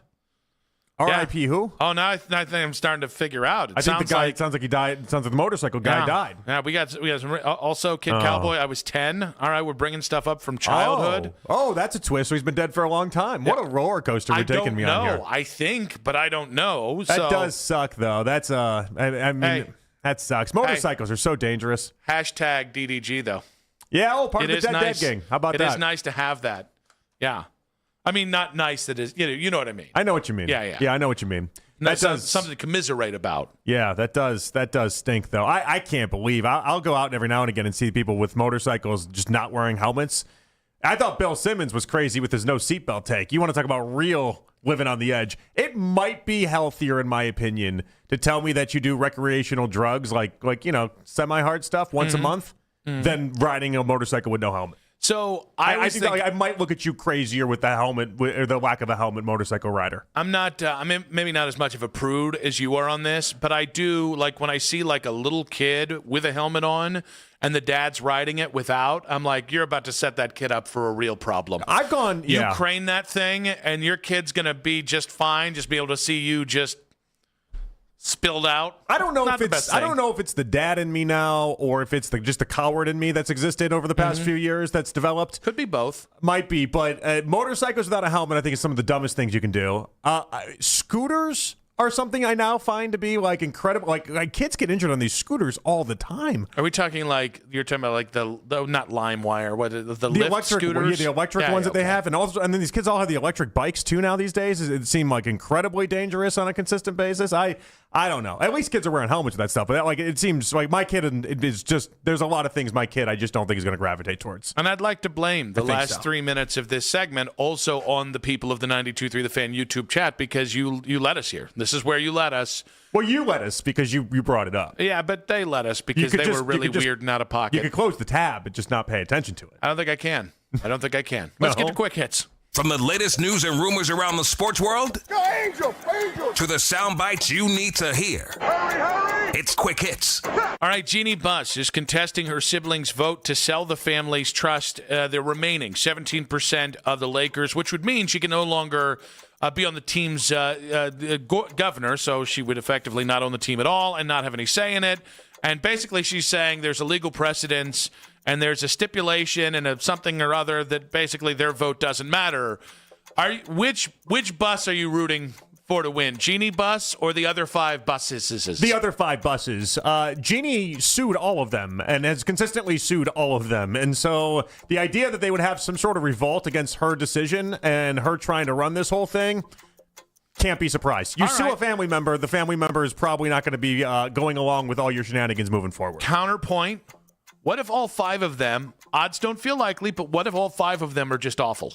I think Jeannie Buss might be awful. Oh, no. Definitely the most likely play here is Jeannie Buss is a bad hang. I think we got all 6 of them agree. probably not being great hangs. But what if she's the black sheep of the family and she's the one non-turd? Because I can't definitively she already say. sued her family members. Who says they didn't deserve it? You called them turds? That's what you are. Well, but how do you know they didn't deserve it? She let money get in the way of family and blood, Nick. I think they did. Because remember, they tried to block her taking over the team back in 2017. That's taking over the team. That's a little different than what clearly they just want the payout attached to this all. But like the idea that she sued them all, when she starts suing everyone in her family, gloves are off. Sorry, gloves are off. I mean, here's the thing. I'm siding with them. Jerry Buss was a notorious hound and maybe a problematic guy on a few different levels. Sure, an American success story, to be said, of course. However, kind of stinks that the whole point is this is what the guy wanted to avoid, and within 15 years of him dying, his kids blew up his franchise. Yeah, almost like he brought this into existence even from the grave. Yeah. You know, like you talk about it enough, and all of a sudden, there it is. I think I'm rooting for Jeannie. He knew it was coming. I got a soft spot for Jay Moore and Phil Jackson once upon a time. I like Jay Moore. Every guy she slept with and been married to, I really like. And so, by proxy, I like her too. Also, when I was 10, I don't know I about that. found I was going to say the photos are clearly what's staying in your head. I knew the photos were staying in your head. There was never left the highlight reel. There wasn't a delicate way to be like, it's the photos, isn't it? But it's the photos, isn't it? Hey, man, got to appreciate art. That's all. Yeah. Ketel Marte did not show up at Fenway for the Diamondbacks game against the Red Sox. Arizona placed him on the restricted list. Weirdest part, Torey Lovullo, the manager, said he didn't really know what was going on. And Marte had traveled with the team from Atlanta to Boston, and everyone just couldn't find him. And then around 11 o'clock last night, they're like, all right, he's at the team hotel. People know he's at the team hotel. The other new addition to this, a couple hours ago, some Diamondbacks beat reporters, there is such a thing, says he's returning to Arizona to undergo an MRI on his knee, according to sources out there in Arizona. That's just a couple hours ago. But we legitimately just did not have an accounting of where Marte was, and nobody could really find him. Yeah, and Lovullo was like oddly emotional when talking about Marte after the game. Yeah, this is weird. This is really weird. And I know Ketel Marte has, let's say, a dubious reputation within that organization. He did the same thing last year. It's just not what you typically see. Who just goes MIA when you're supposed to play a game and not have a good reason attached to it? We don't know that he doesn't have a good idea, but this is definitely one of the weirder things we've seen. Well, if he had a good reason, I'm sure you still have to notify the Diamondbacks and tell them what that reason is. The idea that he just disappeared while not notifying anybody is what makes this wild. I can't remember the name of the player, but there's a player from turn of the century, like 1904 to like 1911, and he was a pitcher, and apparently like he would just ADHD in the middle of games. And he would not pay attention because there'd be like a dog in the crowd. Back when they paid you in Cracker Jacks, I think that was an acceptable thing. Yeah, and so that's the first thing I thought of. Although for the life of me, I keep wanting to say Honus Wagner. It's not him. It's somebody that had like 5 years of just being a holy crap level player and then just fell apart. Okay. Because of alcoholism and whatnot. Well, that's a lot of players in that generation. But it's a generational thing. The idea that he'd be diagnosed that at the turn of the century for ADHD. Oh no! So it was basically people calling him a lot of really hateful things. Oh. But like revisionist wise, people have been like, oh, he probably just had ADHD. I feel like we really got somewhere other than the damn name. Well, other than the name, the team, the time. I know he played for Philadelphia once. Any of the actual information. He played Philadelphia once. Needed to make he the was story a Cub for like 3 weeks. I'm sure. Yeah. I'm sure he wasn't. Probably based off the of this Tigers. reporting. I think the Tigers are in there somewhere. Yeah. I need you to between this and the Toy Story video from yesterday. Hey, I need you to get into Hey, that was prime content. I need you to do like Gallic level breaking of stories, investigative reporting, and the end result is the guy. He existed. He might have done it. I don't know where. I don't know when. I don't know who. But I'm pretty sure it happened. Don't have to be hateful. There was a fight in the Wrigley bleachers yesterday between the White Sox and Cubs fans. Our friend Adam in Rocky River was at this game. We also saw Pete Crow Armstrong. He was witness jawboning with a White Sox fan. What else is new? Was Adam involved, or at the very least, did he cause it? He wasn't. I saw his seats. He was not there. It was like third baseline, right?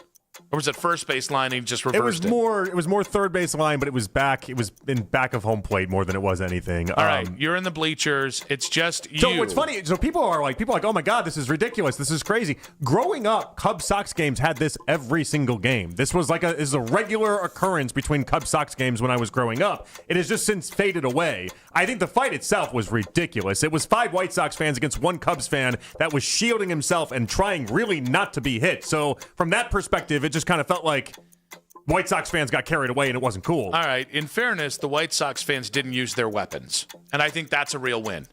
You can get shot at the White Sox park on the wrong night. Yeah. Obviously, this was Wrigley, so they were playing away from home. But the fact that this man wasn't stabbed or shot, I think, is a real win for Chicago. I did see in the arrest report they arrested 3 guys, and part of what they arrested them with was cocaine, which is a little bit of a surprise. Oh, this didn't feel that's a surprise. Well, it didn't feel like a cocaine-induced fight. Well, there was rage. Cocaine and rage, from what I've heard. It just White Sox fans. That's not a cocaine fan base. Not who is a cocaine fan base? They go harder drugs. They go harder drugs. like meth, yeah, think? they go hard. Cubs fans would be the cocaine fan base if we're being honest about it. Is cocaine back in? Is that what I'm hearing? Yeah, cooler crowds. Okay, cooler crowds interesting. do cocaine. I'm Miami, not in those cocaine circles. Miami, I'm all not in those. those lines, as it were. You heard the Penn State frat story that they played this morning, right? Oh, yeah. Yeah, cool kids. Yeah. Wow. But I would not do it. Frat boys from Penn State, I don't know, are cool. I don't know that they're not cool. I don't know that they're not cool. I think if we go back and look at some protests from within the last 15 years about a certain statue and maybe the idolization of a problematic head coach, I'm sure it was a nice guy. That was 15 years ago. These kids were not even, they weren't even out of diapers when that happened. This is their They weren't children. even out of diapers, and because they're at Penn State, it's all been whitewashed. They don't even know the story. With cocaine, they don't ironically even, enough. They don't even know the story. Yeah. All right, I want to bring your attention to something that I find interesting. When things have never happened in baseball history, this fascinates me. If I were to ask you who Jake Rogers plays for right now, what would you say? I would have no idea. That's, I know it's not the correct Tigers. answer. That's the correct answer.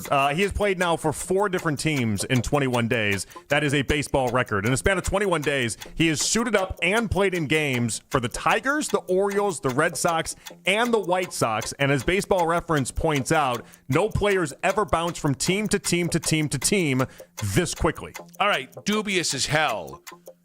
But this is a nice little factotum to be a part of, right? Well, and what's funny about him in particular is that he spent like 9 years with the Tigers. Like he spent like a large portion with one team to then be cast off and sent in 4 different teams in 21 days.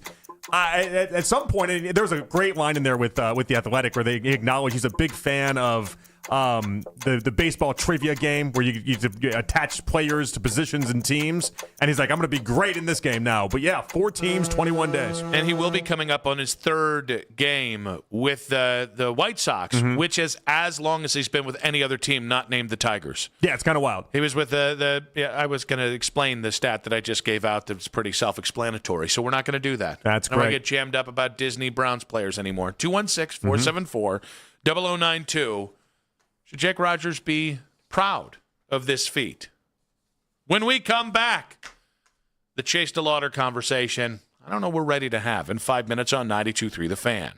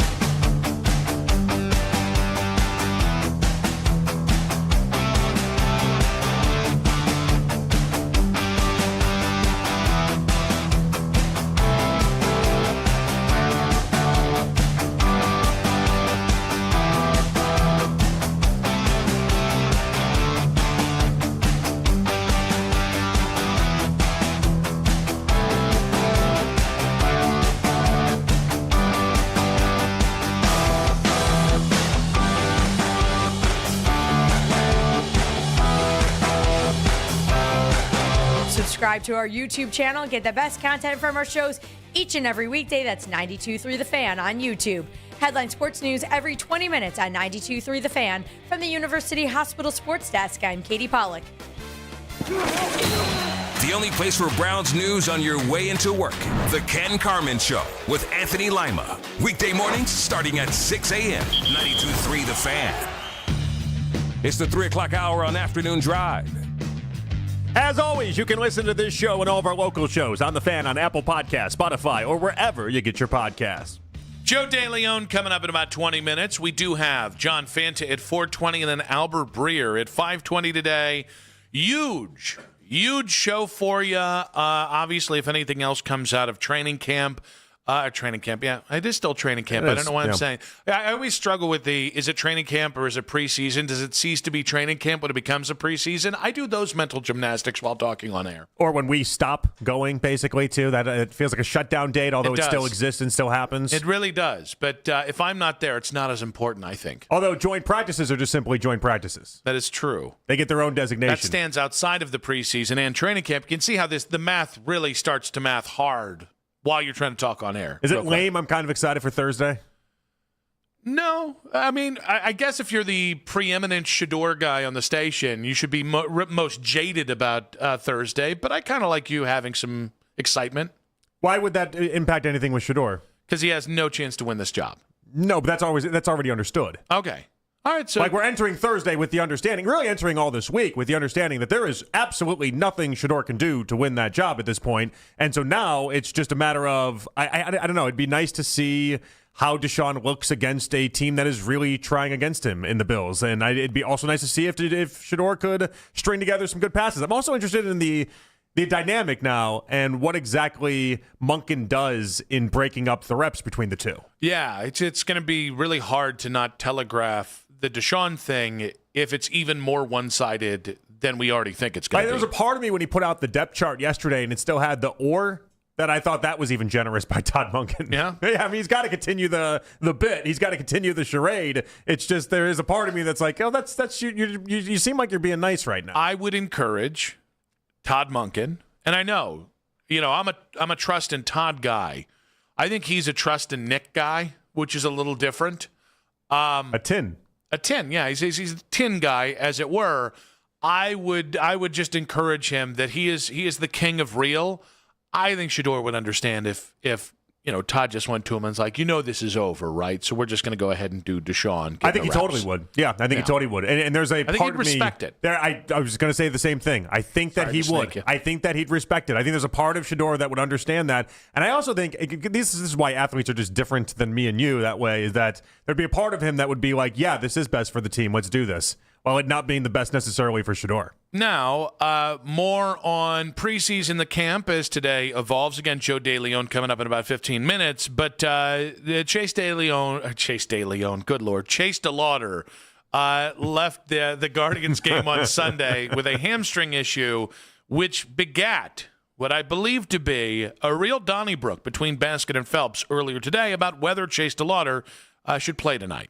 He's got to play now. No, he doesn't. Yes, he does. If he has a slight hamstring strain, you sit him. They took him out the other day. He got an extra day's rest. He's fine. Get him back out there. Is this the hockey mentality? You never think anybody. You never think anybody you should take care of from a physical standpoint. If he has a hamstring issue, and he goes out and he tries to explode out of the batter's box, he yanks it. They said they were doing this out of an abundance of caution. Okay, that's fine. Can we trust the team on this one? Sure, absolutely. Then get his back out there. Well, no, you need to trust the team. You just said trust the team, and then you said get his back out there. Yeah, that's because they said they did this out of an abundance of caution. Yeah, well, what if they're cautious again tonight? You going to yell at him?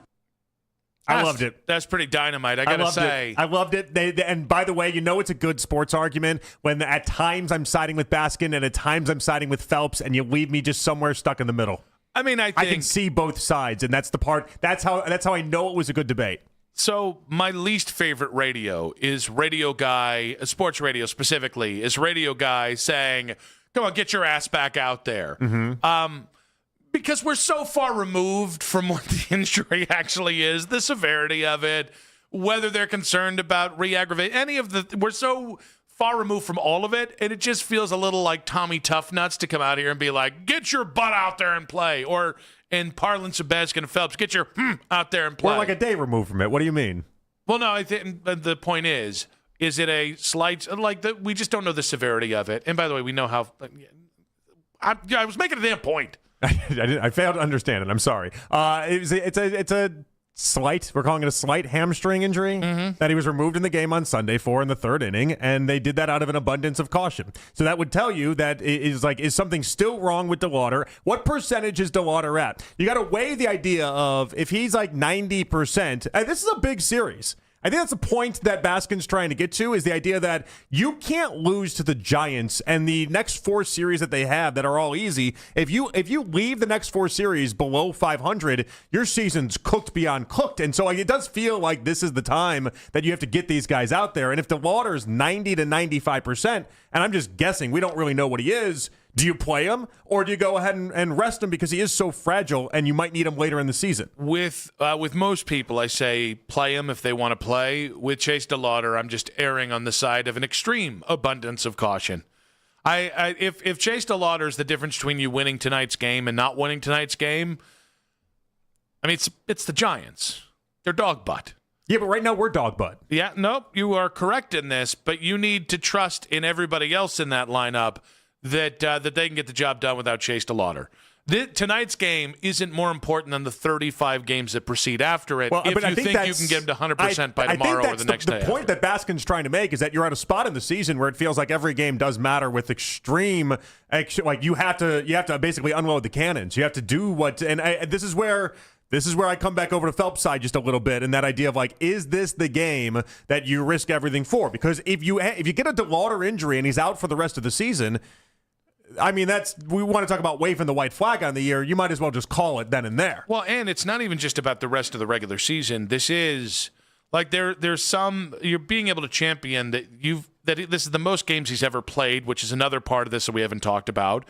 As a professional. Yeah, I mean, he only had that one stretch, was it 10 games, 15 games? He went on the IL, the tiny little stretch, and I think it was May. And so if we step outside the wins and losses and we just go to like organizational wins this year that don't count on the field, Chase DeLauder playing this much and being able to develop this much at the big league level is a gigantic win for them. Losing him now because you got impatient with a hamstring injury, which he's suffered a couple soft tissue injuries before, just feels like serving yourself an L when you can just keep taking the W the rest of the way and just be incredibly cautious. I think 90% of people listening have the same take you just had right there. I think 90% of people agree with Phelps and agree with yourself. Like, this isn't the game that you do it for. But I love the idea of Baskin living and dying with these games right now. And I love the idea of him saying, DeLauder, they took you out of Sunday's game. They basically waved the white flag on that one when that happened. We're not costing ourselves 2 games in the stretch where we got a 6-person race for the final wild card spot, and we need as much help as we possibly can to get there. Jax, I'm looking for something over there. Do you have any stance over there being taken by Jonathan Peterlin? No. We're fence riding this one. Oh, no. I can't figure it out. I entered this saying, do you have a soft tissue injury? I can't figure out which is the right stance on this. I think I side more with you and Phelps in the idea that this game isn't worth it in Chase DeLauder's big picture. Mm-hmm. But this is where it gets me. Baskin makes a hell of a point. This is an important series. This is the type of series, like, if you get swept by the Giants, good morning, good afternoon, and good night. There's your season. Yeah, it was fait accompli if you get swept by the Giants. You're 9-19 in your last 28 games since the All-Star break. The chance that you're going to lose this series already feels much higher than it should be. This feels like the Mets series all over again. But I want to go back on you're riding the fence, and we can't allow that. I'm big time riding the fence in this one. Nope. When it comes to injuries, well, I don't know. How injured is DeLauder right now? What injury are we talking? Abundance of caution. That doesn't sound like enough for me. You have as much information as anyone else does, which was what you jammed me up about earlier in this damn thing, so make the freaking decision. All right, I side with Baskin. Okay. I think if it's 90 to 95%, and we're going off the information we have, which is just an abundance of caution, Chase DeLauder needs to play tonight. All right. Well, I think he needs to play tonight. I thought you were above short-term thinking in baseball, but I guess tonight's game is more important than the next 35 games. I think so. I think you need tonight's game. I think you need the next 3 in a massive way. I feel like the idea that he's going to get injured while playing at 95% while resting for 48 hours, that the odds seem pretty unlikely. It seems more likely that he just get injured because he's a broken player than it does that he would just get injured because of this mild hamstring problem that popped up on Sunday. But he's not a broken player. He has been as healthy as he's ever been in baseball this year. Yeah, he did go on the IL for a stretch, though, already this year. No, he did, but I think and the point his is... entire minor league career was littered with injuries. What is more true here? Okay, not what is more true, because I was about to say two true things. What should maybe the takeaway from this season be?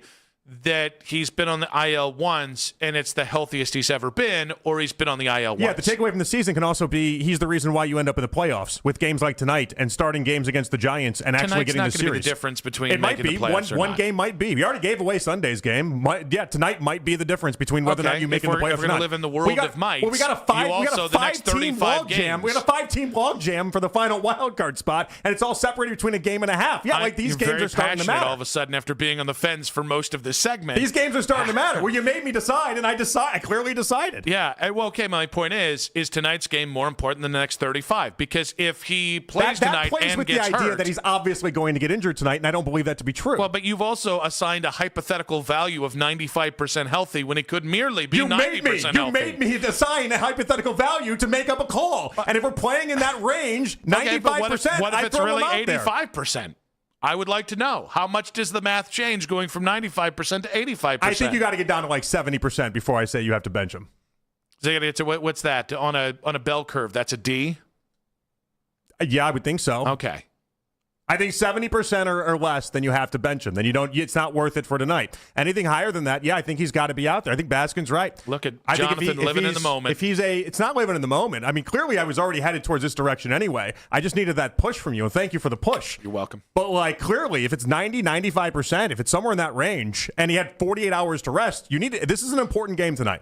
This is the type of game you need to win against the Giants in this series in particular. You get swept by the Giants, you're done. Your season's done. A lot of really dumb decisions get made, and you have to win this game in a 162-game season. 216-474-0092. Should Good Chase luck missing DeLauder the playoffs play by tonight? one game and then being like, oh, it was fine. Did Chase play the next 35 games and continue his development? He can also play the next 35 and continue his development while playing tonight. And he could also not. Joe DeLeon, A to Z Sports, college football, and NFL draft anything analyst. is possible. In 5 minutes on 92.3 The Fan. Hey, it's Nick Wilson. Can you...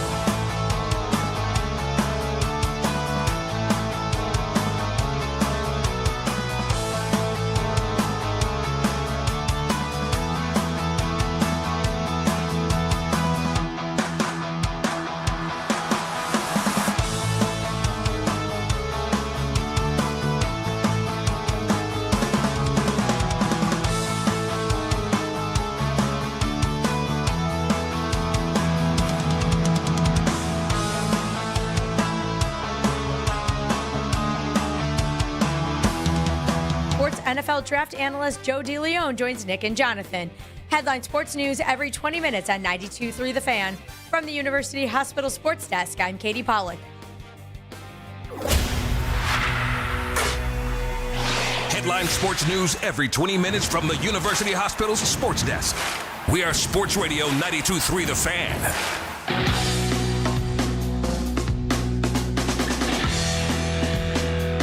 Back on Afternoon Drive, Nick and Jonathan with you. We got John Fanta coming up in 1 hour's time. But one of the big questions we've been talking about is, should Chase DeLauder play tonight? We should have the lineup out by the time John joins us. We can talk about that. We can talk about the Browns quarterback situation as well. But as we are on football o'clock around these parts, you're going to start to see our regulars making their regular appearances. And Joe DeLeon is one of our great regulars here as he joins us on the Wise Heart Right, We Make It Right, Call Kyle Wright hotline. Every Tuesday at 3:20, A to Z Sports NFL draft and college football analyst Joe DeLeon joins us as he does now. Joe, welcome to the show. Appreciate you guys having me. How you doing? We're doing all right here. Good. Yeah, we just had a nice little Donnybrook about whether a player should play or tough it out. So, I mean, feel like we're getting in regular season form. How close to fighting shape, regular season form is Joe DeLeon?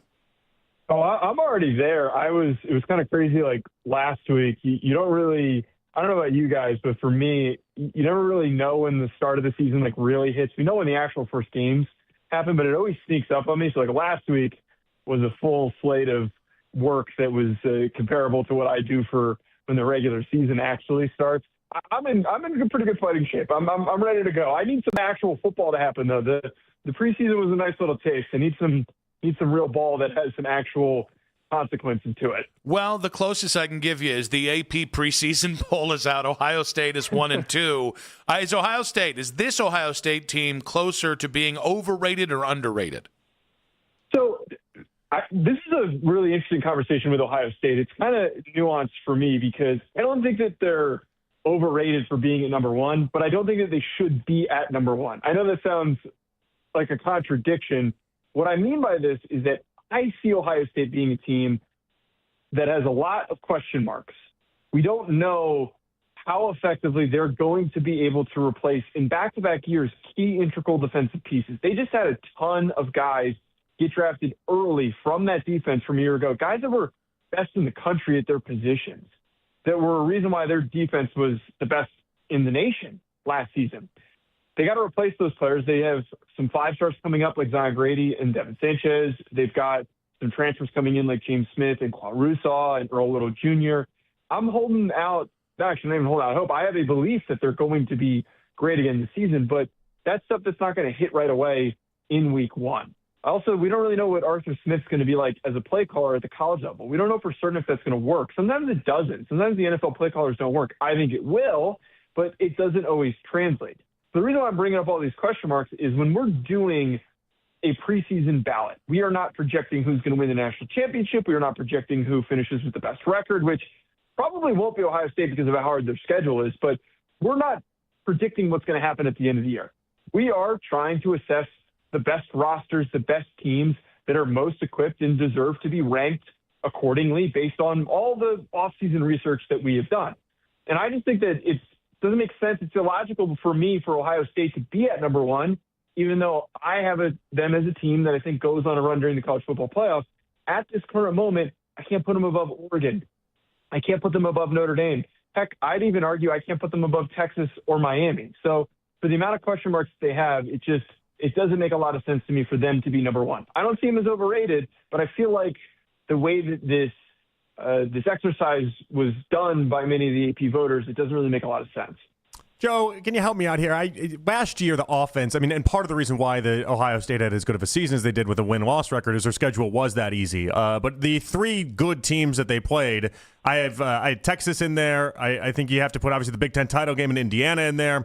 And then the playoff loss against Miami, you had a team that averaged about 13 points per game offensively in those three. Meanwhile, against the the three that we're talking about, everyone else, they averaged around 30 points a game. Like, the offense, was it just misleading last year? Because you played these good teams, and the offense didn't show up. And I felt like against the bad teams, maybe it got weighted in a disproportionate way.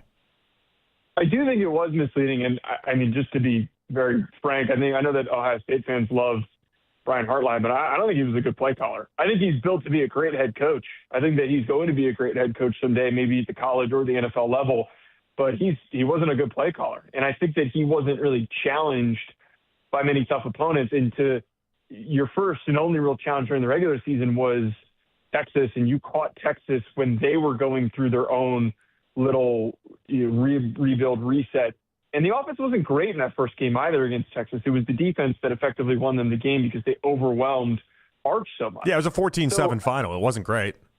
Right. It's not like they blew the doors off of them. They won because their defense was so good and because Matt Patricia was so good. So, like, you're getting an addition by subtraction here, I think, with Arthur Smith. But my whole take, and we did our bracket reveal breakdown on Ruffino and Joe show, and I had Ohio State getting to the national championship with a 10-2 regular season record. And a big reason why I think that happens again is when they were challenged 2 years ago and they had a lot of regular season bumps, the way that they responded to the Oregon loss and then the Michigan loss, it galvanized them and it motivated them. And then they had such an easy path last year. They weren't challenged, and they weren't ready to get punched in the mouth by Indiana, nor were they ready to get punched in the mouth by Miami. So I think that this season gives them more opportunities to be more weathered for when they need to go on that playoff run. I think that as everybody keeps trying to, remove these tough matchups on their schedules, I know it worked for Indiana this past year. You do need to face adversity in order to become successful. All right, Joe. Kyle Whittingham says he refuses to say, rather, that he hates Ohio State. Meanwhile, Ryan Day is moving Senior Day to avoid distraction during the Michigan game. Which one of these Ohio State-Michigan rivalry looks is a worse look for their respective head coach? Oh, it's definitely the Whittingham one. I actually kind of respect the move by Ryan Day here because I can understand the logic of it. You want to focus your energy so much into the vitriol and the hate that you have towards Michigan that you don't want it to take away from Senior Day. I'm actually it never really registered for me that was something that they did. Because Senior Day is always the last home game. It never really clicked for me that was also part of the rivalry. And I kind of like that they made that adjustment because it allows for them to be more focused. I like the Kyle Whittingham hire for what it was, but I don't know, there's a lot of little things that Kyle Whittingham, now that he's been more in the public eye because he's at Michigan, every time he says something, it turns into a quote graphic. It didn't really happen for him at Utah unless it was something big or truly controversial or notable, which doesn't really come from Whittingham. But his laissez-faire demeanor, he's just got this really lax demeanor about it. It's rubbing me the wrong way. I feel like that is a bit of a bad sign for Michigan that your head coach, who his main top priority for both these teams is beating one another. If you beat one or the other, it buys you time and gets you extra support from the athletic department and the entire school. So yeah, I'm not a big fan of Whittingham making this statement. It seems pretty soft. Bleacher Report had their future 2027 draft out, and they had the Browns picking fourth, and we end up with Dante Moore. What scenario has to play out for the Browns to end up fourth, getting Dante Moore? And I guess that's just a massive win, right? Yeah, I think that it absolutely would be. I think that there's a couple things for me that comes to fruition is, one, you still have some good defensive pieces, and some of the young guys that we've talked about a lot when I've come on with you guys, that with Bono and Boston and with Concepcion and McNeil Warren and Mason Graham, you've got all these really talented young pieces. There is a theoretical possibility the team steals a couple of games, and the Browns roster is more competent to a degree than what the Dolphins have and what the Cardinals have.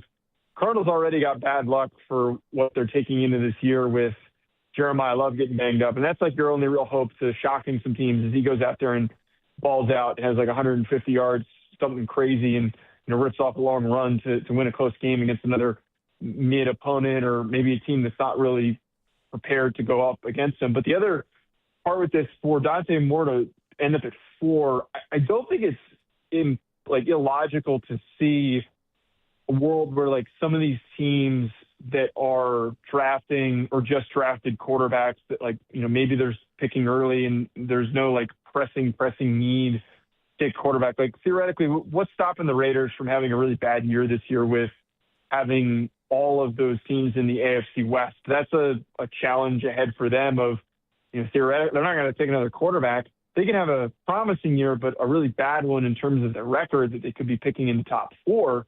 And they're going to probably take one of the pass rushers, Dylan Stewart or Colin Simmons. And I don't think it's a foregone conclusion that the Dolphins would take a quarterback if they ended up picking in the top 4. Maybe things go well with Malik Willis and they feel that Willis is somebody that they want to build around and they already spent the money and they'd rather take Jeremiah Smith and they feel more secure in Jeremiah Smith. I think that definitely would be a major win for the Browns if they're sitting at 4 and Dante Moore's still there. But as we've discussed multiple times, there's going to be plenty of options for them to look at for quarterback in this upcoming draft. Joe, Darian Mensah of Miami, Dante Moore, Arch Manning, Drew Mestamaker. These are like the 4 most commonly mentioned names for the 2027 draft. Is there a quarterback out there that you think is a sleeper for the first round or even number 1 pick conversation? I do think you hit on the one guy who I think is going to be a riser, which is Mensah. He hasn't necessarily always been in the mix for the first round, but I think that his performance this year is going to be tremendous because he's stepping into a system that's going to allow for him to take shots and take risks and, put up a lot of huge passing totals in moments where he's going to have the spotlight on him. But like, I'd include Jaden Maaba from USC and Josh Hoover from Indiana. I think both those guys have the tools. I think that both have shown stretches of success. I feel like Hoover is one dude who's great at improvising. He's got a live arm. When he's on and he's in rhythm, he's pretty accurate. But the thing with him has just been decision-making, and he's stepping into an offense that he is a furry. Yeah, well he's not. But I'm sure they'll end up on the scouting report. You bet that he'll get asked about that during NFL Combine Week. But he's talented. He's very, very talented. He's going into an offense that should calm down some of those risks that he took when he was playing. So do you feel like the furry story is real or no? I've maintained to Nick it's not real. That you can cross Google search and find out that it was somebody else that just kind of put Hoover's head on that furry body. Nick maintains it's real. Yeah, all I'm going to tell you guys is the power of having a quarterback who's comfortable in his own skin.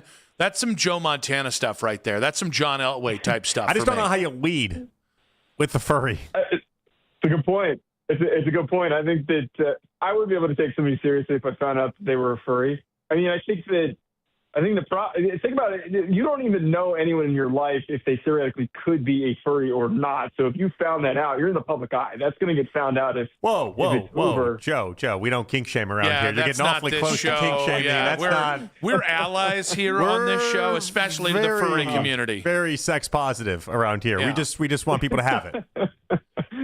Sure. All right.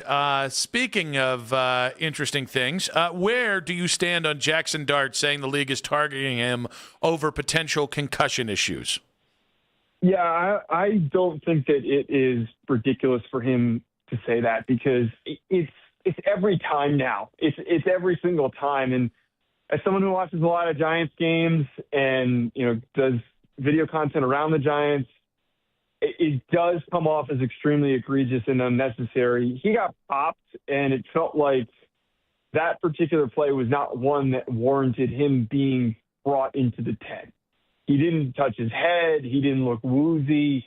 A little slow to get up. We can't be bringing guys to the tent that are slow to get up. I understand that the NFL wants to be careful, and sometimes he's been a bit reckless, but it's not a circumstance where he was being reckless. Tyrone Tracy missed a block.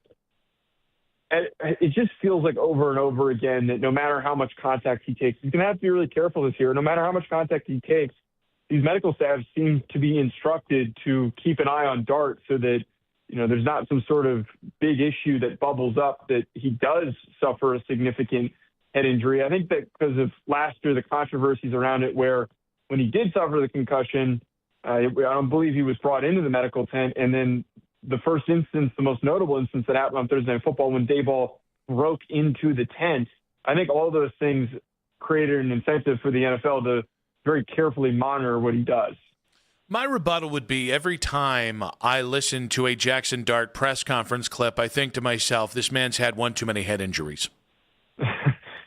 That's fair. We don't love him for his intelligence. We love him for his aura that he brings to the table. The only thing that I would also say to that is part of the problem is when he gets hit, it looks like he gets like he's cartoonishly blasted every single time.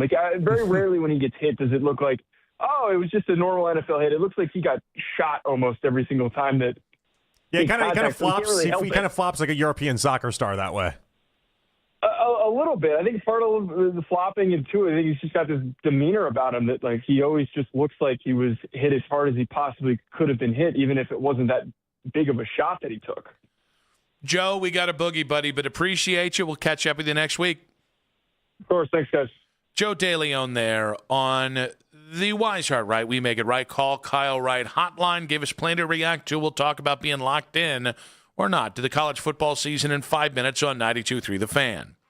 If you're looking at new trucks this month, you know deep down in places you don't want to talk about that a Ram truck should be at the very top of your list. And so long ago, I went to buy my first brand new car in my entire life. I made sure that even though I wanted a Ram, I still did the Ram side by side with the alleged competition, and I bought a Ram and it wasn't that close. Why? Because I looked at the power aspect, of which there's no comparison. I looked at the comfort and easy-to-use technology, right? And in every category, the Ram came up the winner. And that's the cool thing is, just recently, though, Ram allowed me to put the Ram up against the Ram. So I drive the Ram legendary 5.7-liter Hemi V8, but they also have the 400.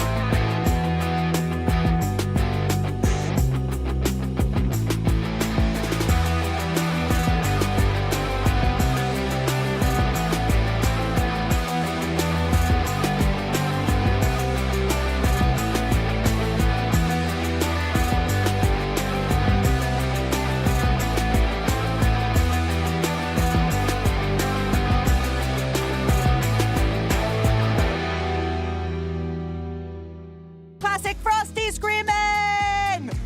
But please don't scream in the drive-thru. It hurts the employees' ears. Get a $1 small classic Frosty for a limited time, only at Wendy's. U.S. price and participation may vary. A la carte only, not valid for delivery. Limit 10 per transaction. Price may be higher in Alaska and Hawaii. This is Browns head coach Todd Monken, and you're listening to the number one sports station in Cleveland, 92.3 The Fan. I think that it absolutely would be. I think that there's a couple things for me that comes to fruition is there is a theoretical possibility the team steals a couple of games, and the Browns roster is more confident to a degree than what the Dolphins have and what the Cardinals have. For Dante Moore to end up at 4, I don't think it's illogical to see a world where some of these teams that are drafting or just drafted quarterbacks that maybe they're picking early and there's no pressing need. I think that definitely would be a major win for the Browns if they're sitting at 4 and Dante Moore's still there. But as we've discussed multiple times, there's going to be plenty of options for them to look at for quarterback in this upcoming draft.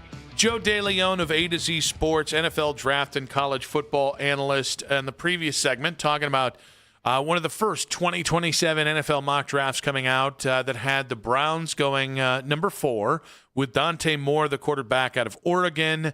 And depending on who you talk to, Cleveland's own or Detroit's own, depending on the day. We do have a little bit of Browns news to pass along here. Yeah. Daryl actually tweeting this out in the last 15 minutes that Todd Monken ended practice early after Aiden Huntington hit Quinshon Judkins hard. And then he says, not sure what he said in the huddle, but the F-bombs were audible. So there's a couple things to this. It's obviously the Judkins play. Shador also got hit, and every reporter is just saying it's a defensive lineman made contact. Everyone I can look at, they're all just saying a defensive lineman made contact. If you look at the video, and this is where I don't know. It looks like number 61 to me. You can look at it and confirm it for yourself. I'd appreciate that. At first, it looked kind of like 21, and I'm like, oh, that's not Denzel Ward, though. 61 is Benton Whitley. That feels like that was the guy to me, but I think there's also a reason why none of the reporters are saying anything but a defensive lineman, and there might be good reason attached to that. So clearly, you had the hit on Shador. You had the hit on Quinshon. KT Levinson got all sorts of banged up in this practice as well, and I think Monken just got pissed that the defense was being wildly aggressive, and I don't think he wanted to have that anymore. All right, so this is one of those ones that I'm sure Todd Monken was legit pissed because he's worried about player safety. But deep down, if you ask Todd Monken, does he like that dog from the defense? He's got to like it a little bit. I think against the Bills, you love it. I think if you're hitting quarterbacks and this type of stuff, though, you're just not supposed to touch the quarterback. I think this is kind of like when I have to yell at my kids about something, and secretly, deep down, I still don't love it. I don't know, man. But maybe I respect it a little bit. Maybe that's the line we're towing here. It's like, be smarter. Like Aiden Huntington, you can't hit Quinshon Judkins like that and think that that's okay. Yeah, and at this point, I'm more worried about Aiden Huntington. I'm not saying more. I'm as worried about Aiden Huntington getting banged up as I am Quinshon Judkins, given the depth issues we talked about earlier. And so Shador did go to the sideline, by the way, and then I guess he kind of I guess he talked to somebody or figured something out. If Dan Lobby's got the play, you can go look it up there. It's not a hard play.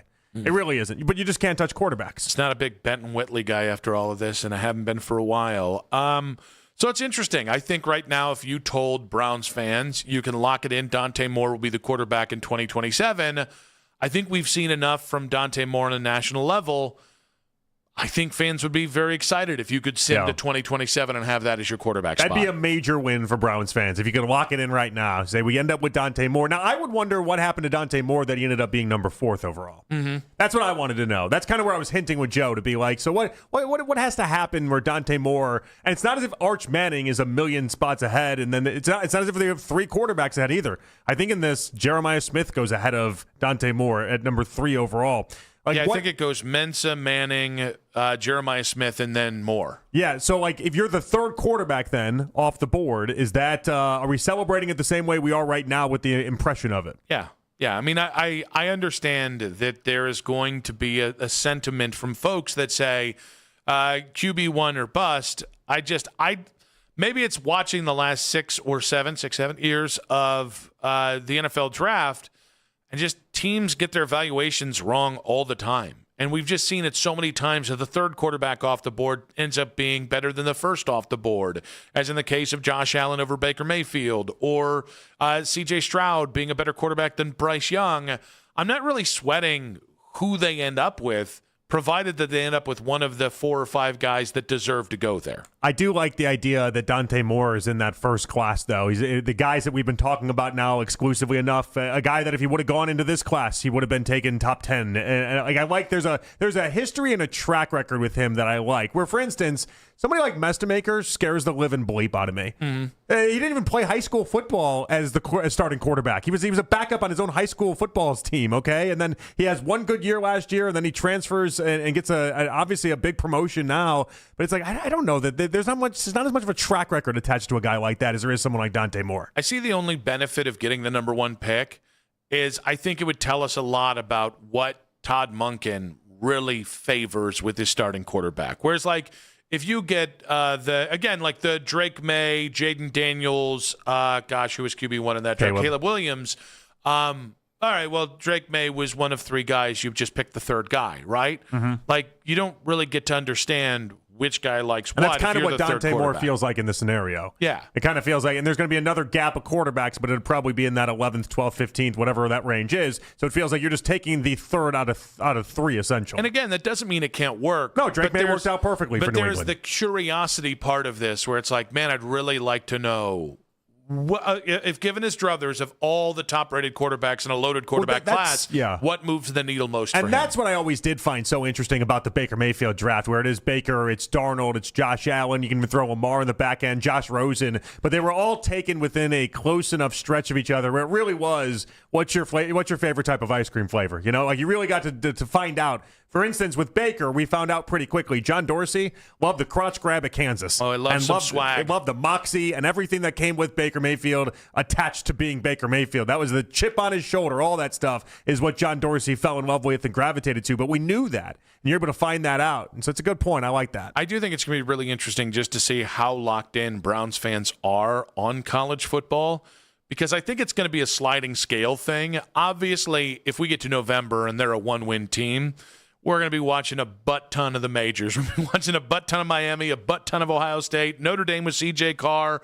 Like, you're going to have a wide swath of quarterbacks that you can watch that have a chance of going in the first round.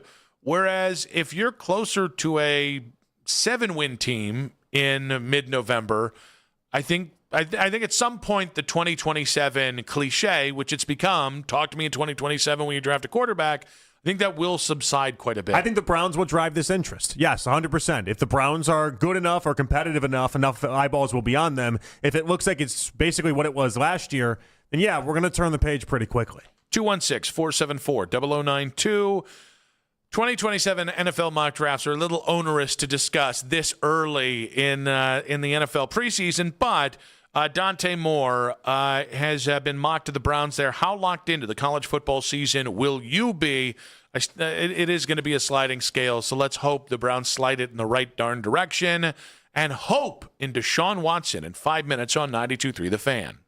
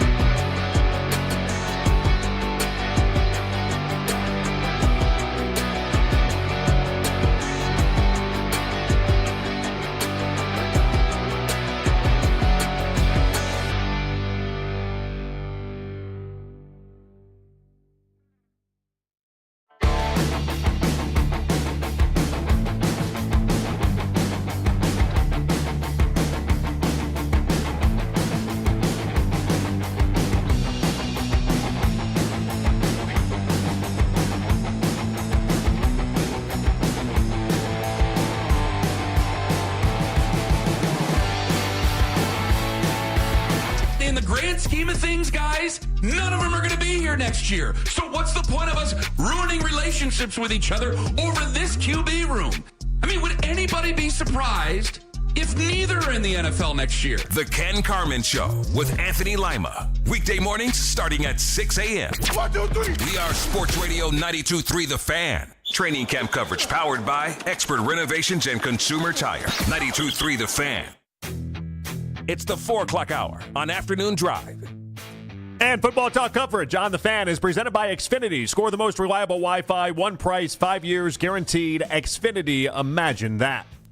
John Fanta coming up in about 20 minutes here. Nick Wilson, Jonathan Peterlin back on The Fan. We will be talking a little bit of Gardos with John. We'll also get into the Browns quarterback derby. I think it was 2 weeks ago. John said Deshaun Watson is finished, which we should have known was the kiss of death for Shador's chances to start. Yeah, all he's done is take the job since then. Yeah, because it feels like John's got a little bit of the Nick Carnes to him of like once he says it, the sports gods say we'll have the opposite of that. The Fanta kiss of death. I think, that's better than the Fanta flip-flop. I feel like the kiss of death could have some real legs to it. But we had I would say, a strenuous debate about Chase DeLauder and whether he should play tonight. We have a little updates here coming from Tim Stebbins, old Stebbies as we call him. Classic Stebbies.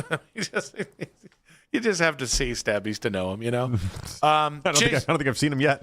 Neither have I. No. He's been the entire time he's been here. I haven't seen him yet. Those MLB.com guys, they are pretty insular. Insulated. One of those two. Yeah. Old Stebby, though, saying Chase DeLauder feeling better today. Stephen Vogt said he got treatment Monday, and an MRI showed nothing alarming. Hope remains. It's a day-to-day thing. So for the first half of that, you were thinking to yourself, CDL back in the big lineup. But now, that last statement, hopefully it's a day-to-day thing. Doubt remains. It sounds even more insulting when they set it up with the idea of like, yeah, he seems pretty good. Had an MRI, took some shots, like he's going to be all right. And then he's going to play tonight. Maybe not. He's got to. Maybe not. That's the idea. He needs to be in the lineup now. If you're giving me that first half of that report, then he's got to be in the lineup. Okay, but what about the last half of the report? That it's day-to-day and they're hopeful? Yeah. Yeah, that tells me it's not that serious. Yeah. I will tell you, for a guy who was on the fence for 12 minutes of that conversation. It was like 6 minutes and we all knew where I was going. No, I don't think we did. We all knew where I was going. I believe I asked Jax if he had saw your opinion somewhere over there. Because I set it up like, I don't know, good sports debates. They lead you one way or another. Come on, we knew what was happening. Revisionist history. You guys can use the Odyssey Rewind and hear his lies and deception. Because if you missed a moment in our show, use the Rewind feature on the Odyssey app, powered by Integrated Restoration, your local experts in water, fire, and storm disaster restoration, like that disaster of a revisionist history moment from JP. Not a disaster. Many people on the 92.3 The Fan YouTube channel are saying it was a disaster. Now, yeah, they're also talking about dead dads on motorcycles too, or we move off of that? I think they've moved off the DDG. Okay. You know me. Can't. I got two dead dads. You got one. One in Rome, I guess. We're like a megazord of dead dads here. Well, and it's always really nice when other people tell us about their dead dads. It really does. Ashley Bastock, when we were at camp, came over and told us about her dead dad. Our buddy Jake Volnick. Like we got a nice club brewing here. Very nice. We'd prefer not to be members in this club, but if you have to be, solidarity. Solidarity in numbers. Strength in numbers. It's how we'll all get out alive here, okay? Well, that's not going to happen. Except for the dead dads. Yeah. Well, and we'll eventually be dead dads. You know. Yeah, but that's a long time from now. Yeah. Hopefully. Well, that's the hope. Hopefully. The internet doesn't believe it's that long for you. Oh, no. The internet has been killing me off now for, I would say, at least a full decade. And they're probably going to be proven right one of these days. But as you and I are seen as the negative show about Deshaun Watson in town, we're going to play a little Aditi Kinkhabwala here from the morning show, talking about the changes she's seen in Deshaun Watson. There's no question that Deshaun Watson handles the operation a bit more smoothly, that he is indeed the veteran, that he's seen a lot more defenses. I'll tell you, in all the years that I have been around Deshaun Watson, this is the best that he is mentally. The space that he is in right now, his focus, the way that he stayed in Cleveland all summer, went to work quietly every day, didn't ask anything of any of the staff in the building at all, was simply focused on living with his wife and working on football and his rehab. Just the conversations I have with him on the side, different. And I think that there's an acknowledgement that this is it. This is his opportunity. If he's going to still be a player in this league, be a starter, be a force of any kind, this is his chance right here. I'll also say the fact that he hasn't pulled away with the job, the fact that he hasn't done enough, means that Todd Monken is enticed by the potential that Shedeur is showing and the growth that Shedeur has shown. All right, so there's a few things here. Mm-hmm. But when we talked about Deshaun from the last practice we were at, where Deshaun said, it's in the best place I've ever been, and all these things, it was the same energy, the same vibe with Deshaun. Well, it felt very phony. Yeah. Which also, by the way, a lot of Saturday felt phony to me, too. Well, what's interesting is in his, I think it was a third quarter interview with Aditi, I don't think there's anything phony about that smile. That looked like a man who felt like he had, discovered light again. I can't take anything he does seriously, though. So maybe that's where I have the hang-up here. And if we're going to call him phony for what he did in the press conference leading up to it, then I'm also going to probably call him phony for – not probably. I'm going to call him phony for what happened on Saturday. I think he knows the battle he's got right now in trying to prove to Todd Monken that he gets to be quarterback is showcasing that $1 million smile, is flashing the pearly whites and letting Todd Monken, this guy loves football again, doesn't he? He has a real desire. He's just doing what it takes. That's all. Hey, smart of Deshaun to recognize that what people like Todd Monken needed to see is a love for the game. That's what I need to see, because he definitely flashed it. I thought he almost went over the top with it, though. Oh, I got to say, I think he's been faking it. I don't want to say faking it. He has been so guarded the last 4 years that whether it's smiles or I feel like we've seen him fake smiles for the last 4 years. I haven't seen him fake smiles. I've seen him be very, I don't know, kind of look like he was pissed off and not wanting to be there. Well, no, that's what I mean. That has been his preset. He hasn't faked it. But I think when he's tried to act like whatever previous iteration of Deshaun, it's never felt entirely real. He looked lighter on Saturday during the game. I think the idea that Todd Monken spoke to it the way he did and was clearly looking to find out if Deshaun Watson was having fun again, I think he knew part of the test he had to pass was looking like he was having a great time. Now, maybe he was actually having a great time, and that's why the smile existed. But I would also say, if I think he's a great actor, I feel like he was acting in that spot because he knew that that's what Todd Monken wanted to see. I don't think he is a great actor. And listen, I still am very out on the idea that the actual football part of this will come through. But last week when we talked about Deshaun, I had said it's the same words, the same shrug, the same general hostage look that he has had for 4 years, 5 years now. That I have to say that I think Saturday was the one time that it hasn't felt like that. So I said, when I see something that looks different, I'll say it. I can say it, that at least looked different. Well, again, the football part of this can take him right back to football zombie again.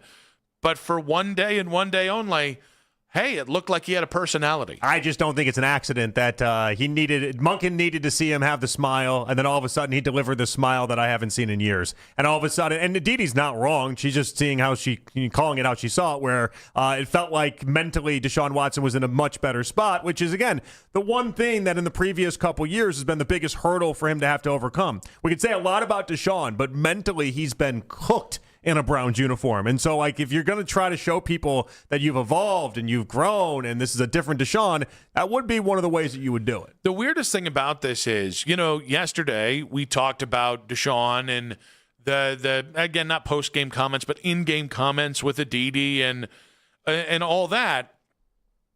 And then Chris Sims, I saw him saying things that were very similar to what I said on the air yesterday, which were positive. He looks lighter. He looks all this stuff.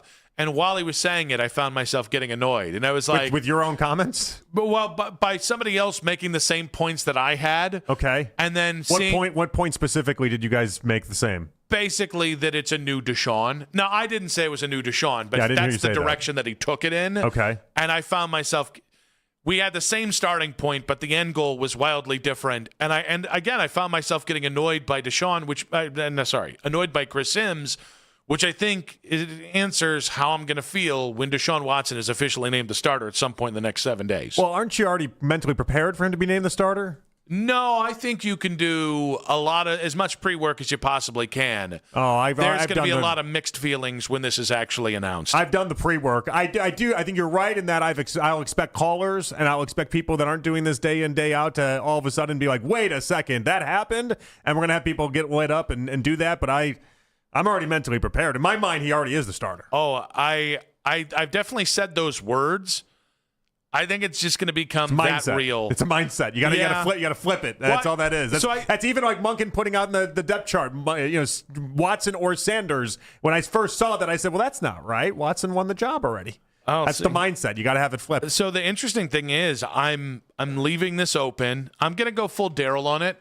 It's Deshaun's job. It's over, but then it's also unless not. Shedeur does something otherworldly, yeah. Which cannot exist at the same time. Which I've seen multiple Cleveland sports media members have that take. Cannot exist at the same time. It cannot be over while also then letting it open for Shedeur to have a miraculous week. But if you really don't want Deshaun to start week 1, the definition of over is that it's over. Yeah, the definition of over is that it's over. Yeah, it's over. It's either over or it's still open. It's over unless it's not. Is I think the prevailing take that cannot exist. That the streets are saying. Not exist at the same time. But no, I mean, it's funny. I do think it's Deshaun. I don't think Shedeur has a chance, and yet, for some reason, I know I'm going to be pissed at the unmitigated gall of the Cleveland Browns when within the next week they announce Deshaun is starting week 1 and for the foreseeable future. I can't promise that I won't lose my mind because I lose my mind pretty easily. So this is just that's a reality of my life. Remember the Chase DeLauder takes It just happens. It just happens. I get all riled up and I get angry, and that's part of my existence in life, okay?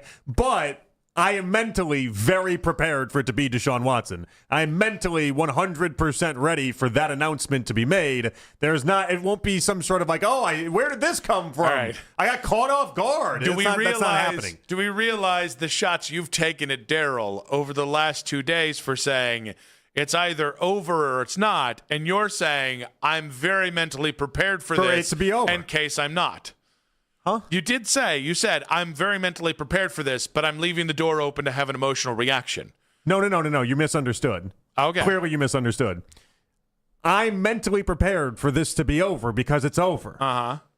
I'm leaving open the idea that when he makes the announcement, I'll have a reaction because I have a reaction to everything. That doesn't mean I haven't already made up in my mind that it's over. I thought you were going a little flip-flop rider on it. I'm very proud that you drew the lines I'm there. glad you called that out because we'd have to make that distinction known because in no world do I see, as over as this is, there's no world that then opens it back up because Shedeur does something awesome this week for myself. I have mentally already handled the idea that Deshaun Watson will start week 1. Oh, I'm seeing it in his eyes, it's on everybody else. It's on everybody else to either get there or let yourself be shocked in 7 days, or really on Sunday, I think, after the game on Saturday, and then they'll give it a day to then go ahead and have that reaction. Like that's why I'm shocked that you're not at that spot already too. You won't be shocked, but you will be enraged. I can see it. I get enraged with everything. Aya Shedeur come out here. That's not an easy bar. I get enraged with basically everything. I'm enraged right now. It takes nothing for me to get enraged. That's my existence. My existence is just getting enraged at things I think are ridiculous. And that's why we are giving ourselves a whole week to have the understanding. And really, I think I've already processed it. Deshaun is going to be the week 1 starter. That's it. It's like that's done. That's why I'm surprised you have not processed it yourself. Oh no, I'm just ready for the rage to come organically. You said it's going to happen. I'm a big organic radio host. But why aren't you already, when they listen to me, think he's very organic. Why aren't you already existing in the world that we've been talking about, which is this thing is over and Deshaun Watson has won the job? Because I still don't want it to be true. What more ounce could get out of you in I don't know 6 days or 5 days whenever it actually happens? We'll have to find that ounce. 216-474-0092. What will your reaction be when Deshaun is named the starter? You're waiting John to see if he gets injured first, aren't you? No, I just am still not mentally prepared. Like there's it's grief. I understand this has happened. I don't want to accept it. I guess I got to the acceptance stage awfully quick. You did. Well, Dead Dad Gang. We've lost a lot. We've practiced this. We have. John Fanta, NBC Sports, answers that question, not about Dead Dad Gang, but about the reaction to Deshaun being named the starter in 5 minutes on 92.3 The Fan.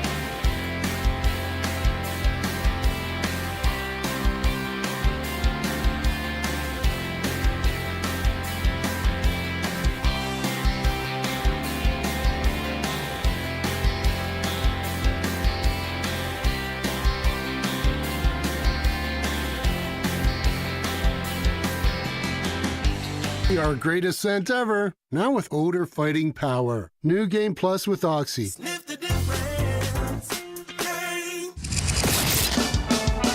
The best Guardians coverage is right here on Cleveland's Sports Radio, 92.3 The Fan.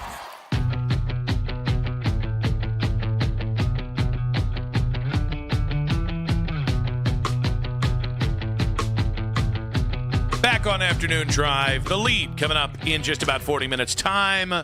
We've missed the presence of our next guest, though, and we're happy to have him on here. We'll talk about Deshaun Watson. We'll talk the Chase DeLauder scuttlebutt on 2 straight shows on this station, by the way. On the Weishart Right, We Make It Right. Call Kyle Wright hotline. He joins us every single Tuesday, most Tuesdays, at about 4:20. And he's Cleveland's own, NBC Sports' very own, the great John Fanta is back with us. What's up, buddy?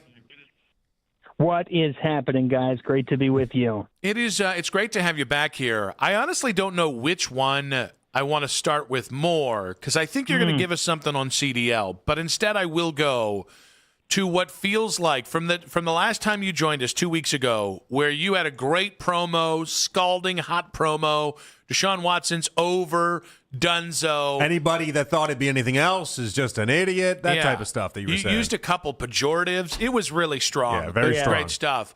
But since then, it was always going to look this way. It sure looks like Deshaun Watson's going to be the starting quarterback for the Browns. For sure. So what will your reaction be when and if Deshaun is named the starter in the next 7 days?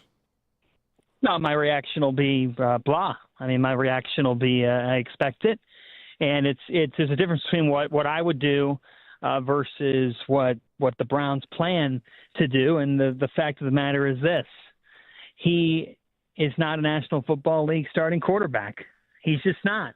And, guys, this competition is a joke. I mean, they don't have a quarterback. They just don't. And I would have looked into some sort of a veteran in the off season, because everybody's laughing at the Browns right now. The fact of the matter is this: Todd Monken comes out yesterday and says that if he gets what he wants out of his starters on Thursday, that they're not playing in the second preseason game. Well, what about Shedeur Sanders? Like, then you're not conducting an honest competition. This has been. It's not a competition. It's over. It's going to be Watson, and he's not an NFL starting quarterback, not at that level. And so it's a disservice to the locker room. It's a disservice to the fans.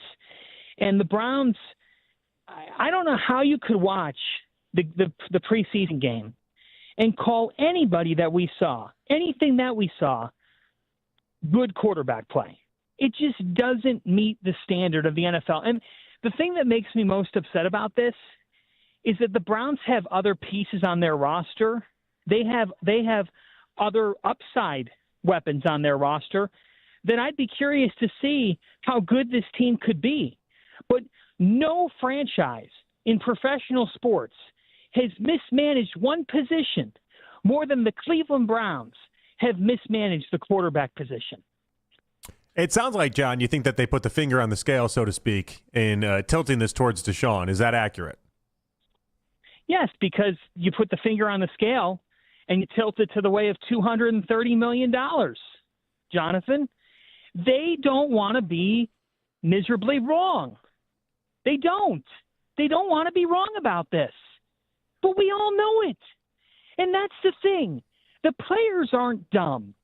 You guys, for the most part, aren't dumb. I'm just kidding. You're very smart, the two of you. Can't believe you'd say that about Basket and Phelps like that. They're going to be pissed.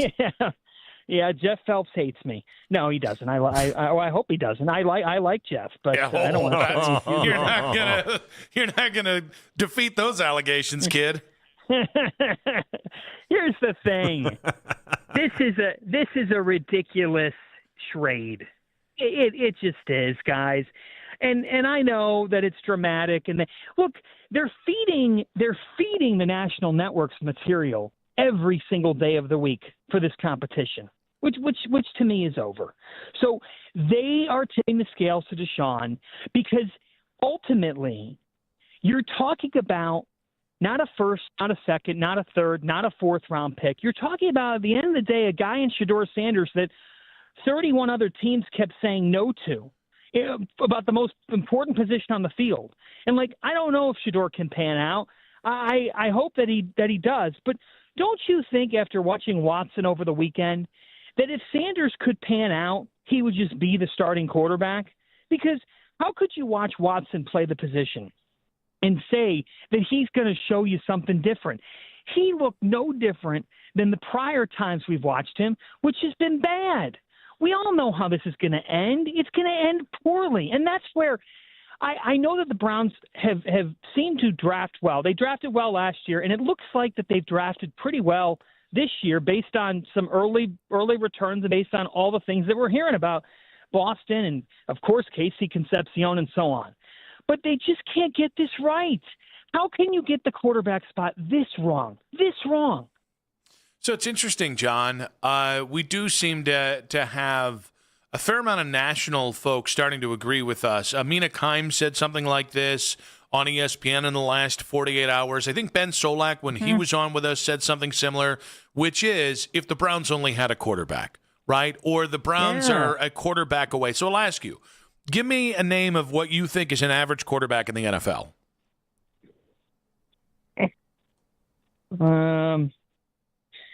Man, it's an average quarterback in the NFL. Maybe like a Brock Purdy. Is that average to you, or are you more like Baker Mayfield's average? I mean, I think Baker's a little bit above average, but guys, I would take Bryce Young today for the Cleveland Browns and think that they'd be a better football team. All right, so if that's well below average. If Bryce Young was brought in this offseason, if we do let's get in the DeLorean, it's your kids, Marty, your kids.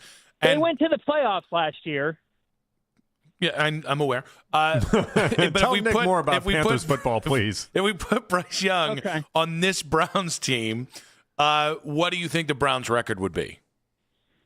I think they could be a 9-8 football team. That's and nice. without him, without an average quarterback, I think they're with one of the 5, if not one of the worst 3 quarterback situations in the National Football League. I think they're a 4-win football team. So the difference is 4 or 5 wins.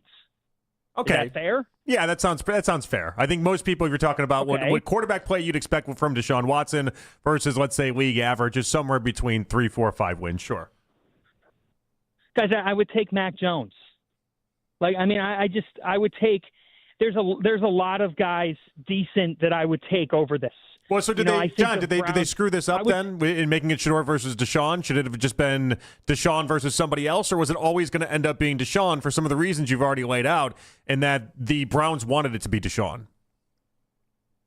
Yeah, they definitely wanted to be Deshaun, and I don't think that it should have just been Shedeur versus Deshaun. Also, what is Dylan Gabriel's role in this? I mean, to me, the other thing about this is I don't think that you're seeing Watson, Sanders, and Gabriel all stay on the Cleveland Browns after all this is done. So there's going to be another move. I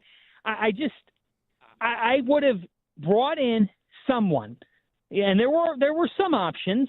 Okay, I'm not saying that the cupboard was full of great options, but there were more options than what they've got currently. What they've got currently is they're going to start a guy who can't throw the football down the field. Like in a points league, this guy cannot throw the ball more than 20 yards. I mean, I need to see it to believe it. There's nothing about him, and I'm not saying he can't throw a football 20 yards. I'm saying he can't throw it in an NFL game against NFL players consistently down the field, deep shots that are accurate and on time. I mean, some of these requirements, we're talking bare minimum. In a league where you've got to score, you have to score 30 points to win some of these games. If you're going to be any good, you're going to have to probably win a game where you have to score 28 points. It feels like the Browns is going to be, if they're going to have any chance of winning, it's going to be a 1st to 14 game. And guess what? They'll probably pull 3 or 4 out of their hats and do that. But to me, I would have made this Deshaun versus someone else. I mean, it were really up to me, I wouldn't have had Deshaun on the team. But that wasn't an option. That was never going to be an option. He can't play. And here's the other thing. If he's not starting, guys, he's not on the team. Like, you're not having him as a backup quarterback. This is the only way. You hatched your truck to this contract, and you're paying the price of it every day. All right, John, we got the Giants in town today. Now, we do have the Guardians lineup up here. Do you have your favorite Giants and Guardians players in an all-star lineup? That had played for both teams, Giants and Guardians. You want to do about 25 strong minutes on that one? Because we can do it. Yeah, let's take a deep dive. But there's so much OPS there. But after leaving the game on Sunday, CDL is not in the starting. That's Chase DeLauder to family and friends, and which led to this strong Donnybrook between Baskin and Phelps earlier today. You ready for it? Mm-hmm. All right, here we go. He's got to play now. No, he doesn't. Yes, he does. If he has a slight hamstring strain, you sit him. They took him out the other day. He got an extra day's rest. He's fine. Get him back out there. Is this the hockey mentality? You never think anybody. You never think anybody you should take care of from a physical standpoint. If he has a hamstring issue, and he goes out and he tries to explode out of the batter's box, he yanks it. They said they were doing this out of an abundance of caution. Okay, that's fine. Can we trust the team on this one? Sure, absolutely. Then get his back out there. Well, no, you need to trust the team. You just said trust the team, and then you said get his back out there. Yeah, that's because they said they did this out of an abundance of caution. Well, what if they're cautious again tonight? You going to yell at him? All right, so he's not in the starting lineup. So we mentioned that. Self-censor, by the way. Which of the extremes do you take in this? Do you take Baskin's position or Phelps's position? I am taking the position of he doesn't need to be in the starting lineup. And also, no, like none of us are doctors, so we don't abundance of caution, but it could lead to, you know what, he really does have an issue. I mean, this guy he's a rookie. I'm sure I don't think it's a lack of wanting to play. I'm sure he wants to be in there. This is a 60 and 65 ball club. And the reason why we're talking about them still is because the American League is as bad as I have ever seen it. Ever. And the third wild card race is, it is a Week 17 Browns-Jets game. Like that's where we're at with the third wild card in the American League. It's just that rough. He doesn't need to be in there if he's got an issue. Why would you further destroy him or further hurt him? You know, I know these games are important for trying to get that wild card and trying to keep your pulse. But if Chase DeLauder has an issue of any sort, why are you compounding it when you are not a championship caliber team? So the debate, John, now, the debate we came into is if he's 90 to 95%, if he's right on the edge of basically being cleared and being 100%, is that enough to go ahead in a giant series that kicks off basically a four series stretch where you need to easier teams, you should be better, you're within striking distance of the playoffs, everything that we've talked about, but like basically they need to just not fall down over the next couple games and make sure they get these games against the Giants. Way to put your finger on the scale there. Yeah, way to put your finger on the scale. Well, sometimes I got to do that. 90 but here's the thing, too. What happens if he misses tonight and he plays the rest of the week? What if this is just a precautionary what if they lose this game? Well, they had yesterday off, so we're going to give him 2 days off after he was taken off in the third inning of Sunday's game? Okay. Team is spiraling right now. Don't let him bulldog you. Team is Come on, spiraling John, right you got now. this. They can't win games as is. You're supposed to be beating these Giants teams. Yeah, and guess what? If you're any good, you should beat them regardless of whether you have them or you don't. I don't think they're good enough to do that. I think they're not good enough to do that right now. I think they need DeLauder. He's been one of their best players. But that's just it. Yeah, he has been one of their best players. But what's that gotten them as well? I mean, collectively, this lineup has been historically terrible since the All-Star break, to a point that the bigger conversation is what is going on developmentally hitting-wise with this organization. Like, let's talk about what Chase DeLauder, I don't mind him not playing tonight. It sounds like you take issue John, with that. I told you this team couldn't hit 3 weeks ago, and you guys both yelled at me. Well, we thought that they would get reinforcements, and guess what? They actually did, more than I even thought they would. Those reinforcements have actually been good, and the rest of the team has somehow regressed. Somehow they've managed to be even worse than they were. So, I mean, at the time I thought this is the most gettable that a playoff spot's ever been in the AL, and the Guardians have shown time and again that they normally fight through that. And wouldn't it be something if, after all this, they still were able to get into the playoffs? But the fact is, we're talking about Chase DeLauder like he's a quarterback on an NFL team. I mean, he's had a good year for them. But this is a ball club that should be able to capitalize on this 12-game stretch, but has shown you absolutely nothing since the All-Star break to say that they could. They got embarrassed by the Mets, and they've gotten embarrassed by several teams that are not very good themselves, and they're not playing like a playoff team. They're playing closer to the bottom than they are the top. So I'm okay with DeLauder sitting out tonight, especially if it means that he's going to be back tomorrow and the rest of the week and going forward. But to act like whether or not you beat the Giants hinges on him is a little silly to me. Well, all right. Strong stuff there, John. You didn't let him bulldog you. Proud of you, buddy. Great stuff, and we'll talk to you next week. I'm barking back at JP. I got tired. Get back in your doghouse. Okay, that's enough of that, John Fanta. On the Wise Heart Right, we make it right. Call Kyle Wright hotline. We'll react to what he had to say. Also, if he's the one barking back, shouldn't he be in the doghouse? I don't know, but you're both barking, and I appreciate you both. And we'll react to what he had to say. Strong stuff on Sean in 5 minutes on 92.3 The Fan. Hey, it's Nick Wilson, and I've got a little tip. Kitchen remodel is on your radar. Skip the stress, skip the sticker shock, and go see my friends at Northeast Factory Direct. You'll be able to get a full 10x10 kitchen for just $2,599.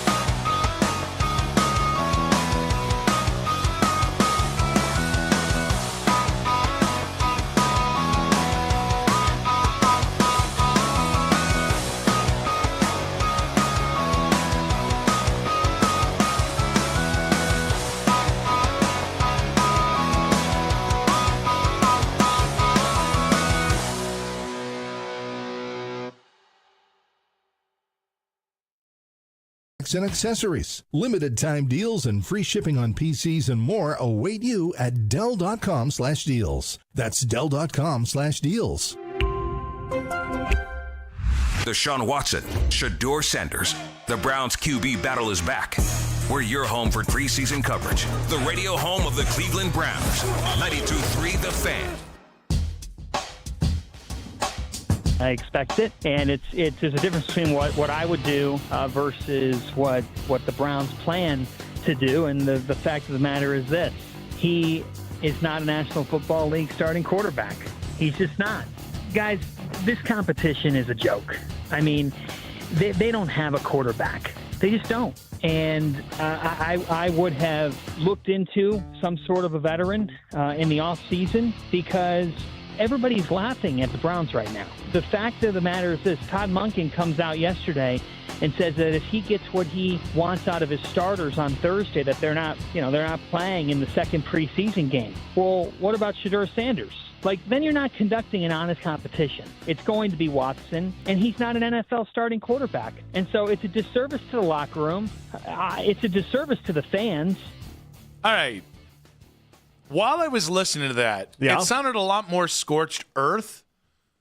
Than in the moment, or what? Like the words are harsh. Yeah. But it's not the sometimes Fanta can be acid-tongued. They can be screaming. He's not screaming there. He's very controlled rage.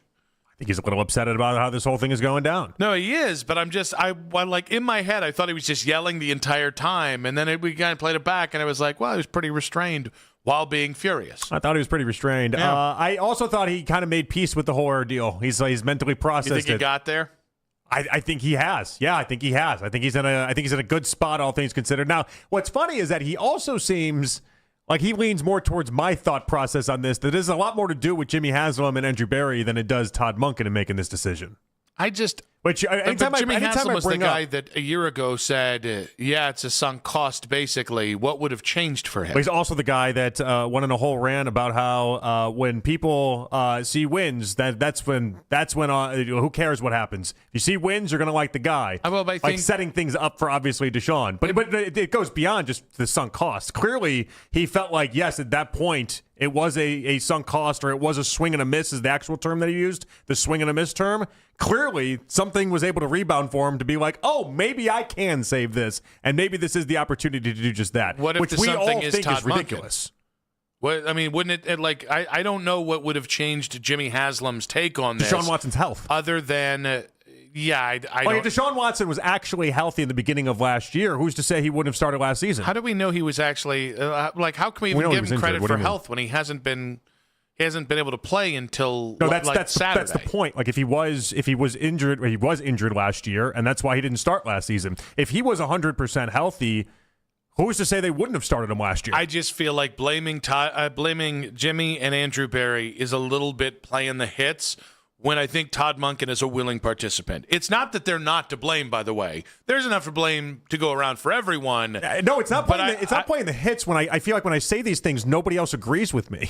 Like when I say this, it's not as if I got a rounding bunch of people to be like, yeah, I think you are right. I think it is Andrew Berry. I think it is more of a Haslam decision. When I say that, most people are like, no, this is Todd Monken's decision. And obviously John agrees with my take on that, and obviously it's my take, so I agree with it as well. Like I'm surprised that's not more the norm, that line of thinking. That's why I continue to bring it up. It's interesting you say that because I haven't scanned the whole marketplace here.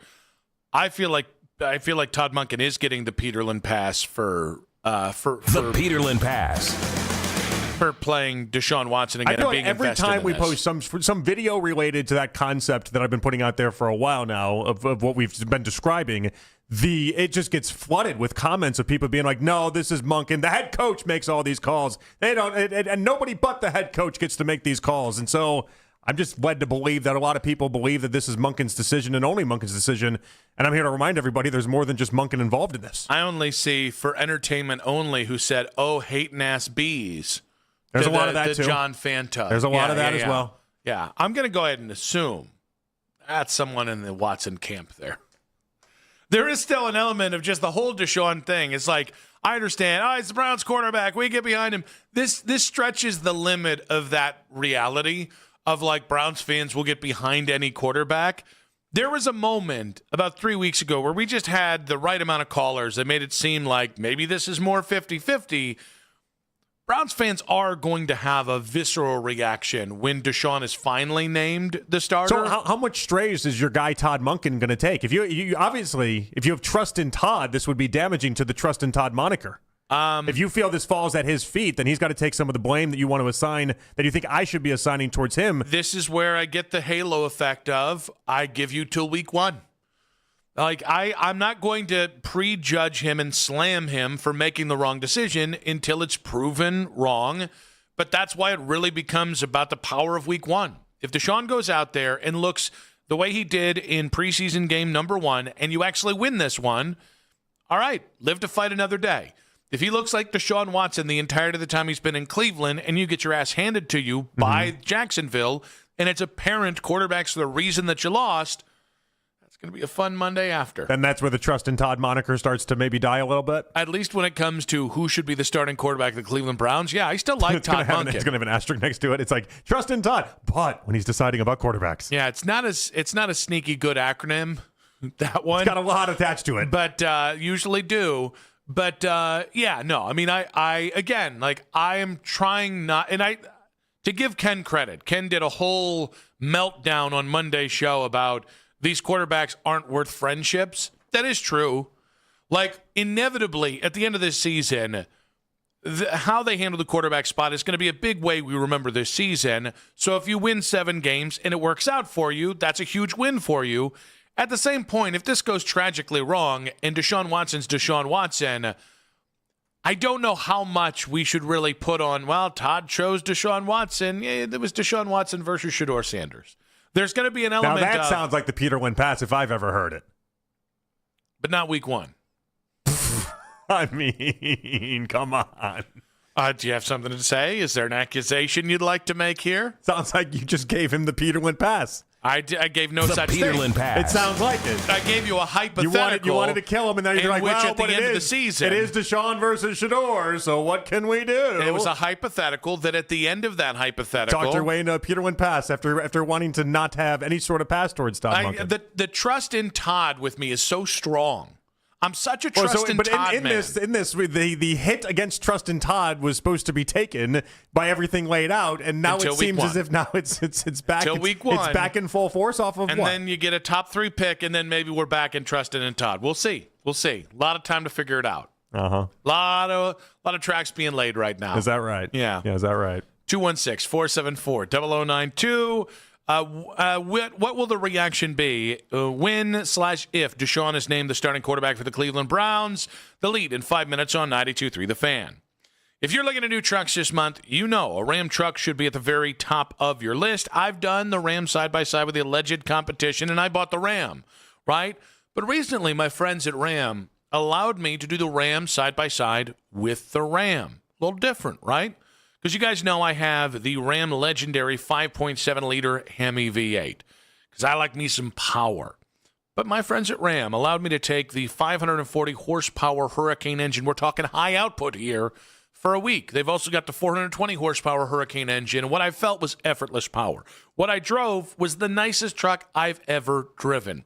It's simple, guys. Yet the Hurricane has all the power you want and more, but it's also got the same comfort and easy-to-use technology you know to expect with a Ram. It's also got Ram's 5-link coil suspension, a cushy ride if there ever was one. I'll say it again. It's the nicest truck I've ever driven. And why would you or anyone else trust any full-size pickup?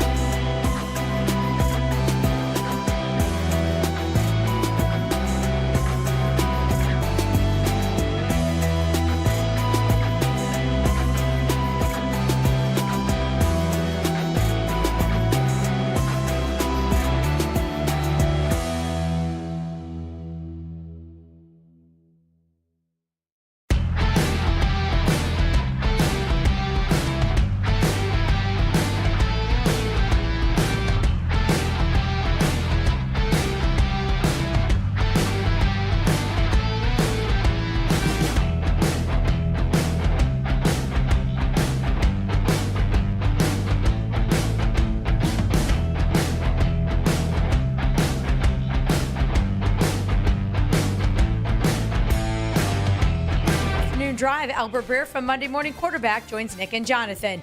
Headline Sports News every 20 minutes on 92.3 The Fan. From the University Hospital Sports Desk, I'm Katie Pollack. The only place for Browns news on your way into work. The Ken Carman Show with Anthony Lima. Weekday mornings starting at 6 a.m. 92.3 The Fan. It's 5 o'clock on The Fan, and it's time for The Lead with Nick Wilson and Jonathan Peterlin on Afternoon Drive. Win VIP access to the Fan 15 celebration September 3rd at Dave & Buster's, including a pair of reserved seats, buffet dinner, and a pair of power cards. Enter the word DRIVE, D-R-I-V-E, by the end of this hour at 923thefan.com to get registered to win. Albert Breer coming up in just about 20 minutes' time. We will get into his take on Deshaun's long-term future in Cleveland, if there is beyond this season. We'll also, he's a big Buckeyes guy, having gone there and graduated from Ohio State. We'll ask him about senior week being moved, and we'll talk about first-year head coaches and how they're set up. We got one here in Cleveland, one who used to be here in Cleveland. We'll talk about that with Albert in about 20 minutes' time. However, let's get into the lead. ESPN NFL analyst Mina Kimes reacted to the Browns' first preseason game and believes they're just a QB away. I felt like with Sean Watson, the operation looked cleaner, not willing to push the ball down the field. With Shedeur, he was willing to push it all out on the field early on. The operation was flawed. And the net result is I don't really think you're going to get, top-end average quarterback play from either over the course of the season. But I will say this. These young Browns skill players are fun. They are ahead of schedule in the rebuild of everything around the quarterback. Obviously, Judkins and Fannin were excellent last season. Casey Concepcion was my number one takeaway from this game. So much juice with the ball in his hands. Yeah. By the way, speaking of hands, made a tough catch. Contact balance reminded me of Jalen Waddle, who I compared him to in the pre-draft process. This has the opportunity to be a really talented young core. They really are a quarterback away. I feel that way. I agree with the idea that they're ahead of schedule. That part I don't disagree with. But I also need to see them play this year and find out exactly which pieces and parts get to stay and who's developing and who's not developing. There's concerns I have. I'm concerned about the offensive line. I'm concerned about what that means for Judkins and whether Judkins, even with a good offensive line, would be as good as everyone thinks that he is. Like I have concerns about this offense. I think they're more than a quarterback away, even if I can acknowledge that I think they're trending in the right direction. Maybe I'm drinking those that brown and orange Kool-Aid. I think they are a quarterback away. I think if right now C.J. Stroud was a starting quarterback or Baker or Jared Goff was a starting quarterback, I'd be saying playoffs for this team. And to your point, there are a lot of ifs. There really are. And what'll be interesting is, because it's very rare that 100% of ifs ever get answered in a football season in a positive, it's going to be really interesting which ifs end up more on the positive ledger than the negative ones, and whether at the end of the season we're still on whether I'm still in the quarterback. Basically, you're a quarterback So what's away. fun is that we should be entering that at the same time. At the end of this season, we should be able to look up and say, okay, make a couple additions, make a couple swap outs, but then we're essentially there. Like that is what the Browns are building for. I just can't do it right now on August 18th. I have to watch how this season goes, and importantly, I got to see what the offensive line is. I got to see what the running game is before we really step forward with that. We also have a backup tight end situation that isn't yet fully materialized and figured out. Like there are still enough questions for myself. All right, John Fanta, NBC Sports, joined us last hour. He's expecting Deshaun Watson to be the Browns starter. There's a difference between what I would do versus what the Browns plan to do, and the fact of the matter is this. He is not a National Football League starting quarterback. He's just not. Guys, this competition is a joke. I mean, they don't have a quarterback. They just don't. And I would have looked into some sort of a veteran in the offseason because everybody's laughing at the Browns right now. The fact of the matter is this. Todd Monken comes out yesterday and says that if he gets what he wants out of his starters on Thursday, that they're not playing in the second preseason game. Well, what about Shedeur Sanders? Then you're not conducting an honest competition. It's going to be Watson, and he's not an NFL starting quarterback. And so it's a disservice to the locker room. It's a disservice to the fans. So I do think that if I have any disappointment, again, I wanted Shedeur to start. I'd be happier if Shedeur started all 18 weeks. I don't really need to see Deshaun play ever again. I don't think it's going to go well with Deshaun. We can get into if it goes well. We can have all those conversations, but I think they are making an error by going with Deshaun. But I think when you settle for what I would say is like a C-level performance from either quarterback on Saturday, and it sure seemed like the Browns themselves saw what they needed to in Deshaun. Yeah, it proved that that Shedeur has been at a disadvantage this entire time, and that just we were promised a fair and balanced quarterback spot, and about halfway through this 9-day period we talked about at the end of last week, it seems games been called on account of mid-quarterback play. It felt very similar to when they did the first 3 days of installs so many months ago, and then they looked up, and all of a sudden Deshaun was having the advantage and everything, and it's like, huh? How did we get here this quick? Well, you can get there quickly if the answers are what you want. Now, it's funny. I went on with our buddies in Vegas, our guy Tim Murray last night, and he, Vegas guys, they always pull up the odds. And he was looking at the odds. He's like, first off, he was like, well, what do you think the odds should be? It's actually minus 450 for Deshaun to be the starter week 1. I was like, that's insane. It should be like minus 1,000. Maybe barring injury would be the only excuse you'd have in there. But they pulled it up live on the air. And they're like, at the beginning of the month on the 2nd, Vegas had it basically as an equal dead heat. The slight advantage to Shedeur is like, what happened in those 15 days? And I explained, like, Deshaun was unplayable 15 days ago. Yeah. Like, legitimately could not play. And that was really the only way this was ever going to go towards Shedeur's favor, is if they got Deshaun out there and he looked the way that he did 2 weeks ago. The light bulb went on just enough. Not the greatest light bulb, but it went on just enough. And now Deshaun is not only in the driver's seat, he's going to be the starter week 1. Aditi Kinkhabwala of CBS Sports was on with the Boss earlier today, and she said this is a different version of Deshaun as he competes to be the Browns starting quarterback. There's no question that Deshaun Watson handles the operation a bit more smoothly, that he is indeed the veteran, that he's seen a lot more defenses. I'll tell you, in all the years that I have been around Deshaun Watson, this is the best that he is mentally. The space that he is in right now, his focus, the way that he stayed in Cleveland all summer, went to work quietly every day, didn't ask anything of any of the staff in the building at all, was simply focused on living with his wife and working on football and his rehab. Just the conversations I have with him on the side, different. And I think that there's an acknowledgement that this is it. This is his opportunity. If he's going to still be a player in this league, be a starter, be a force of any kind, this is his chance right here. I'll also say the fact that he hasn't pulled away with the job, the fact that he hasn't done enough, means that Todd Monken is enticed by the potential that Shedeur is showing and the growth that Shedeur has shown. It's good to hear Aditi say that mentally he's different, because I think that is one component to all of this. Whether it's true or not is another story. We'll find that out. But mentally he's been cooked when starting in a Browns uniform. And it's understandable why. But if it's a different Deshaun, it's a different Deshaun. The mental game does matter a lot in this. And so that is a key component. Yeah, it is... The only thing that I've seen different from Deshaun at any point in the last 5 years was his interview with Aditi after he played the first half against the Bears. He did seem to smile. It looked to be a genuine smile. Beyond that, he looked acceptable on Saturday. He has looked acceptable in his time with the Browns. What he hasn't looked at, is incendiary at any point. So, as much as I would love to buy it's a different Deshaun, he is going to have to prove that not just once, but about 17 times this year for most people to buy in. I listened to a little of Olin Kreutz after that game on Saturday. Obviously, the longtime Bears analyst, former Bear, and he's like both backup quarterbacks on the Bears would be the starter for the Browns if they actually had an opportunity to audition for it. I disagree. That's hyperbole. Now, Case Keenum, maybe. Tyson Bagent is booty cheeks. Bagent is their Dylan Gabriel. Oh, that's a little harsh. Tyson's had some decent games. Yes, he's had some decent games. He had some decent throws in that game. Don't give me that look. Our Dylan Gabriel? Dylan cannot play. Neither can Bagent.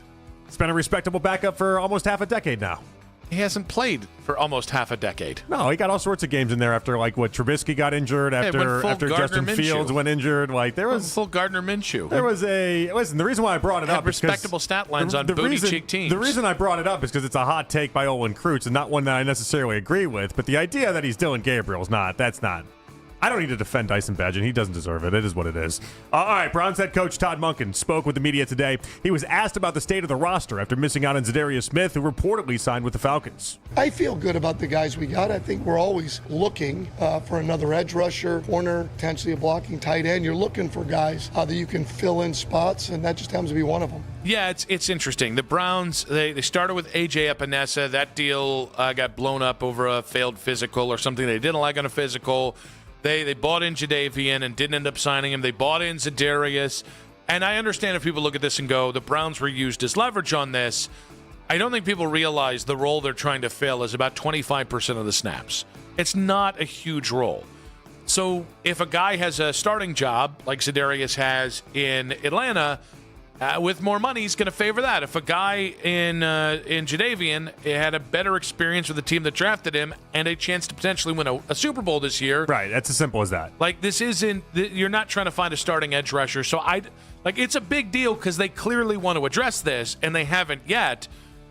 But I would imagine between now and the week one, they're going to be able to find their guy. Yeah, the Browns are losing out to better situations for these players. That's not the end of the world. That's just them losing out to better situations. In no world does Jadeveon Clowney choosing the Browns over the Texans exist. It just doesn't. Zadarius, even with that, if you offer him starter money on top of then the actual chances to have starter opportunity, he's not going to choose to be a backup guy here for that. It doesn't make sense. Chase DeLauder is out of the Guardians lineup tonight against the Giants after leaving Sunday's game. The mild hamstring tightness the phrasing was out of an abundance of caution. John Fant of NBC Sports weighed in last hour on if CDL should be playing tonight. I am taking the position of he doesn't need to be in the starting lineup. None of us are doctors, so we don't abundance of caution, but it could lead to, he really does have an issue. I mean, this guy he's a rookie. I'm sure I don't think it's a lack of wanting to play. I'm sure he wants to be in there. This is a 60 and 65 ball club. And the reason why we're talking about them still is because the American League is as bad as I have ever seen it. Ever. And the third wild card race is, it is a Week 17 Browns-Jets game. He doesn't need to be in there if he's got an issue. Why would you further destroy him or further hurt him? If Chase DeLauder has an issue of any sort, why are you compounding it when you are not a championship caliber team? Strong stuff. I'm siding with the hockey guy in Baskin on this one. I think Baskin's take is right. We don't have to treat DeLauder like this Fabergé egg, this delicate thing. Let the man play. 90 to 95%. He's fine. Get him out there. You need a win against the Giants tonight. Get him on the field. I don't know what the holdup is. Yeah. Listen, they are in a spot where they need to win this series, and if they can sweep the Giants, that's even sweeter music. You don't need it so bad that if he were to get banged up tonight and he were to miss the rest of the season or something close to it, that would end your season quicker than just a single loss to the Giants. It's just a little precious for me is all. It's a little precious. It is the most he's ever played in his in his baseball career as a professional. So I think it's okay to be precious. Like that movie, Precious. Is that it? Okay. I think she was a lot precious, though. She's a lot precious. Yeah. Oh, jeez, that was mean. It's okay. I can say it. Look at me. Hey, it's fat on fat crime. Have some Sanka. Hey. Is that how that works? Does it work that way? Like fat on fat crime? Is that okay? I believe so. Is that how that? I'm going to say it does because in this case, I really need it to be. Okay. If not, that was very mean. Very mean. Albert Breer, MMQB, joins us in 5 minutes on 92.3 The Fan. Hello, Haven.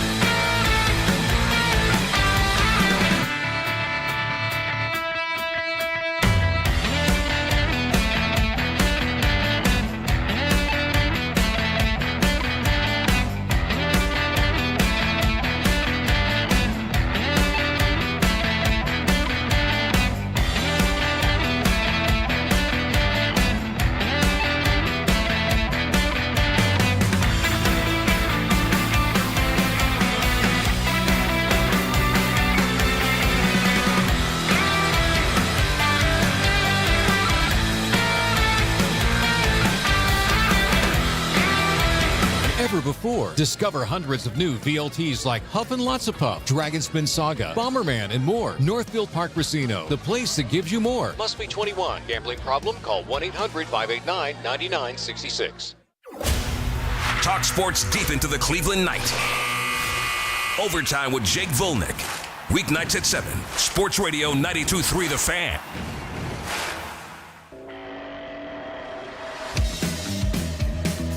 Nick and JP back on Afternoon Drive, working to get Albert Breer here. Albert's in the midst of his camp tour. Was in Pittsburgh. The last camp tour there, the most recent thing he put out there. So, yeah. What do you find in Pittsburgh? Just Mike McCarthy? A lot of white trash. Is that right? Yeah. Oh, wait, they're the Heartland. Yeah. No.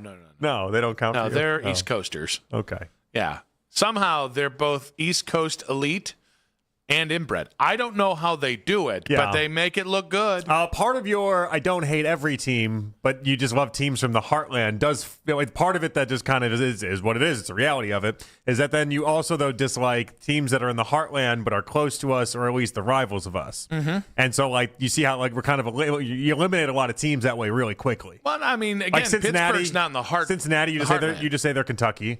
Well, that's just being a D. Indianapolis. Oh, no, Indianapolis is a nice little town there. Yeah. A little boring. Well, the nickname is what, Naptown? Yeah. But yeah, I mean, Die Hard. Whose nickname is the city is Naptown, and you're like, this place is rocking. Well, when the NFL, wouldn't exist. When the scouting combine goes in there, you go to Prime Steakhouse, Harry and Izzy's, they get to rocking pretty good for about 5 days out of the year. Yeah. And the rest of the time, that's their peak. And the Big Ten championship, or the Big Ten hoops tournaments when they're in town. And the football one too at Lucas Oil. Yeah, for sure. Yeah, it gets going. Got hit on by a cougar during the 1 year the combine in the Big Ten hoops tourneys were there. Yeah, and I didn't realize it until Daryl walked in, and the entire temperature of the room dropped by 30 degrees.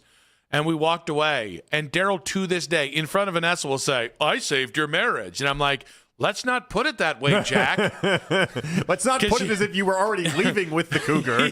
What a disaster. Let's put it more like I just didn't know what was going on. Yeah, Nick had no idea what was going on, that he was being hit on. Does Daryl think he's helping you with that case? He really does. In some sort of way? I'll let you know he was good that night.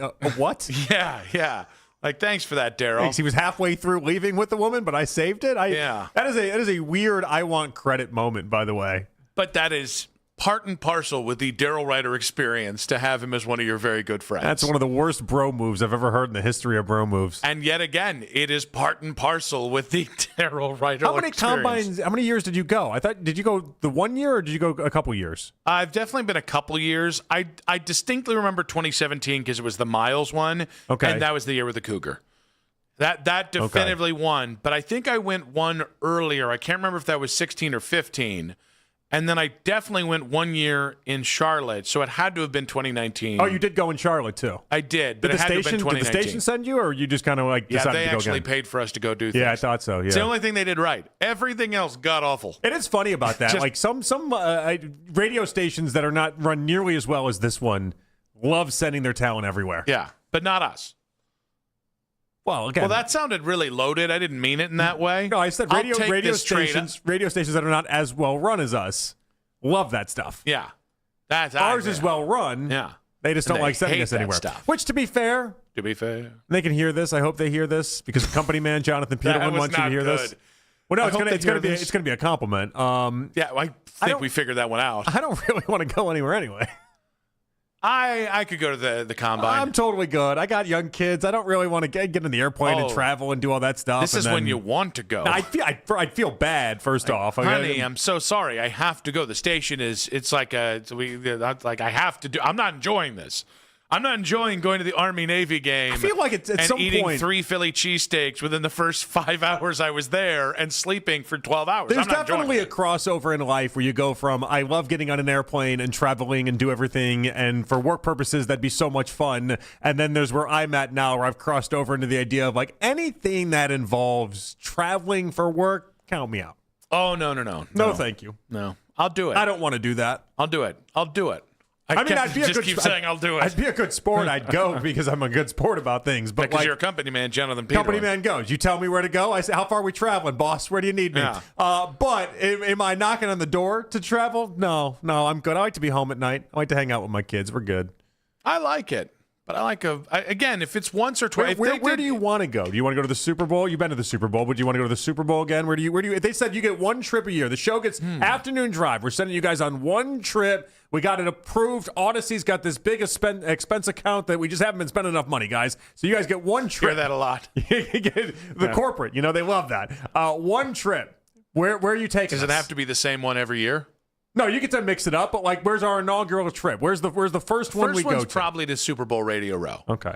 And then the next one's probably the Scouting Combine. And then those are two of the best ones. Okay. We're not hitting like a spring training or anything like that. It feels like a lot of places they end up going to spring training. A lot of fun. I think we'd love spring training. Ken and Anthony would still get the hot dogs from Curtis, but we would really enjoy spring training. I think another hot dog just got ate in between the break. What are you saying, Katie? Katie, I'm not sure. You know how radio works. You can just come in and get on the mic. You're going to be fine. All right, what's up? I know I didn't want to interrupt you guys. I said I think you did. I'm in for the company trip. No, we know. You travel more than anyone I've ever met in my life. We know you're in for a trip. Company trip. I came running. Did you always travel as much as you travel right now? I've always traveled. Yes, I've always traveled a lot. Okay, you always have. Okay. Some years are more than others, but it's a lot. It's been a lot. Yes. Okay. Is that why you sent your kids to other states? Yeah, so I could go have better places to go visit.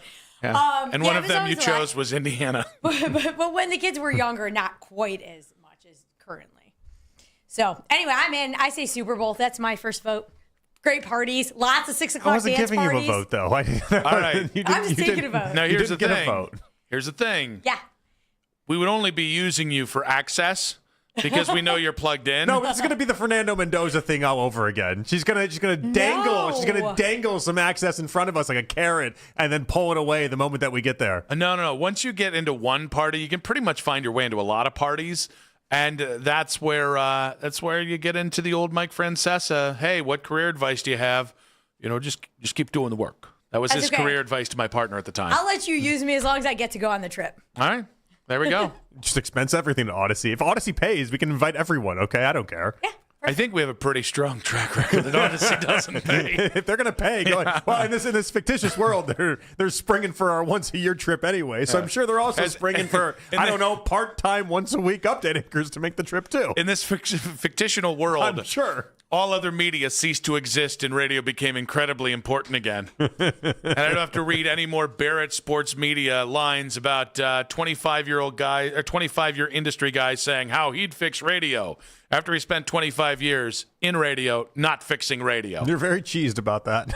That just really annoyed me. I know. Just really annoyed me. I need more guys that have laid off half the workforce telling us how he would fix it, because I think we know I'd fix it. He'd just lay a bunch of people off. But that is what media is these days at this point. It's gone very corporate, and so because it's gone very corporate, everyone's younger. Look around, guys. They go younger because it's cheaper. That's why you, sir, are a company man. There we go, company man. You get the strat. You get the strategic nature of all this. I will dance for my dollar. Let it be known. Now, speaking of strategic nature and ideas that nobody really likes, Deshaun Watson. Looking like he's going to be the starting quarterback. Daryl did put up there on his camp recap today. He's seen nothing from Shedeur through the first 2 weeks of this camp. First 2 days of his week, as it were. Yeah.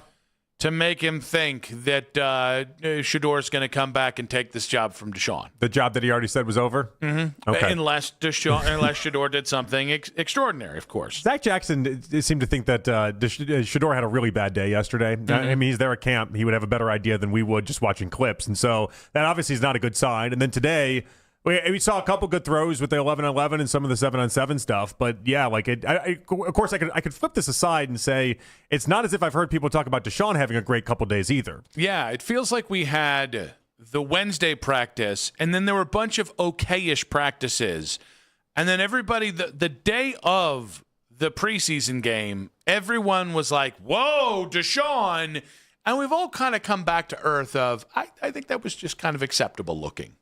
Yeah, I think a lot of people have kind of settled in on that. So, all right, let me ask you this. I thought last year, once Shedeur understood what the 4 quarterback race was, And it just kind of seemed like he was doing different things in the practices, and he went more towards, I'm going to work on being better long-term than impressing everybody in the moment. Do you feel like that's what's happening right now over the past couple of days? He's kind of reverted back to what he did last year when he put together that it was not a true competition and he wasn't going to win the race, and focused more on how do I get better long-term instead of just impressing everybody as much as I possibly can? No, I think he might have just had a bad day of practice. And that could be it just the same way as anything. It could just be a bad couple days. I want to keep an eye on that. If it seems like Shedeur just kind of, I don't know, the next couple of weeks just kind of meanders through, I'll keep an eye only because it's exactly what happened last year when he realized the gig was up and this was not going to be something that he was going to actually have a competition with. He went into basically making sure that the future version of him was going to be taken care of more than trying to impress people day in, day out. Still working on getting Albert Breer here of the MMQB, and I'm sure in no time we'll get Albert on the show. But we were obviously have talked a bit about Deshaun Watson taking this job, claiming this job, what that looks like. Is there anything that gives you hope that Deshaun can do this? I think it's got to be the people around him. The scenario that exists where I am just wrong about my Deshaun Watson prediction, and I'm just flat out wrong, and he plays much better than I would have thought, and the team looks much better than I would have thought, and you win 7, 8, 9 games or something like that. I think it exists because of the guys around him, because Concepcion and Boston are that good in their rookie seasons, because Judkins and the offensive line is that good. It's nothing inherently that Deshaun himself would be doing. It's the cast around him being that awesome. Yeah, I mean, I can see a scenario where if you win some games early and all of a sudden Casey Concepcion is making plays and Dylan Sampson are making plays and Harold Fannin is making plays, where basically the playmakers are doing the heavy lifting in terms of making explosive plays and getting in the end zone, I can see a scenario where if you have enough time, then maybe something clicks with Deshaun. Not that he goes back to 2020 Deshaun, but where all of a sudden he starts being able to make just a few extra plays a game that allow him to look acceptable across 18 weeks, assuming he can stay healthy. We saw some of this even in Saturday's game. Now, we talked about it leading into the game. The exact play that I'm going to describe here is the exact thing we talked about going into this and who gets credit and who doesn't. The Dylan Sampson play. That's all Dylan Sampson. That's him making that play. That's him putting together the 40-yard run. That's him doing all the work attached to it. But in the stat line, that goes to Deshaun's favor. It goes to the completions. It goes to the yards added. And that's a Dylan Sampson play. And so I think there's going to be a lot of that. And it's in turn going to make Deshaun look like he's much better than he is, which, again, that's part of quarterbacking is the environment around you doing some of the heavy lifting for guys that you're not winning because of and guys that you're winning with. Yeah, and I think the recipe to win with Deshaun and Shedeur is similar. The difference is I'm pretty sure that I know Shedeur has enough playmaking ability that if he has a day where the rookies hit the wall or the running game isn't hitting or that offensive line takes a moment to gel, I can fall back on that playmaking. And I think if we look at this and go, it's ambitious to say the offensive line, the young pass catchers, and the running game are all going to be firing right the second the season starts. That's going to make it really interesting to see what you can actually do offensively with Deshaun because, again, he's just kind of turned in at least what we've seen in the preseason into a check down Charlie. But if I'm wrong about Deshaun and he looks, and I owe Jeffrey an apology, okay, it would be because I think all the pieces around him are firing in such a way that there's a lot of quarterbacks that you could have put in there and it would have been all right. And Deshaun would have shown he's proficient in not turning the ball over and also then making the right smart play. I mean, I think if we want to continue on this train of the what if we're wrong, I mean, Deshaun and Shedeur having as many positive moments as they did. I know they both had a big turnover. I know there were some bad there. But both of them being able to actually just make plays in that game with what the offensive line did in front of them probably should be studied a little bit more.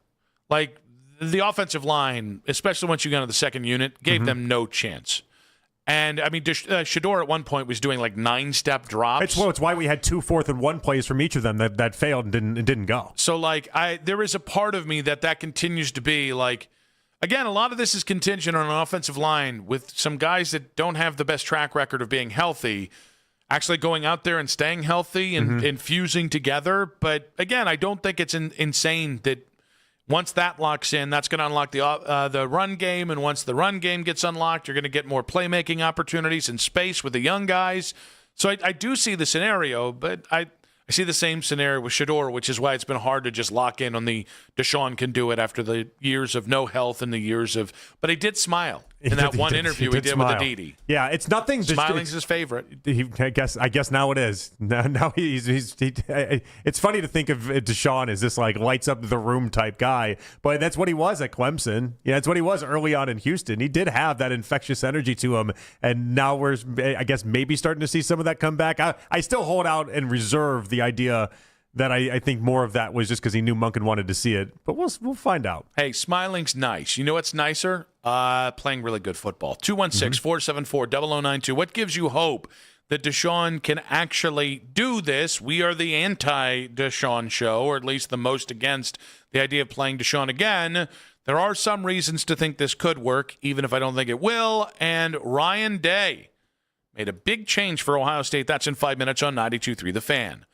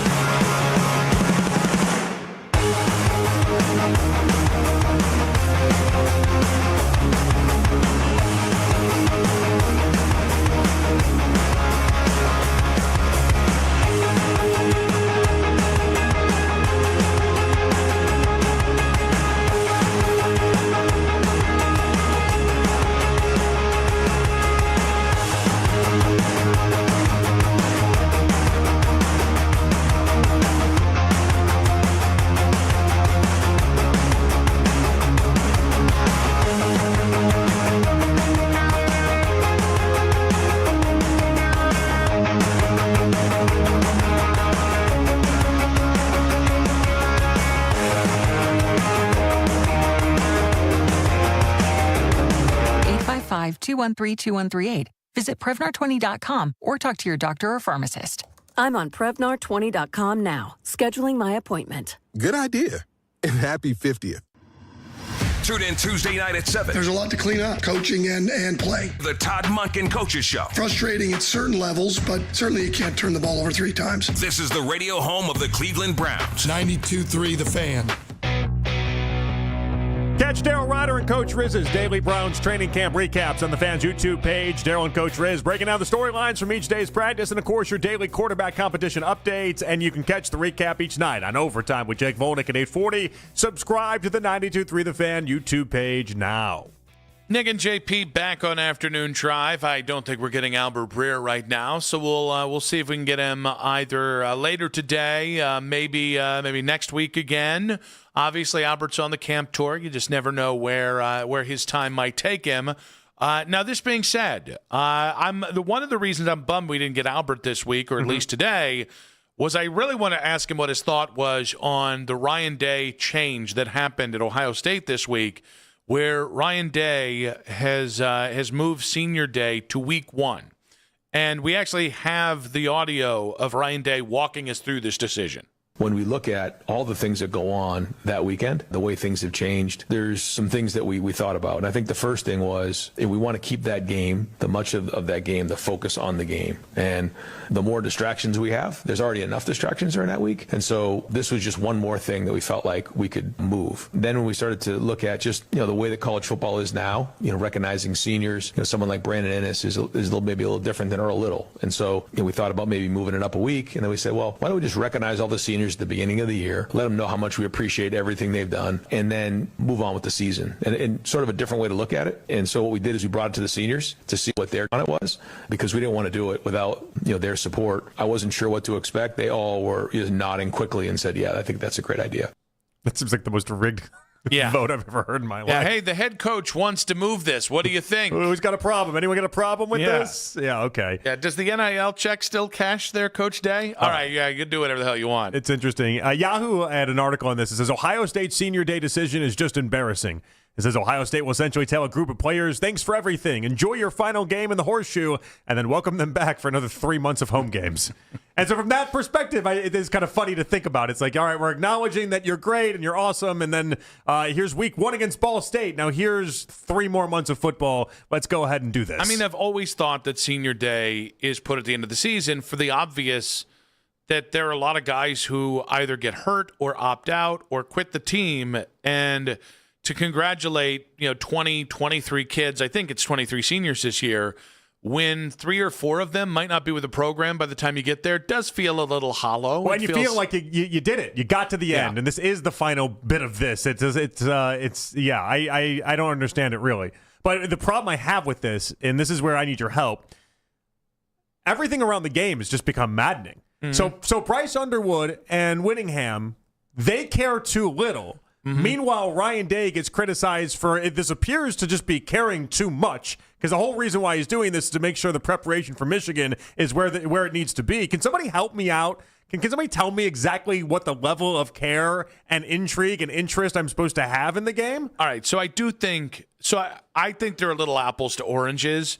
Bryce Underwood and Kyle Whittingham, after Michigan's dominance for about 4 years, after the first Michigan loss, after Michigan getting to this awful point with Sharon Moore, the two guys most responsible for winning in that rivalry, underplaying the importance of that rivalry to them personally, I understand why people got pissed about that, and I would be pissed if it was the Ohio State side.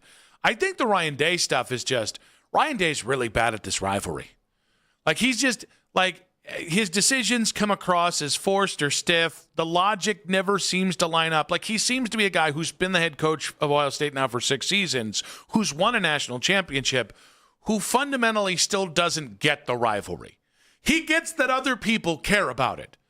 But on a molecular level, there's something about him that doesn't seem to understand this. And this just seems to be another tone deaf of like, oh, yeah, Senior Day. That's why you haven't been able to beat them regularly. So Tressel obviously would never make this move. But, like, if Tressel had made this move, I think people would applaud it in a way that people just will not do it for Ryan Day. I will ask you, would Tressel have put boots to asses on Michigan the way that he did for the first 8 years he was there, the entire time he was there. I mean, obviously, again, it's different. I don't think he would. I don't think he'd move off of. Also, another part of this. Why doesn't he just move it to the game prior to the Michigan game then? Yeah, that would seem like the logical thing. Seems like you don't have to put it week 1 against Ball State. Move it the week prior. Also, the reason why it does matter is a game against Ball State doesn't have the same emotion as the end of the regular season.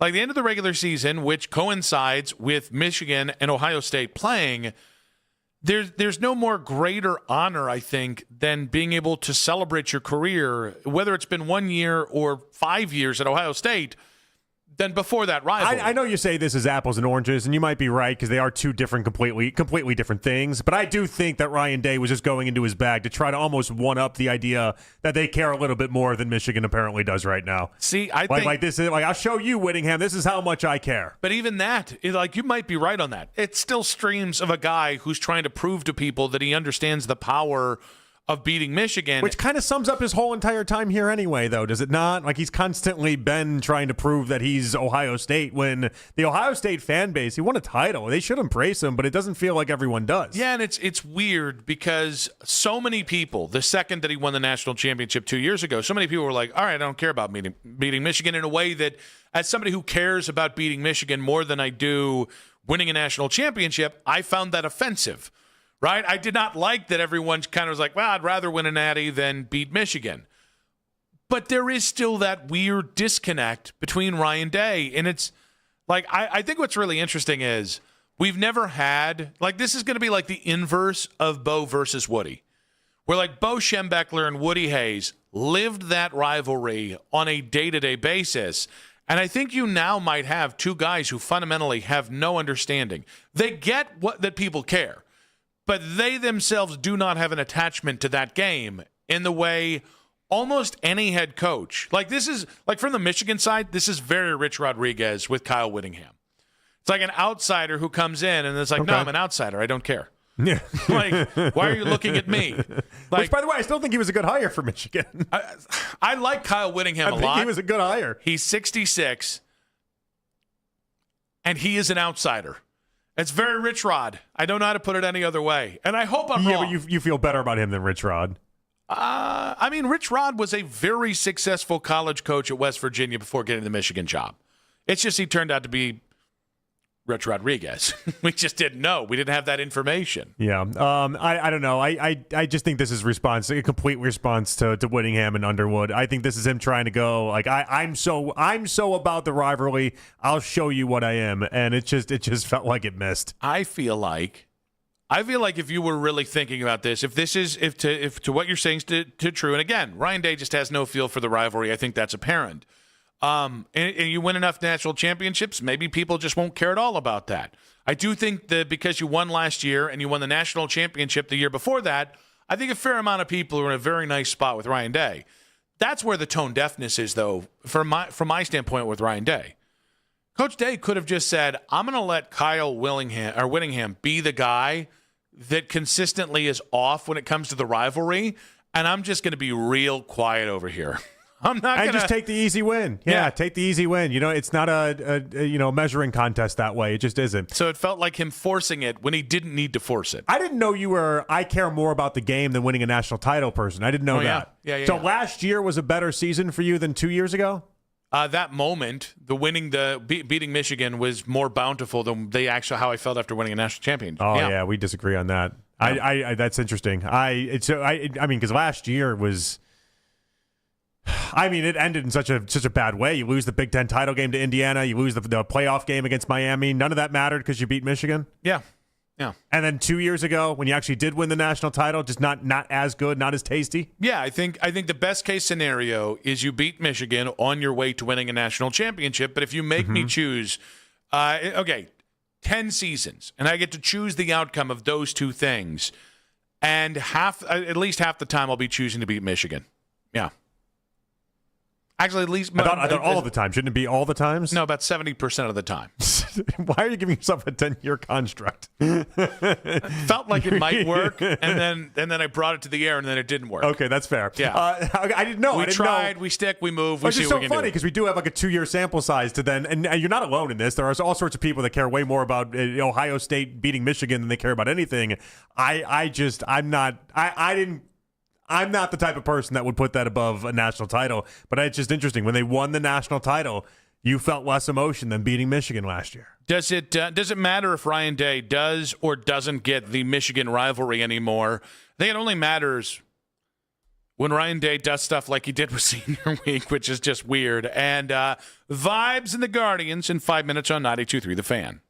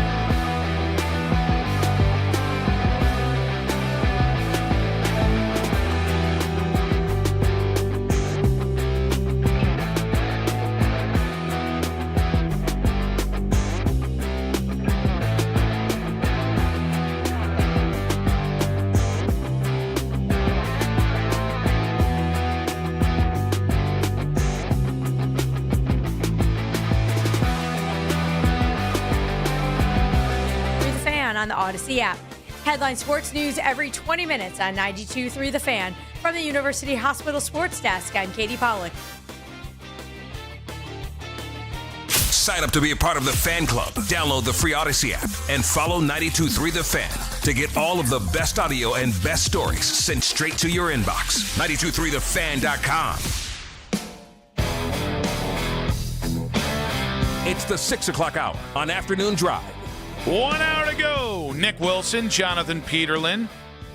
In case you missed it, coming up in about 40 minutes' time, we will get to Gardo's vibes here in a moment. But we have a quagmire in our hands in my fantasy football league. Oh, is that right? Yeah. Wait. Your fantasy football league or our fantasy football league? Oh, that's right. You're in our fantasy football league. I'm in. I came in third last year, or second, or one of the enough of a position to have Daryl give me a fake trophy. I think you were fourth. Because I think I was third. Oh, that's not good. Oh, why did I get a trophy for fourth? I don't recall. As Daryl. Did you get a trophy? I don't recall. I don't think you got a trophy. But last year, well, I would because I finished better than you. That's what I'm arguing. I'm contesting whether you finished better than me or not. I think Daryl then gave me a weird present, and I don't remember what it was. But remember, it was like a whole on-air thing? I don't recall. Nor do I care that much. But our fantasy league last year, my buddy Jeremy got Brian Hoyer to pull the draft order. Yeah. And so this year we're starting to... And that was before I was in the league. That's before you were in the league. Then I hopped in later. Yeah. And then we thought it was going to be a whole show thing. And it's like, you're in there. I'm in there. Mac's in there. No. His career never recovered. Oh, no. But so now we're trying to figure out who the hell we're going to get for a cameo. Is Mac still in the league?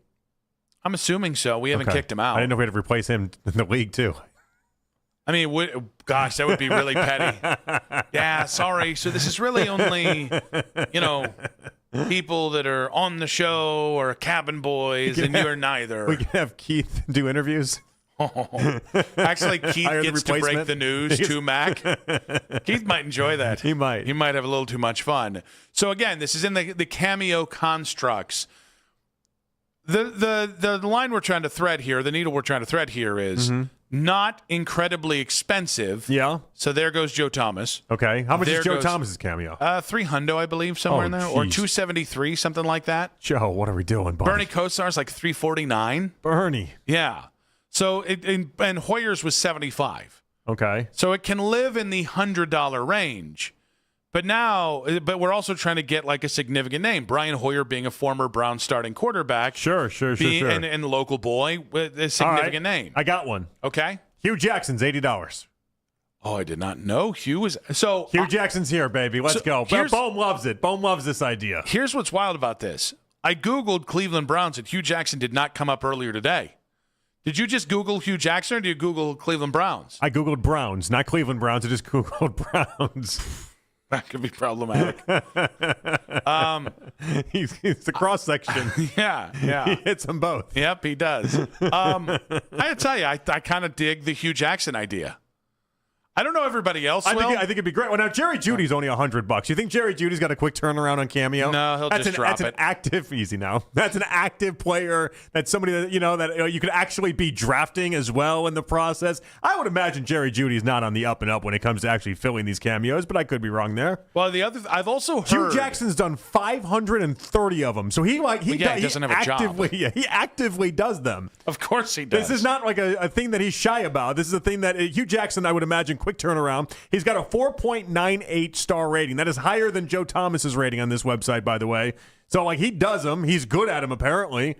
And he's $80. Here's the thing. I have heard that he will... How about out of the bowl? If he doesn't that'd actually be really funny, but we don't tell him. The Nick and a Jeremy and a hacksaw. What the hell's a hacksaw? It's not a great Adam. I didn't promise you a good Adam. I mean, we can go really cheap here. Greg Joseph's only $50. I thought Seneca Wallace. That's not 30, bad. Yeah, 35. He's 35. Johnny Stanton's 30. Everyone knows and remembers Johnny Stanton. Yeah, no fullbacks. Seth Duvall for $25. How about that? I'd rather Devin Kajust. Kajust is loose. Is he still on there? He was for a minute. I don't see Because we almost went Kajust last year. Oh, Maurice Hurst is $10. Oh. I know, that is kind of sad. Do we need to have a conversation with him about valuing himself? That is kind of sad. Like, Mo, you're worth more than $10. Well, why is Devin Kajust $54? Hard Knocks did a lot of work for him. Because this is his main job. Yeah, he's got 251 reviews. Jeremy pushed hard for Cajuste last year, and quite frankly, I think we all thought better of it. Donovan Peoples-Jones is a good one. Isn't he like 75? Yeah, 75. Jed Wills is $150, which is insane. I wanted that's to too much do money. the Jed Wills one, but $150. And again, I'm not spending it. It's Jeremy Christian spending Kirksey, $60. Everyone loves Christian Kirksey. I loved Christian Kirksey. I think we liked him quite a bit.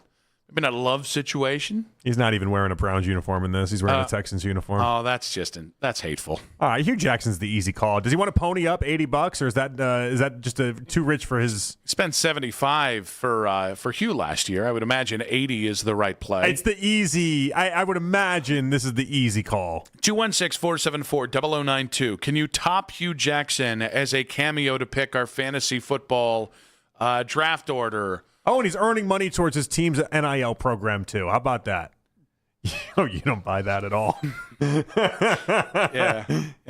How much? What do you think is the ratio of money that goes to Hugh and money that goes to NIL? Is he still at Grambling? Yeah. Yes, he is. Oh, he hasn't been fired yet. That's just real. He's 8% of his way to his $20,000 goal for his program for NIL money. Do you say 8%? 8% is what it says. That seems to be like the 1 in 15 of goal setting. Oh yeah. Again, he's not going to give it all. Oh wait, by the way, it's not Grambling. He got fired as a head coach. It's Georgia State. Oh really? Oh, in his info, it still says current head coach at Grambling State University. Yeah. Yeah. All right. That's fair. I thought I saw him with a Grambling State hoodie on the other day when he was talking about how he wasn't a failure with the Browns. I think you maybe just that's just a G. That's just a G, and it got me confused. Okay. Yeah, very good. 216-474-0092. Only 9 left at this price, so if you want to move, you got to move quick. And by the way, all of these are all fantasy football related. It's the only thing that people are asking him to do in these cameos. Oh, every tagline says fantasy football, fantasy football, fantasy football. It's all it is. But apparently, he's really good at it. He's got his niche down, and he's ready to roll. All right. So Jeremy said, "I'll tell him he got a raw deal that'll do it." I actually think that's going to hurt your chances with Hugh. No, I think he'd be like, "You're right. I did get a raw deal." What if you say his words back to him? There's no telling Hugh Jackson that he did bad or was wronged here for any other reason outside of. I mean, he should be like, "I sucked," but he won't do that. Will he pick up the sarcasm if you say your coaching in Cleveland was the best coaching you did in your career? Because that's what he said when he was on Charlotte with me, and then Ken and Anthony had me on because that audio went viral. Mm-hmm. And then I might have said, if he really believes that, he sounds delusional. I think he might believe that. And I got a vaguely threatening DM from Hugh, who then blocked me. What is vaguely threatening? He said, I know some people in Cleveland. I still know people in Cleveland, so you better watch out when you're in Cleveland. And I thought to myself, that's not vaguely threatening. That's threatening. I know more people in Cleveland, and I think I'll be fine. Tell him like I was raised there. I think I got it. Yeah. I think we're good here, Hugh. Yeah. So go back to eating your Chipotle every day. And then he blocked me. Yeah. I was like, he even loses in the DMs. Actually, I did have some balls on this one. I said, well, why don't you come back on and we'll talk about it. Yeah, he wasn't going to do that. And then there was something else that he said. He used to always go around and tell everyone, I'd go on anywhere. He'll talk to anybody. He came on Baskin and Phelps a couple times. He did come on the station after the fact. I thought it was going to be a never-ending parade of Hugh Jackson in our life, and it just has not been. If he washes out of Georgia State, they're not going to be doing 10 to 2 who forever. Else always used to go around telling everybody that he would always talk after the fact, after his contract was up and everything was all fine, was Freddie Kitchens. Oh, yeah, I buy that. And then Freddie he's never gone on anywhere. Yeah, well, I mean, not that we're burning to have a Freddie Kitchens conversation, but he hasn't gone on anywhere. Well, I think the booze might have something to do with that one. Well, yeah, maybe. Yeah, that will happen. Let's go, Eric in Cam's Corner. Eric, should Hugh Jackson be the man that picks the draft order in my fantasy football league? I mean, who wouldn't want to hear that voice again? He has such a lovely voice. He sounds like he'd be a very, very good moderator or orator. So why not? Go for it. All right, I like that. What's your Deshaun take, buddy? My Deshaun take was when you guys were talking about it. And if it's trending this way because that's what Monken sees, or maybe it's what the organization wants. I guess as Browns fans, we may as well just buckle up and be on board with it. And I really don't see it really being a default or default for Shedeur because unlike last year, he's getting reps, he's getting an opportunity to showcase the skill set, and maybe they see some things he's just not ready yet. I don't know. It's still some more time before they make the decision, so maybe the door's still cracked for Shedeur. But if it's Deshaun, and if you got some of the guys, and gals, experts and commentators who are there, and they see otherwise, maybe there is a wrinkle of optimism from this Deshaun Watson experience. And for me, and I'll end on this, guys, and thanks for the time as always. If there was some kind of disconnect between Deshaun Watson and the previous coach, maybe that might have been his disinterest for football. And, he was going through a lot of things, I guess you can say, mentally. So maybe football was the first thing from his mind. But with a new opportunity, and competition this year from Shedeur and being around a younger set of teammates, maybe he is reinvigorated. And I guess we got to give him a chance to see what he can do. But like you said in the previous segment, Nick, if we believe in Todd Monken and this default, then, there should be some accountability for that as well. So that's my takes on Deshaun, man. Thank you for your time. Eric, we appreciate you. Thank you, Eric. That was about as civilized as we've had when it comes to Deshaun. It's either been over-the-top disrespectful to Deshaun or over-the-top disrespectful to anyone who has any questions about Deshaun. Sure, yeah, that was civilized. I guess my thing is we're doing the, hey, you never know, with a guy that's given us 4 years if we know.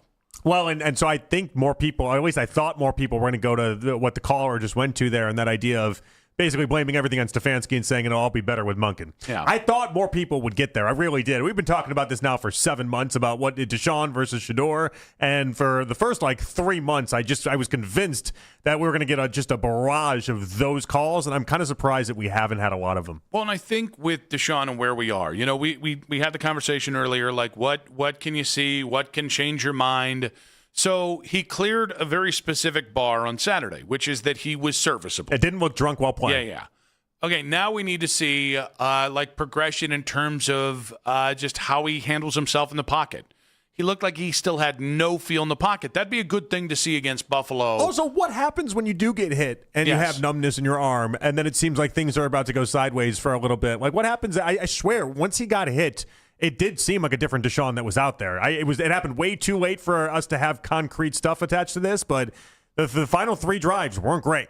But to see that consistency, to see that continued pocket presence, those would be the kind of things you have to start looking for next. On top of, by the way, guys, I'm pretty okay with Shedeur Sanders having operational issues.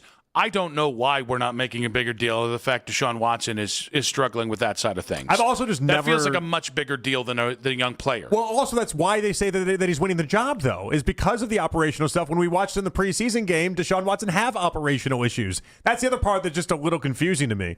You can't give somebody a job in the NFL because of operational problems or saying that they're that much better operationally, and then when we watch them in the games, or at least in the preseason game, him fail at just that. When, where, and how will the NFL go European? That's in 5 minutes on 92.3 The Fan.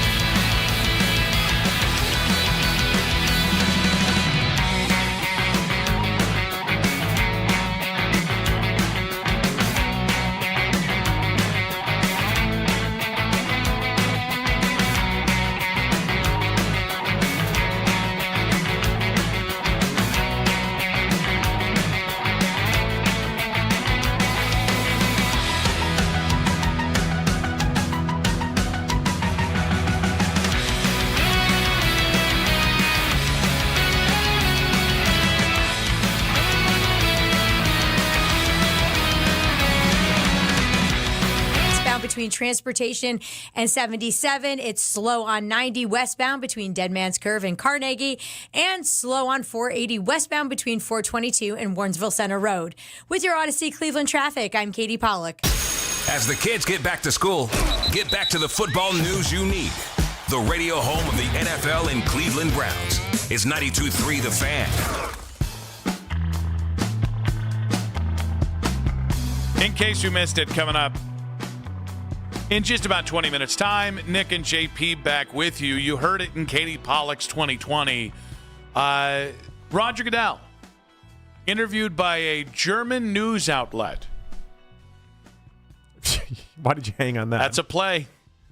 Well, you couldn't tell an American news outlet or hey, what? Hey, honey, I'm going on with the Germans. All right. Okay. All right. All right. Not the good Germans. In my house, we worry about those type of things. I was going to say, I don't know if Roger is familiar. Maybe, hey, it's been almost 100 years. Maybe, let things breathe a little bit. I don't think we ever let that breathe a little bit. I would think not, but I think Roger Goodell is. I think Bohm and people in my household want a constant reminder of what was wronged there. Little bit of football in the Rhineland. All of a sudden, Roger Goodell, very hip to the German cause. Yeah. Yeah, he watched Beer Fest and all of a sudden fell in love. He did. They're like German schmermans, right?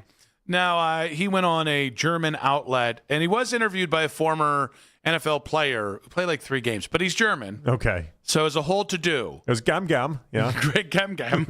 And he said he has no doubt there will be NFL teams outside the U.S.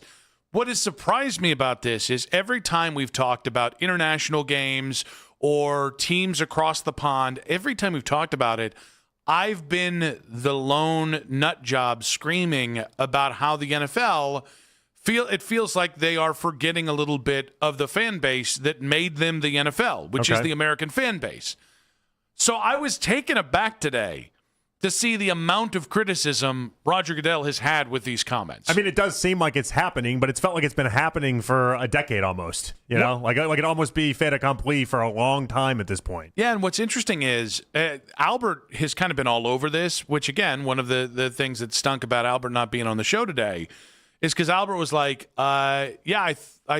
people thought in, I think it was 2007 or 2008, within the next 15 years, we'll have an international team. And logistics remain the biggest issue there. Yeah, so I have 3 things I think stand in the way of this. That's a lot of things. But we might have workable solutions for it. How many of it is we just don't want to put a team in Germany because hashtag never forget? I think for most Americans, that's probably the biggest one, right? Not most Americans. I would say a fair share of Americans. Some Americans might be okay with some of the stuff Germany did once upon a time. Yeah, those Americans suck. All right, can you make the travel competitively fair? How do you figure out the travel situation? I think that's got to be a big component to all of this, the travel. Like, that's got it was the big hang-up so many years ago when they were talking about the London Jaguars. I think it remains something now. Can you make players want to live there? I think is another part of this because you're not just hey, I'm there for 8 home games. No, you live there, you practice there, you do training camp there. You're going to do a lot there. You're probably going to buy houses, apartments, all sorts of things there the way that they do in some of the other cities. Then can you solve some of the tax, visa, labor issues that come with this as well? And I think it's a hurdle that I've not heard the NFL talk about, but it always just kind of hit me with how are they going to pull this off? For instance, so many players in the NFL are undrafted players, or then they end up on the taxi squad, or they end up then signed to then be on the practice squad. And there's so many different little roster changes that happen. How are you going to get around the idea that if you want to sign somebody and you're Germany or you're London, you're one of these other teams, you're going to need a special visa for that. You're going to need a special way to operate the taxes just to make sure that you can bring a guy in for 2 days and then cut him later? Like, that seems incredibly hard. Yeah, I mean, that all makes sense. I think the travel thing really is the bigger, like, listen, I think if you asked a fair amount of young men, hey, you can live in London or you can live in Green Bay, I'm going to assume they're going to choose London. Right? It's going to take one trip near Big Ben to feel a little more at home than in Green Bay. Or in... I don't know.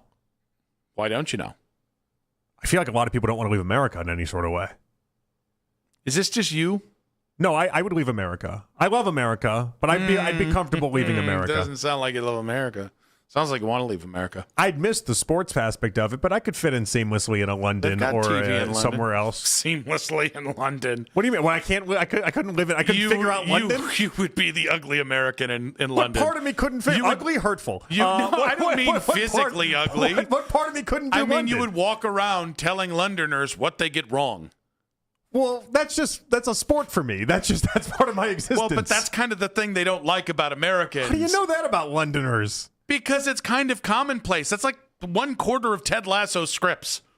Is that just not liking Americans being sure of themselves? The differences between they're sure of themselves. What a spin job that is. What? Is that the problem we have in America? Yeah. And you see why we don't want to go? You see why we want to stay in Green Bay instead of going to London? All this judgment that London's giving us. My goodness. I don't get that judgment going to Green Bay, I'll tell you that. That is the most American spin on anything, which is, how dare you judge my judgment of you? Now I'm upset at you and offended. I feel like we've covered this. I mean, I think we covered it. I'd be a great Londoner. And on what grounds? I can blend. I am. It's You're not tough. some sort of chameleon. And you're also 1% height, 1% weight. You're not blending into anything. Yeah, well, I mean, blend. If I have to start talking Cockney, I will. You're going to offend people. No, I won't do that. You're going to offend people. I'll be the friendly American. Yeah. You'll be the drunk American. That might fit in. Well, that's why I'm going to be the friendly American. I don't know. I don't know that. I like that you haven't found an objection to me being a great Londoner. Because I don't think it's like an impossible thing. That's why you had the objection with myself. No, I just don't think it's an impossible thing to move to another country and I don't know, make it work. It doesn't seem like this big impossible ask. Not for me. I think for most people listening, they would have an okay time transitioning to London as long as we put you in not the most people category. One of the biggest cities in the world. I think you'll be fine. I think you'll find your people in London. I could do it. I think Bohm could do it. Bohm could definitely do it. Katie would be a lot. He'd play music and be the starving artist in London. That is true. Katie, they'd be very confused. Is this what all of America's like? I'm not sure. That is true. But she could definitely do it. Yeah. Jake couldn't. He's too pro-France. That would be a real sticking point for him. That's why I should fit in with them perfectly. Yeah. Me and my anti-France agenda that I have going on. Neither Ken and Lima could fit in. On what grounds could they not fit in? I think it's pretty apparent. I don't think it's apparent. Ken would do the, I raise steers around here bit. I got a southern accent, but I'm from Stark County. Oh, that's what he would do. Okay. And they'd be like, why does this, I guess Stark County is southern Ohio. And then Lima would just antagonize everyone because Lima just is an antagonist. And there's a segment of London that would play.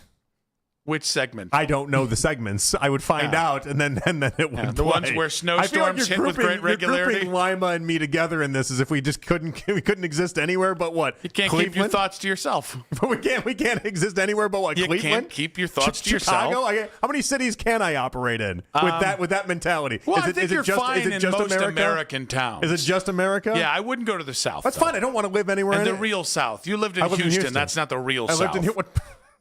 Go to Charlotte. Go to Miami. Actually, you might do well if you had enough money. You'd do well in Miami. Yeah, I'm not rich enough for Miami right now. Yet. Yeah, let's keep that right now. Aspirational thinking. But yeah, a fair amount, a few American towns, you'd be fine. But the funny thing is, what he's getting the most flack out of, Roger Goodell is saying he has no doubt. And I was like, well, he's the one making all these calls for the most part. But if you're the NFL, why would they have a doubt? They have to feel good about the actual footholds they've made in European countries, no less than London. I mean, in 20 years, they've grown the game exponentially. That's one generation. Mm-hmm. And I think when you get 2 generations in, 3 generations in, it's only going to multiply. The next obvious step is a team over there. What's interesting is that they just have no interest in any other North American team.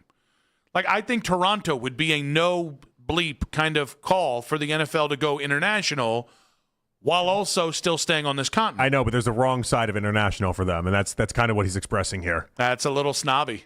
He wants to get to Europe. That's a very ugly American take by Roger Goodell. He's thinking about the reach. So here's what something interesting happened in the NBA. He's going to spit in his bangers and mash. In the 90s in the NBA, David Stern recognized that what's cool is being great in America, but you know what's awesome and makes you so much more money is global domination. And that's where this all stems from. And like the idea that MJ was the most popular athlete on planet Earth for a reason is because of what they did in the NBA and getting everyone to go into and go to any Asian country. And the NBA reigns supreme, and it's because of the foothold that they got in there. And when David Stern positioned that and how he positioned that is the reason why they had such a strength there. They weren't even dominant here; they were dominant overseas and all these other spots. And that's what Goodell is trying to get to. He's trying to expand his dollars by expanding his footprint. And going to Toronto doesn't do it the same way that going to Europe does. So I also think that with Toronto is just an additional big North American market. It's kind of your point.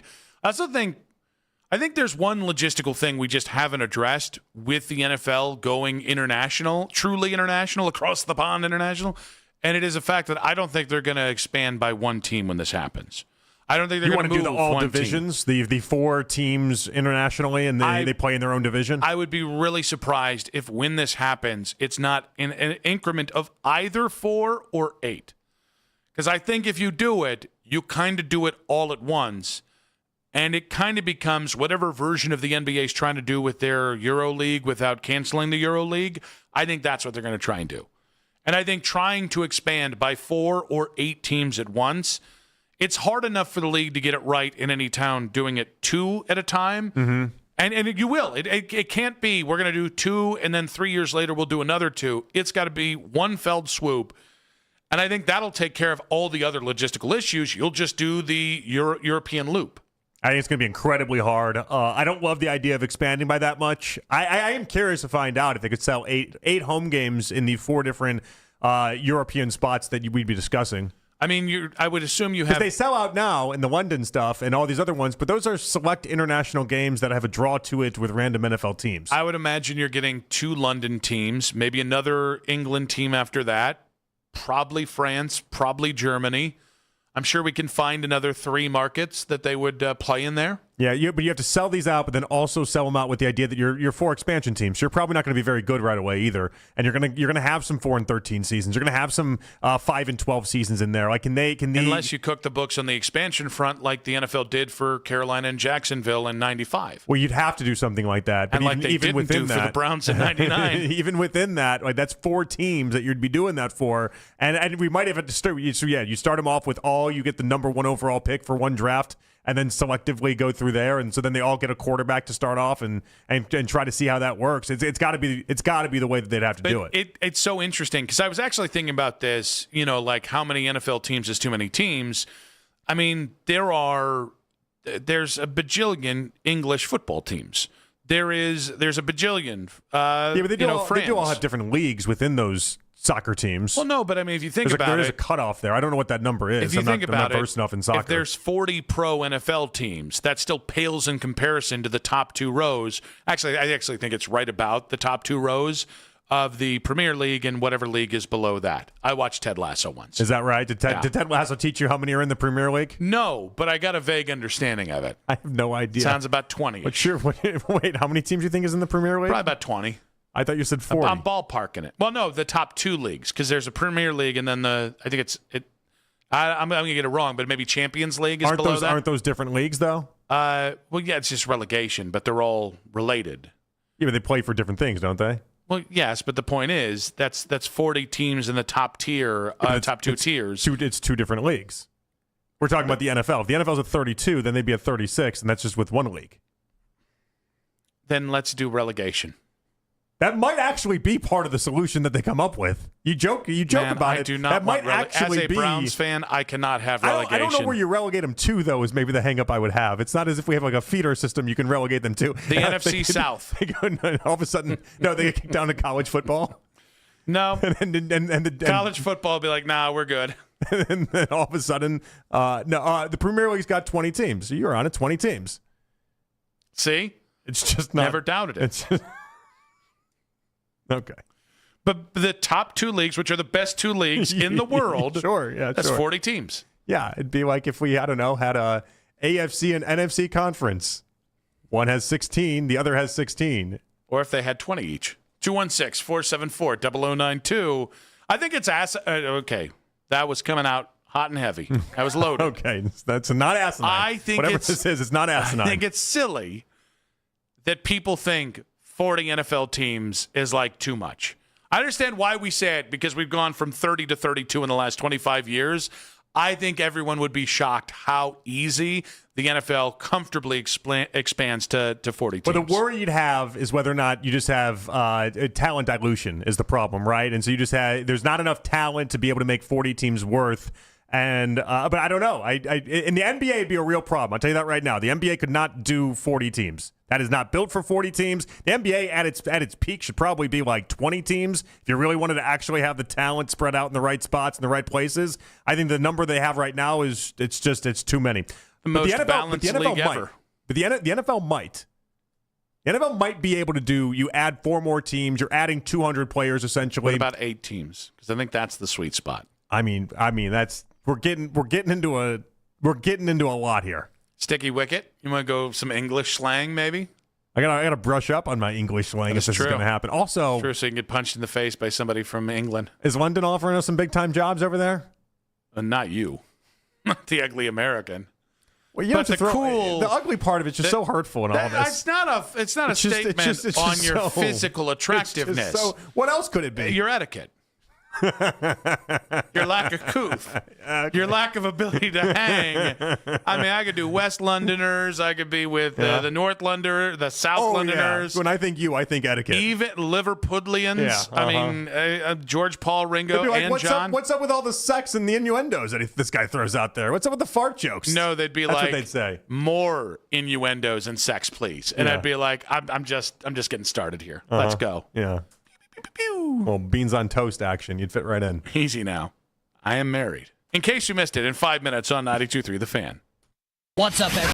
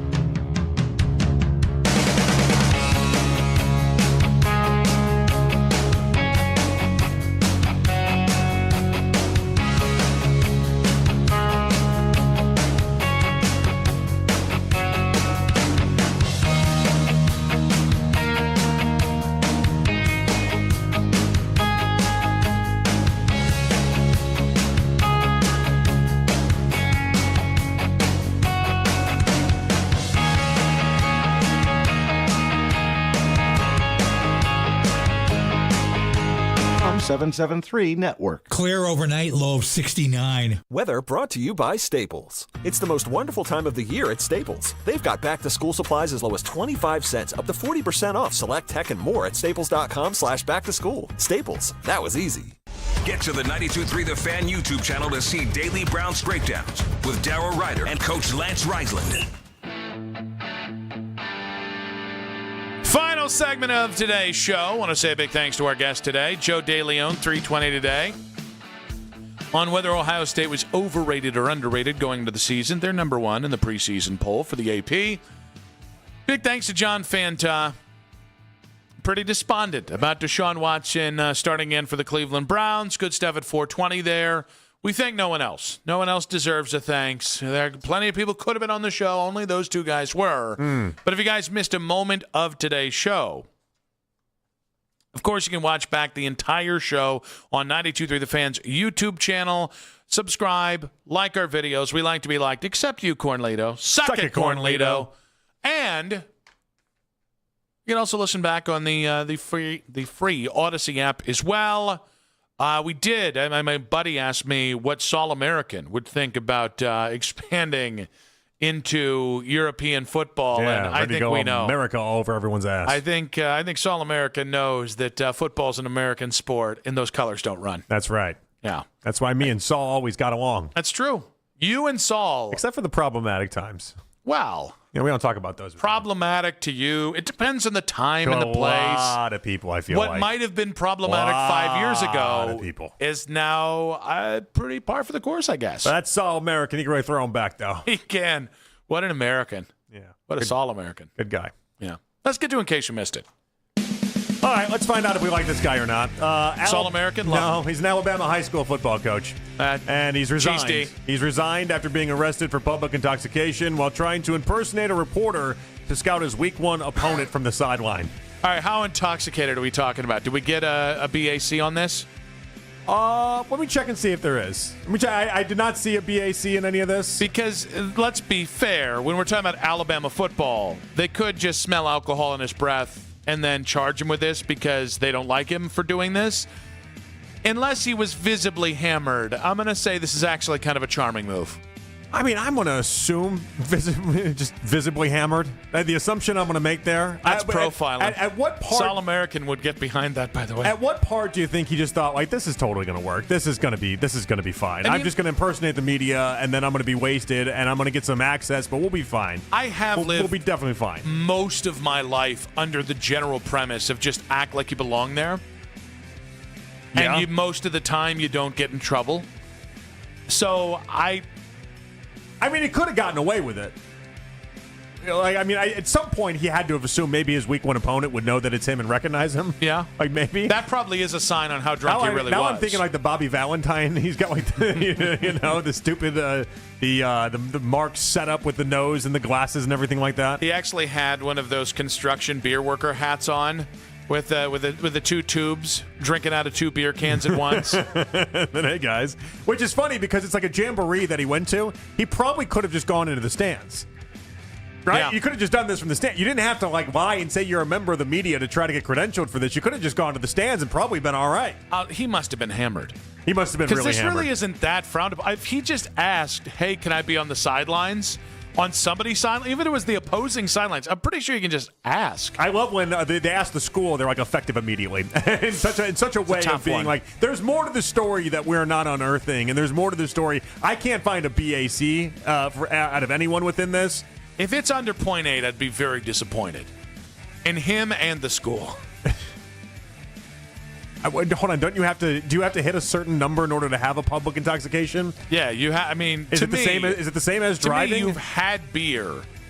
That doesn't mean you're intoxicated. I agree with that, but public intox, where we're talking, you're averaging 6 beers per hour for at least 2 hours. We're talking 12 and 2.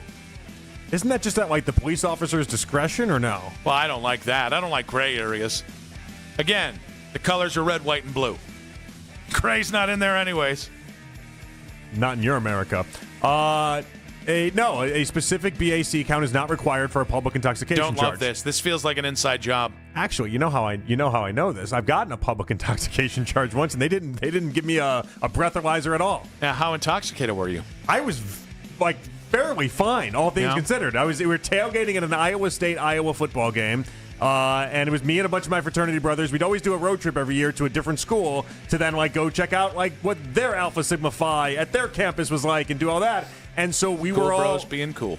just cool bros thing. That's all it was. And we were all drinking. And my buddy was getting real rowdy with everything. And I stepped in to kind of be like, "Hey, you're making a massive scene here. You're gonna get us all in trouble, basically." And then the cop grabbed me from behind, and then he gave Sounds me like a nice little night there. He gave me a public intoxication charge. It was a $300 fine, is what it turned out to be, and I paid it because at the time I was like, I want access to all 50 of these beautiful states in America, and I'm not shutting Iowa out of this. And so I paid it from a distance, and I've always thought that was rather stupid of me. I should have just not paid the fine. We all concur. Yeah, I definitely got I got in trouble with the dorm board for being public intox my freshman year, and I was hammered. Yeah. Yeah, so that's the thing. I was not really that hammered. Oh, I was underage, and I'd had a couple beers, but I was far from hammered. In between Rogers, where my best friend Nate, where he had his dorm, and then Cole, they are across it's a 10-foot walk. In between the back doors of those two things, I lost the ability to speak English. And then apparently a lot of people had to carry me up the stairs. And apparently it took like 30 people to get me in bed. I would think that'd be a lot of people to have to carry you up the stairs. It was. I was very, very ornery that night. I would have let you sit there. I need to know if I'm being the bleep hole here. East 22nd and Central Avenue. I answer yes before the story. That's fair. Now I have to talk my way out of being the bleep hole. Yeah. East 22nd and Central Avenue, which is how I have to get off 77 now because of this convoluted, stupid construction that we have around here. Yeah. That I waited today at the stoplight. Not today. I've been doing this for a while. 3 weeks ago, I waited for 3 minutes, and we didn't even get like the indicator that the thing was getting ready to turn. Wait, why didn't you go to 9th at this point? Because 9th is shut off from where I'm at. Oh, no. So that one, I don't want to do that. That's the one I do. I historically take 22nd and get off there, but they've been having all sorts of construction themselves off 22nd. Yep. I go off 9th now. My problem is the amount of time it takes for that light to change, so I've just started running the light.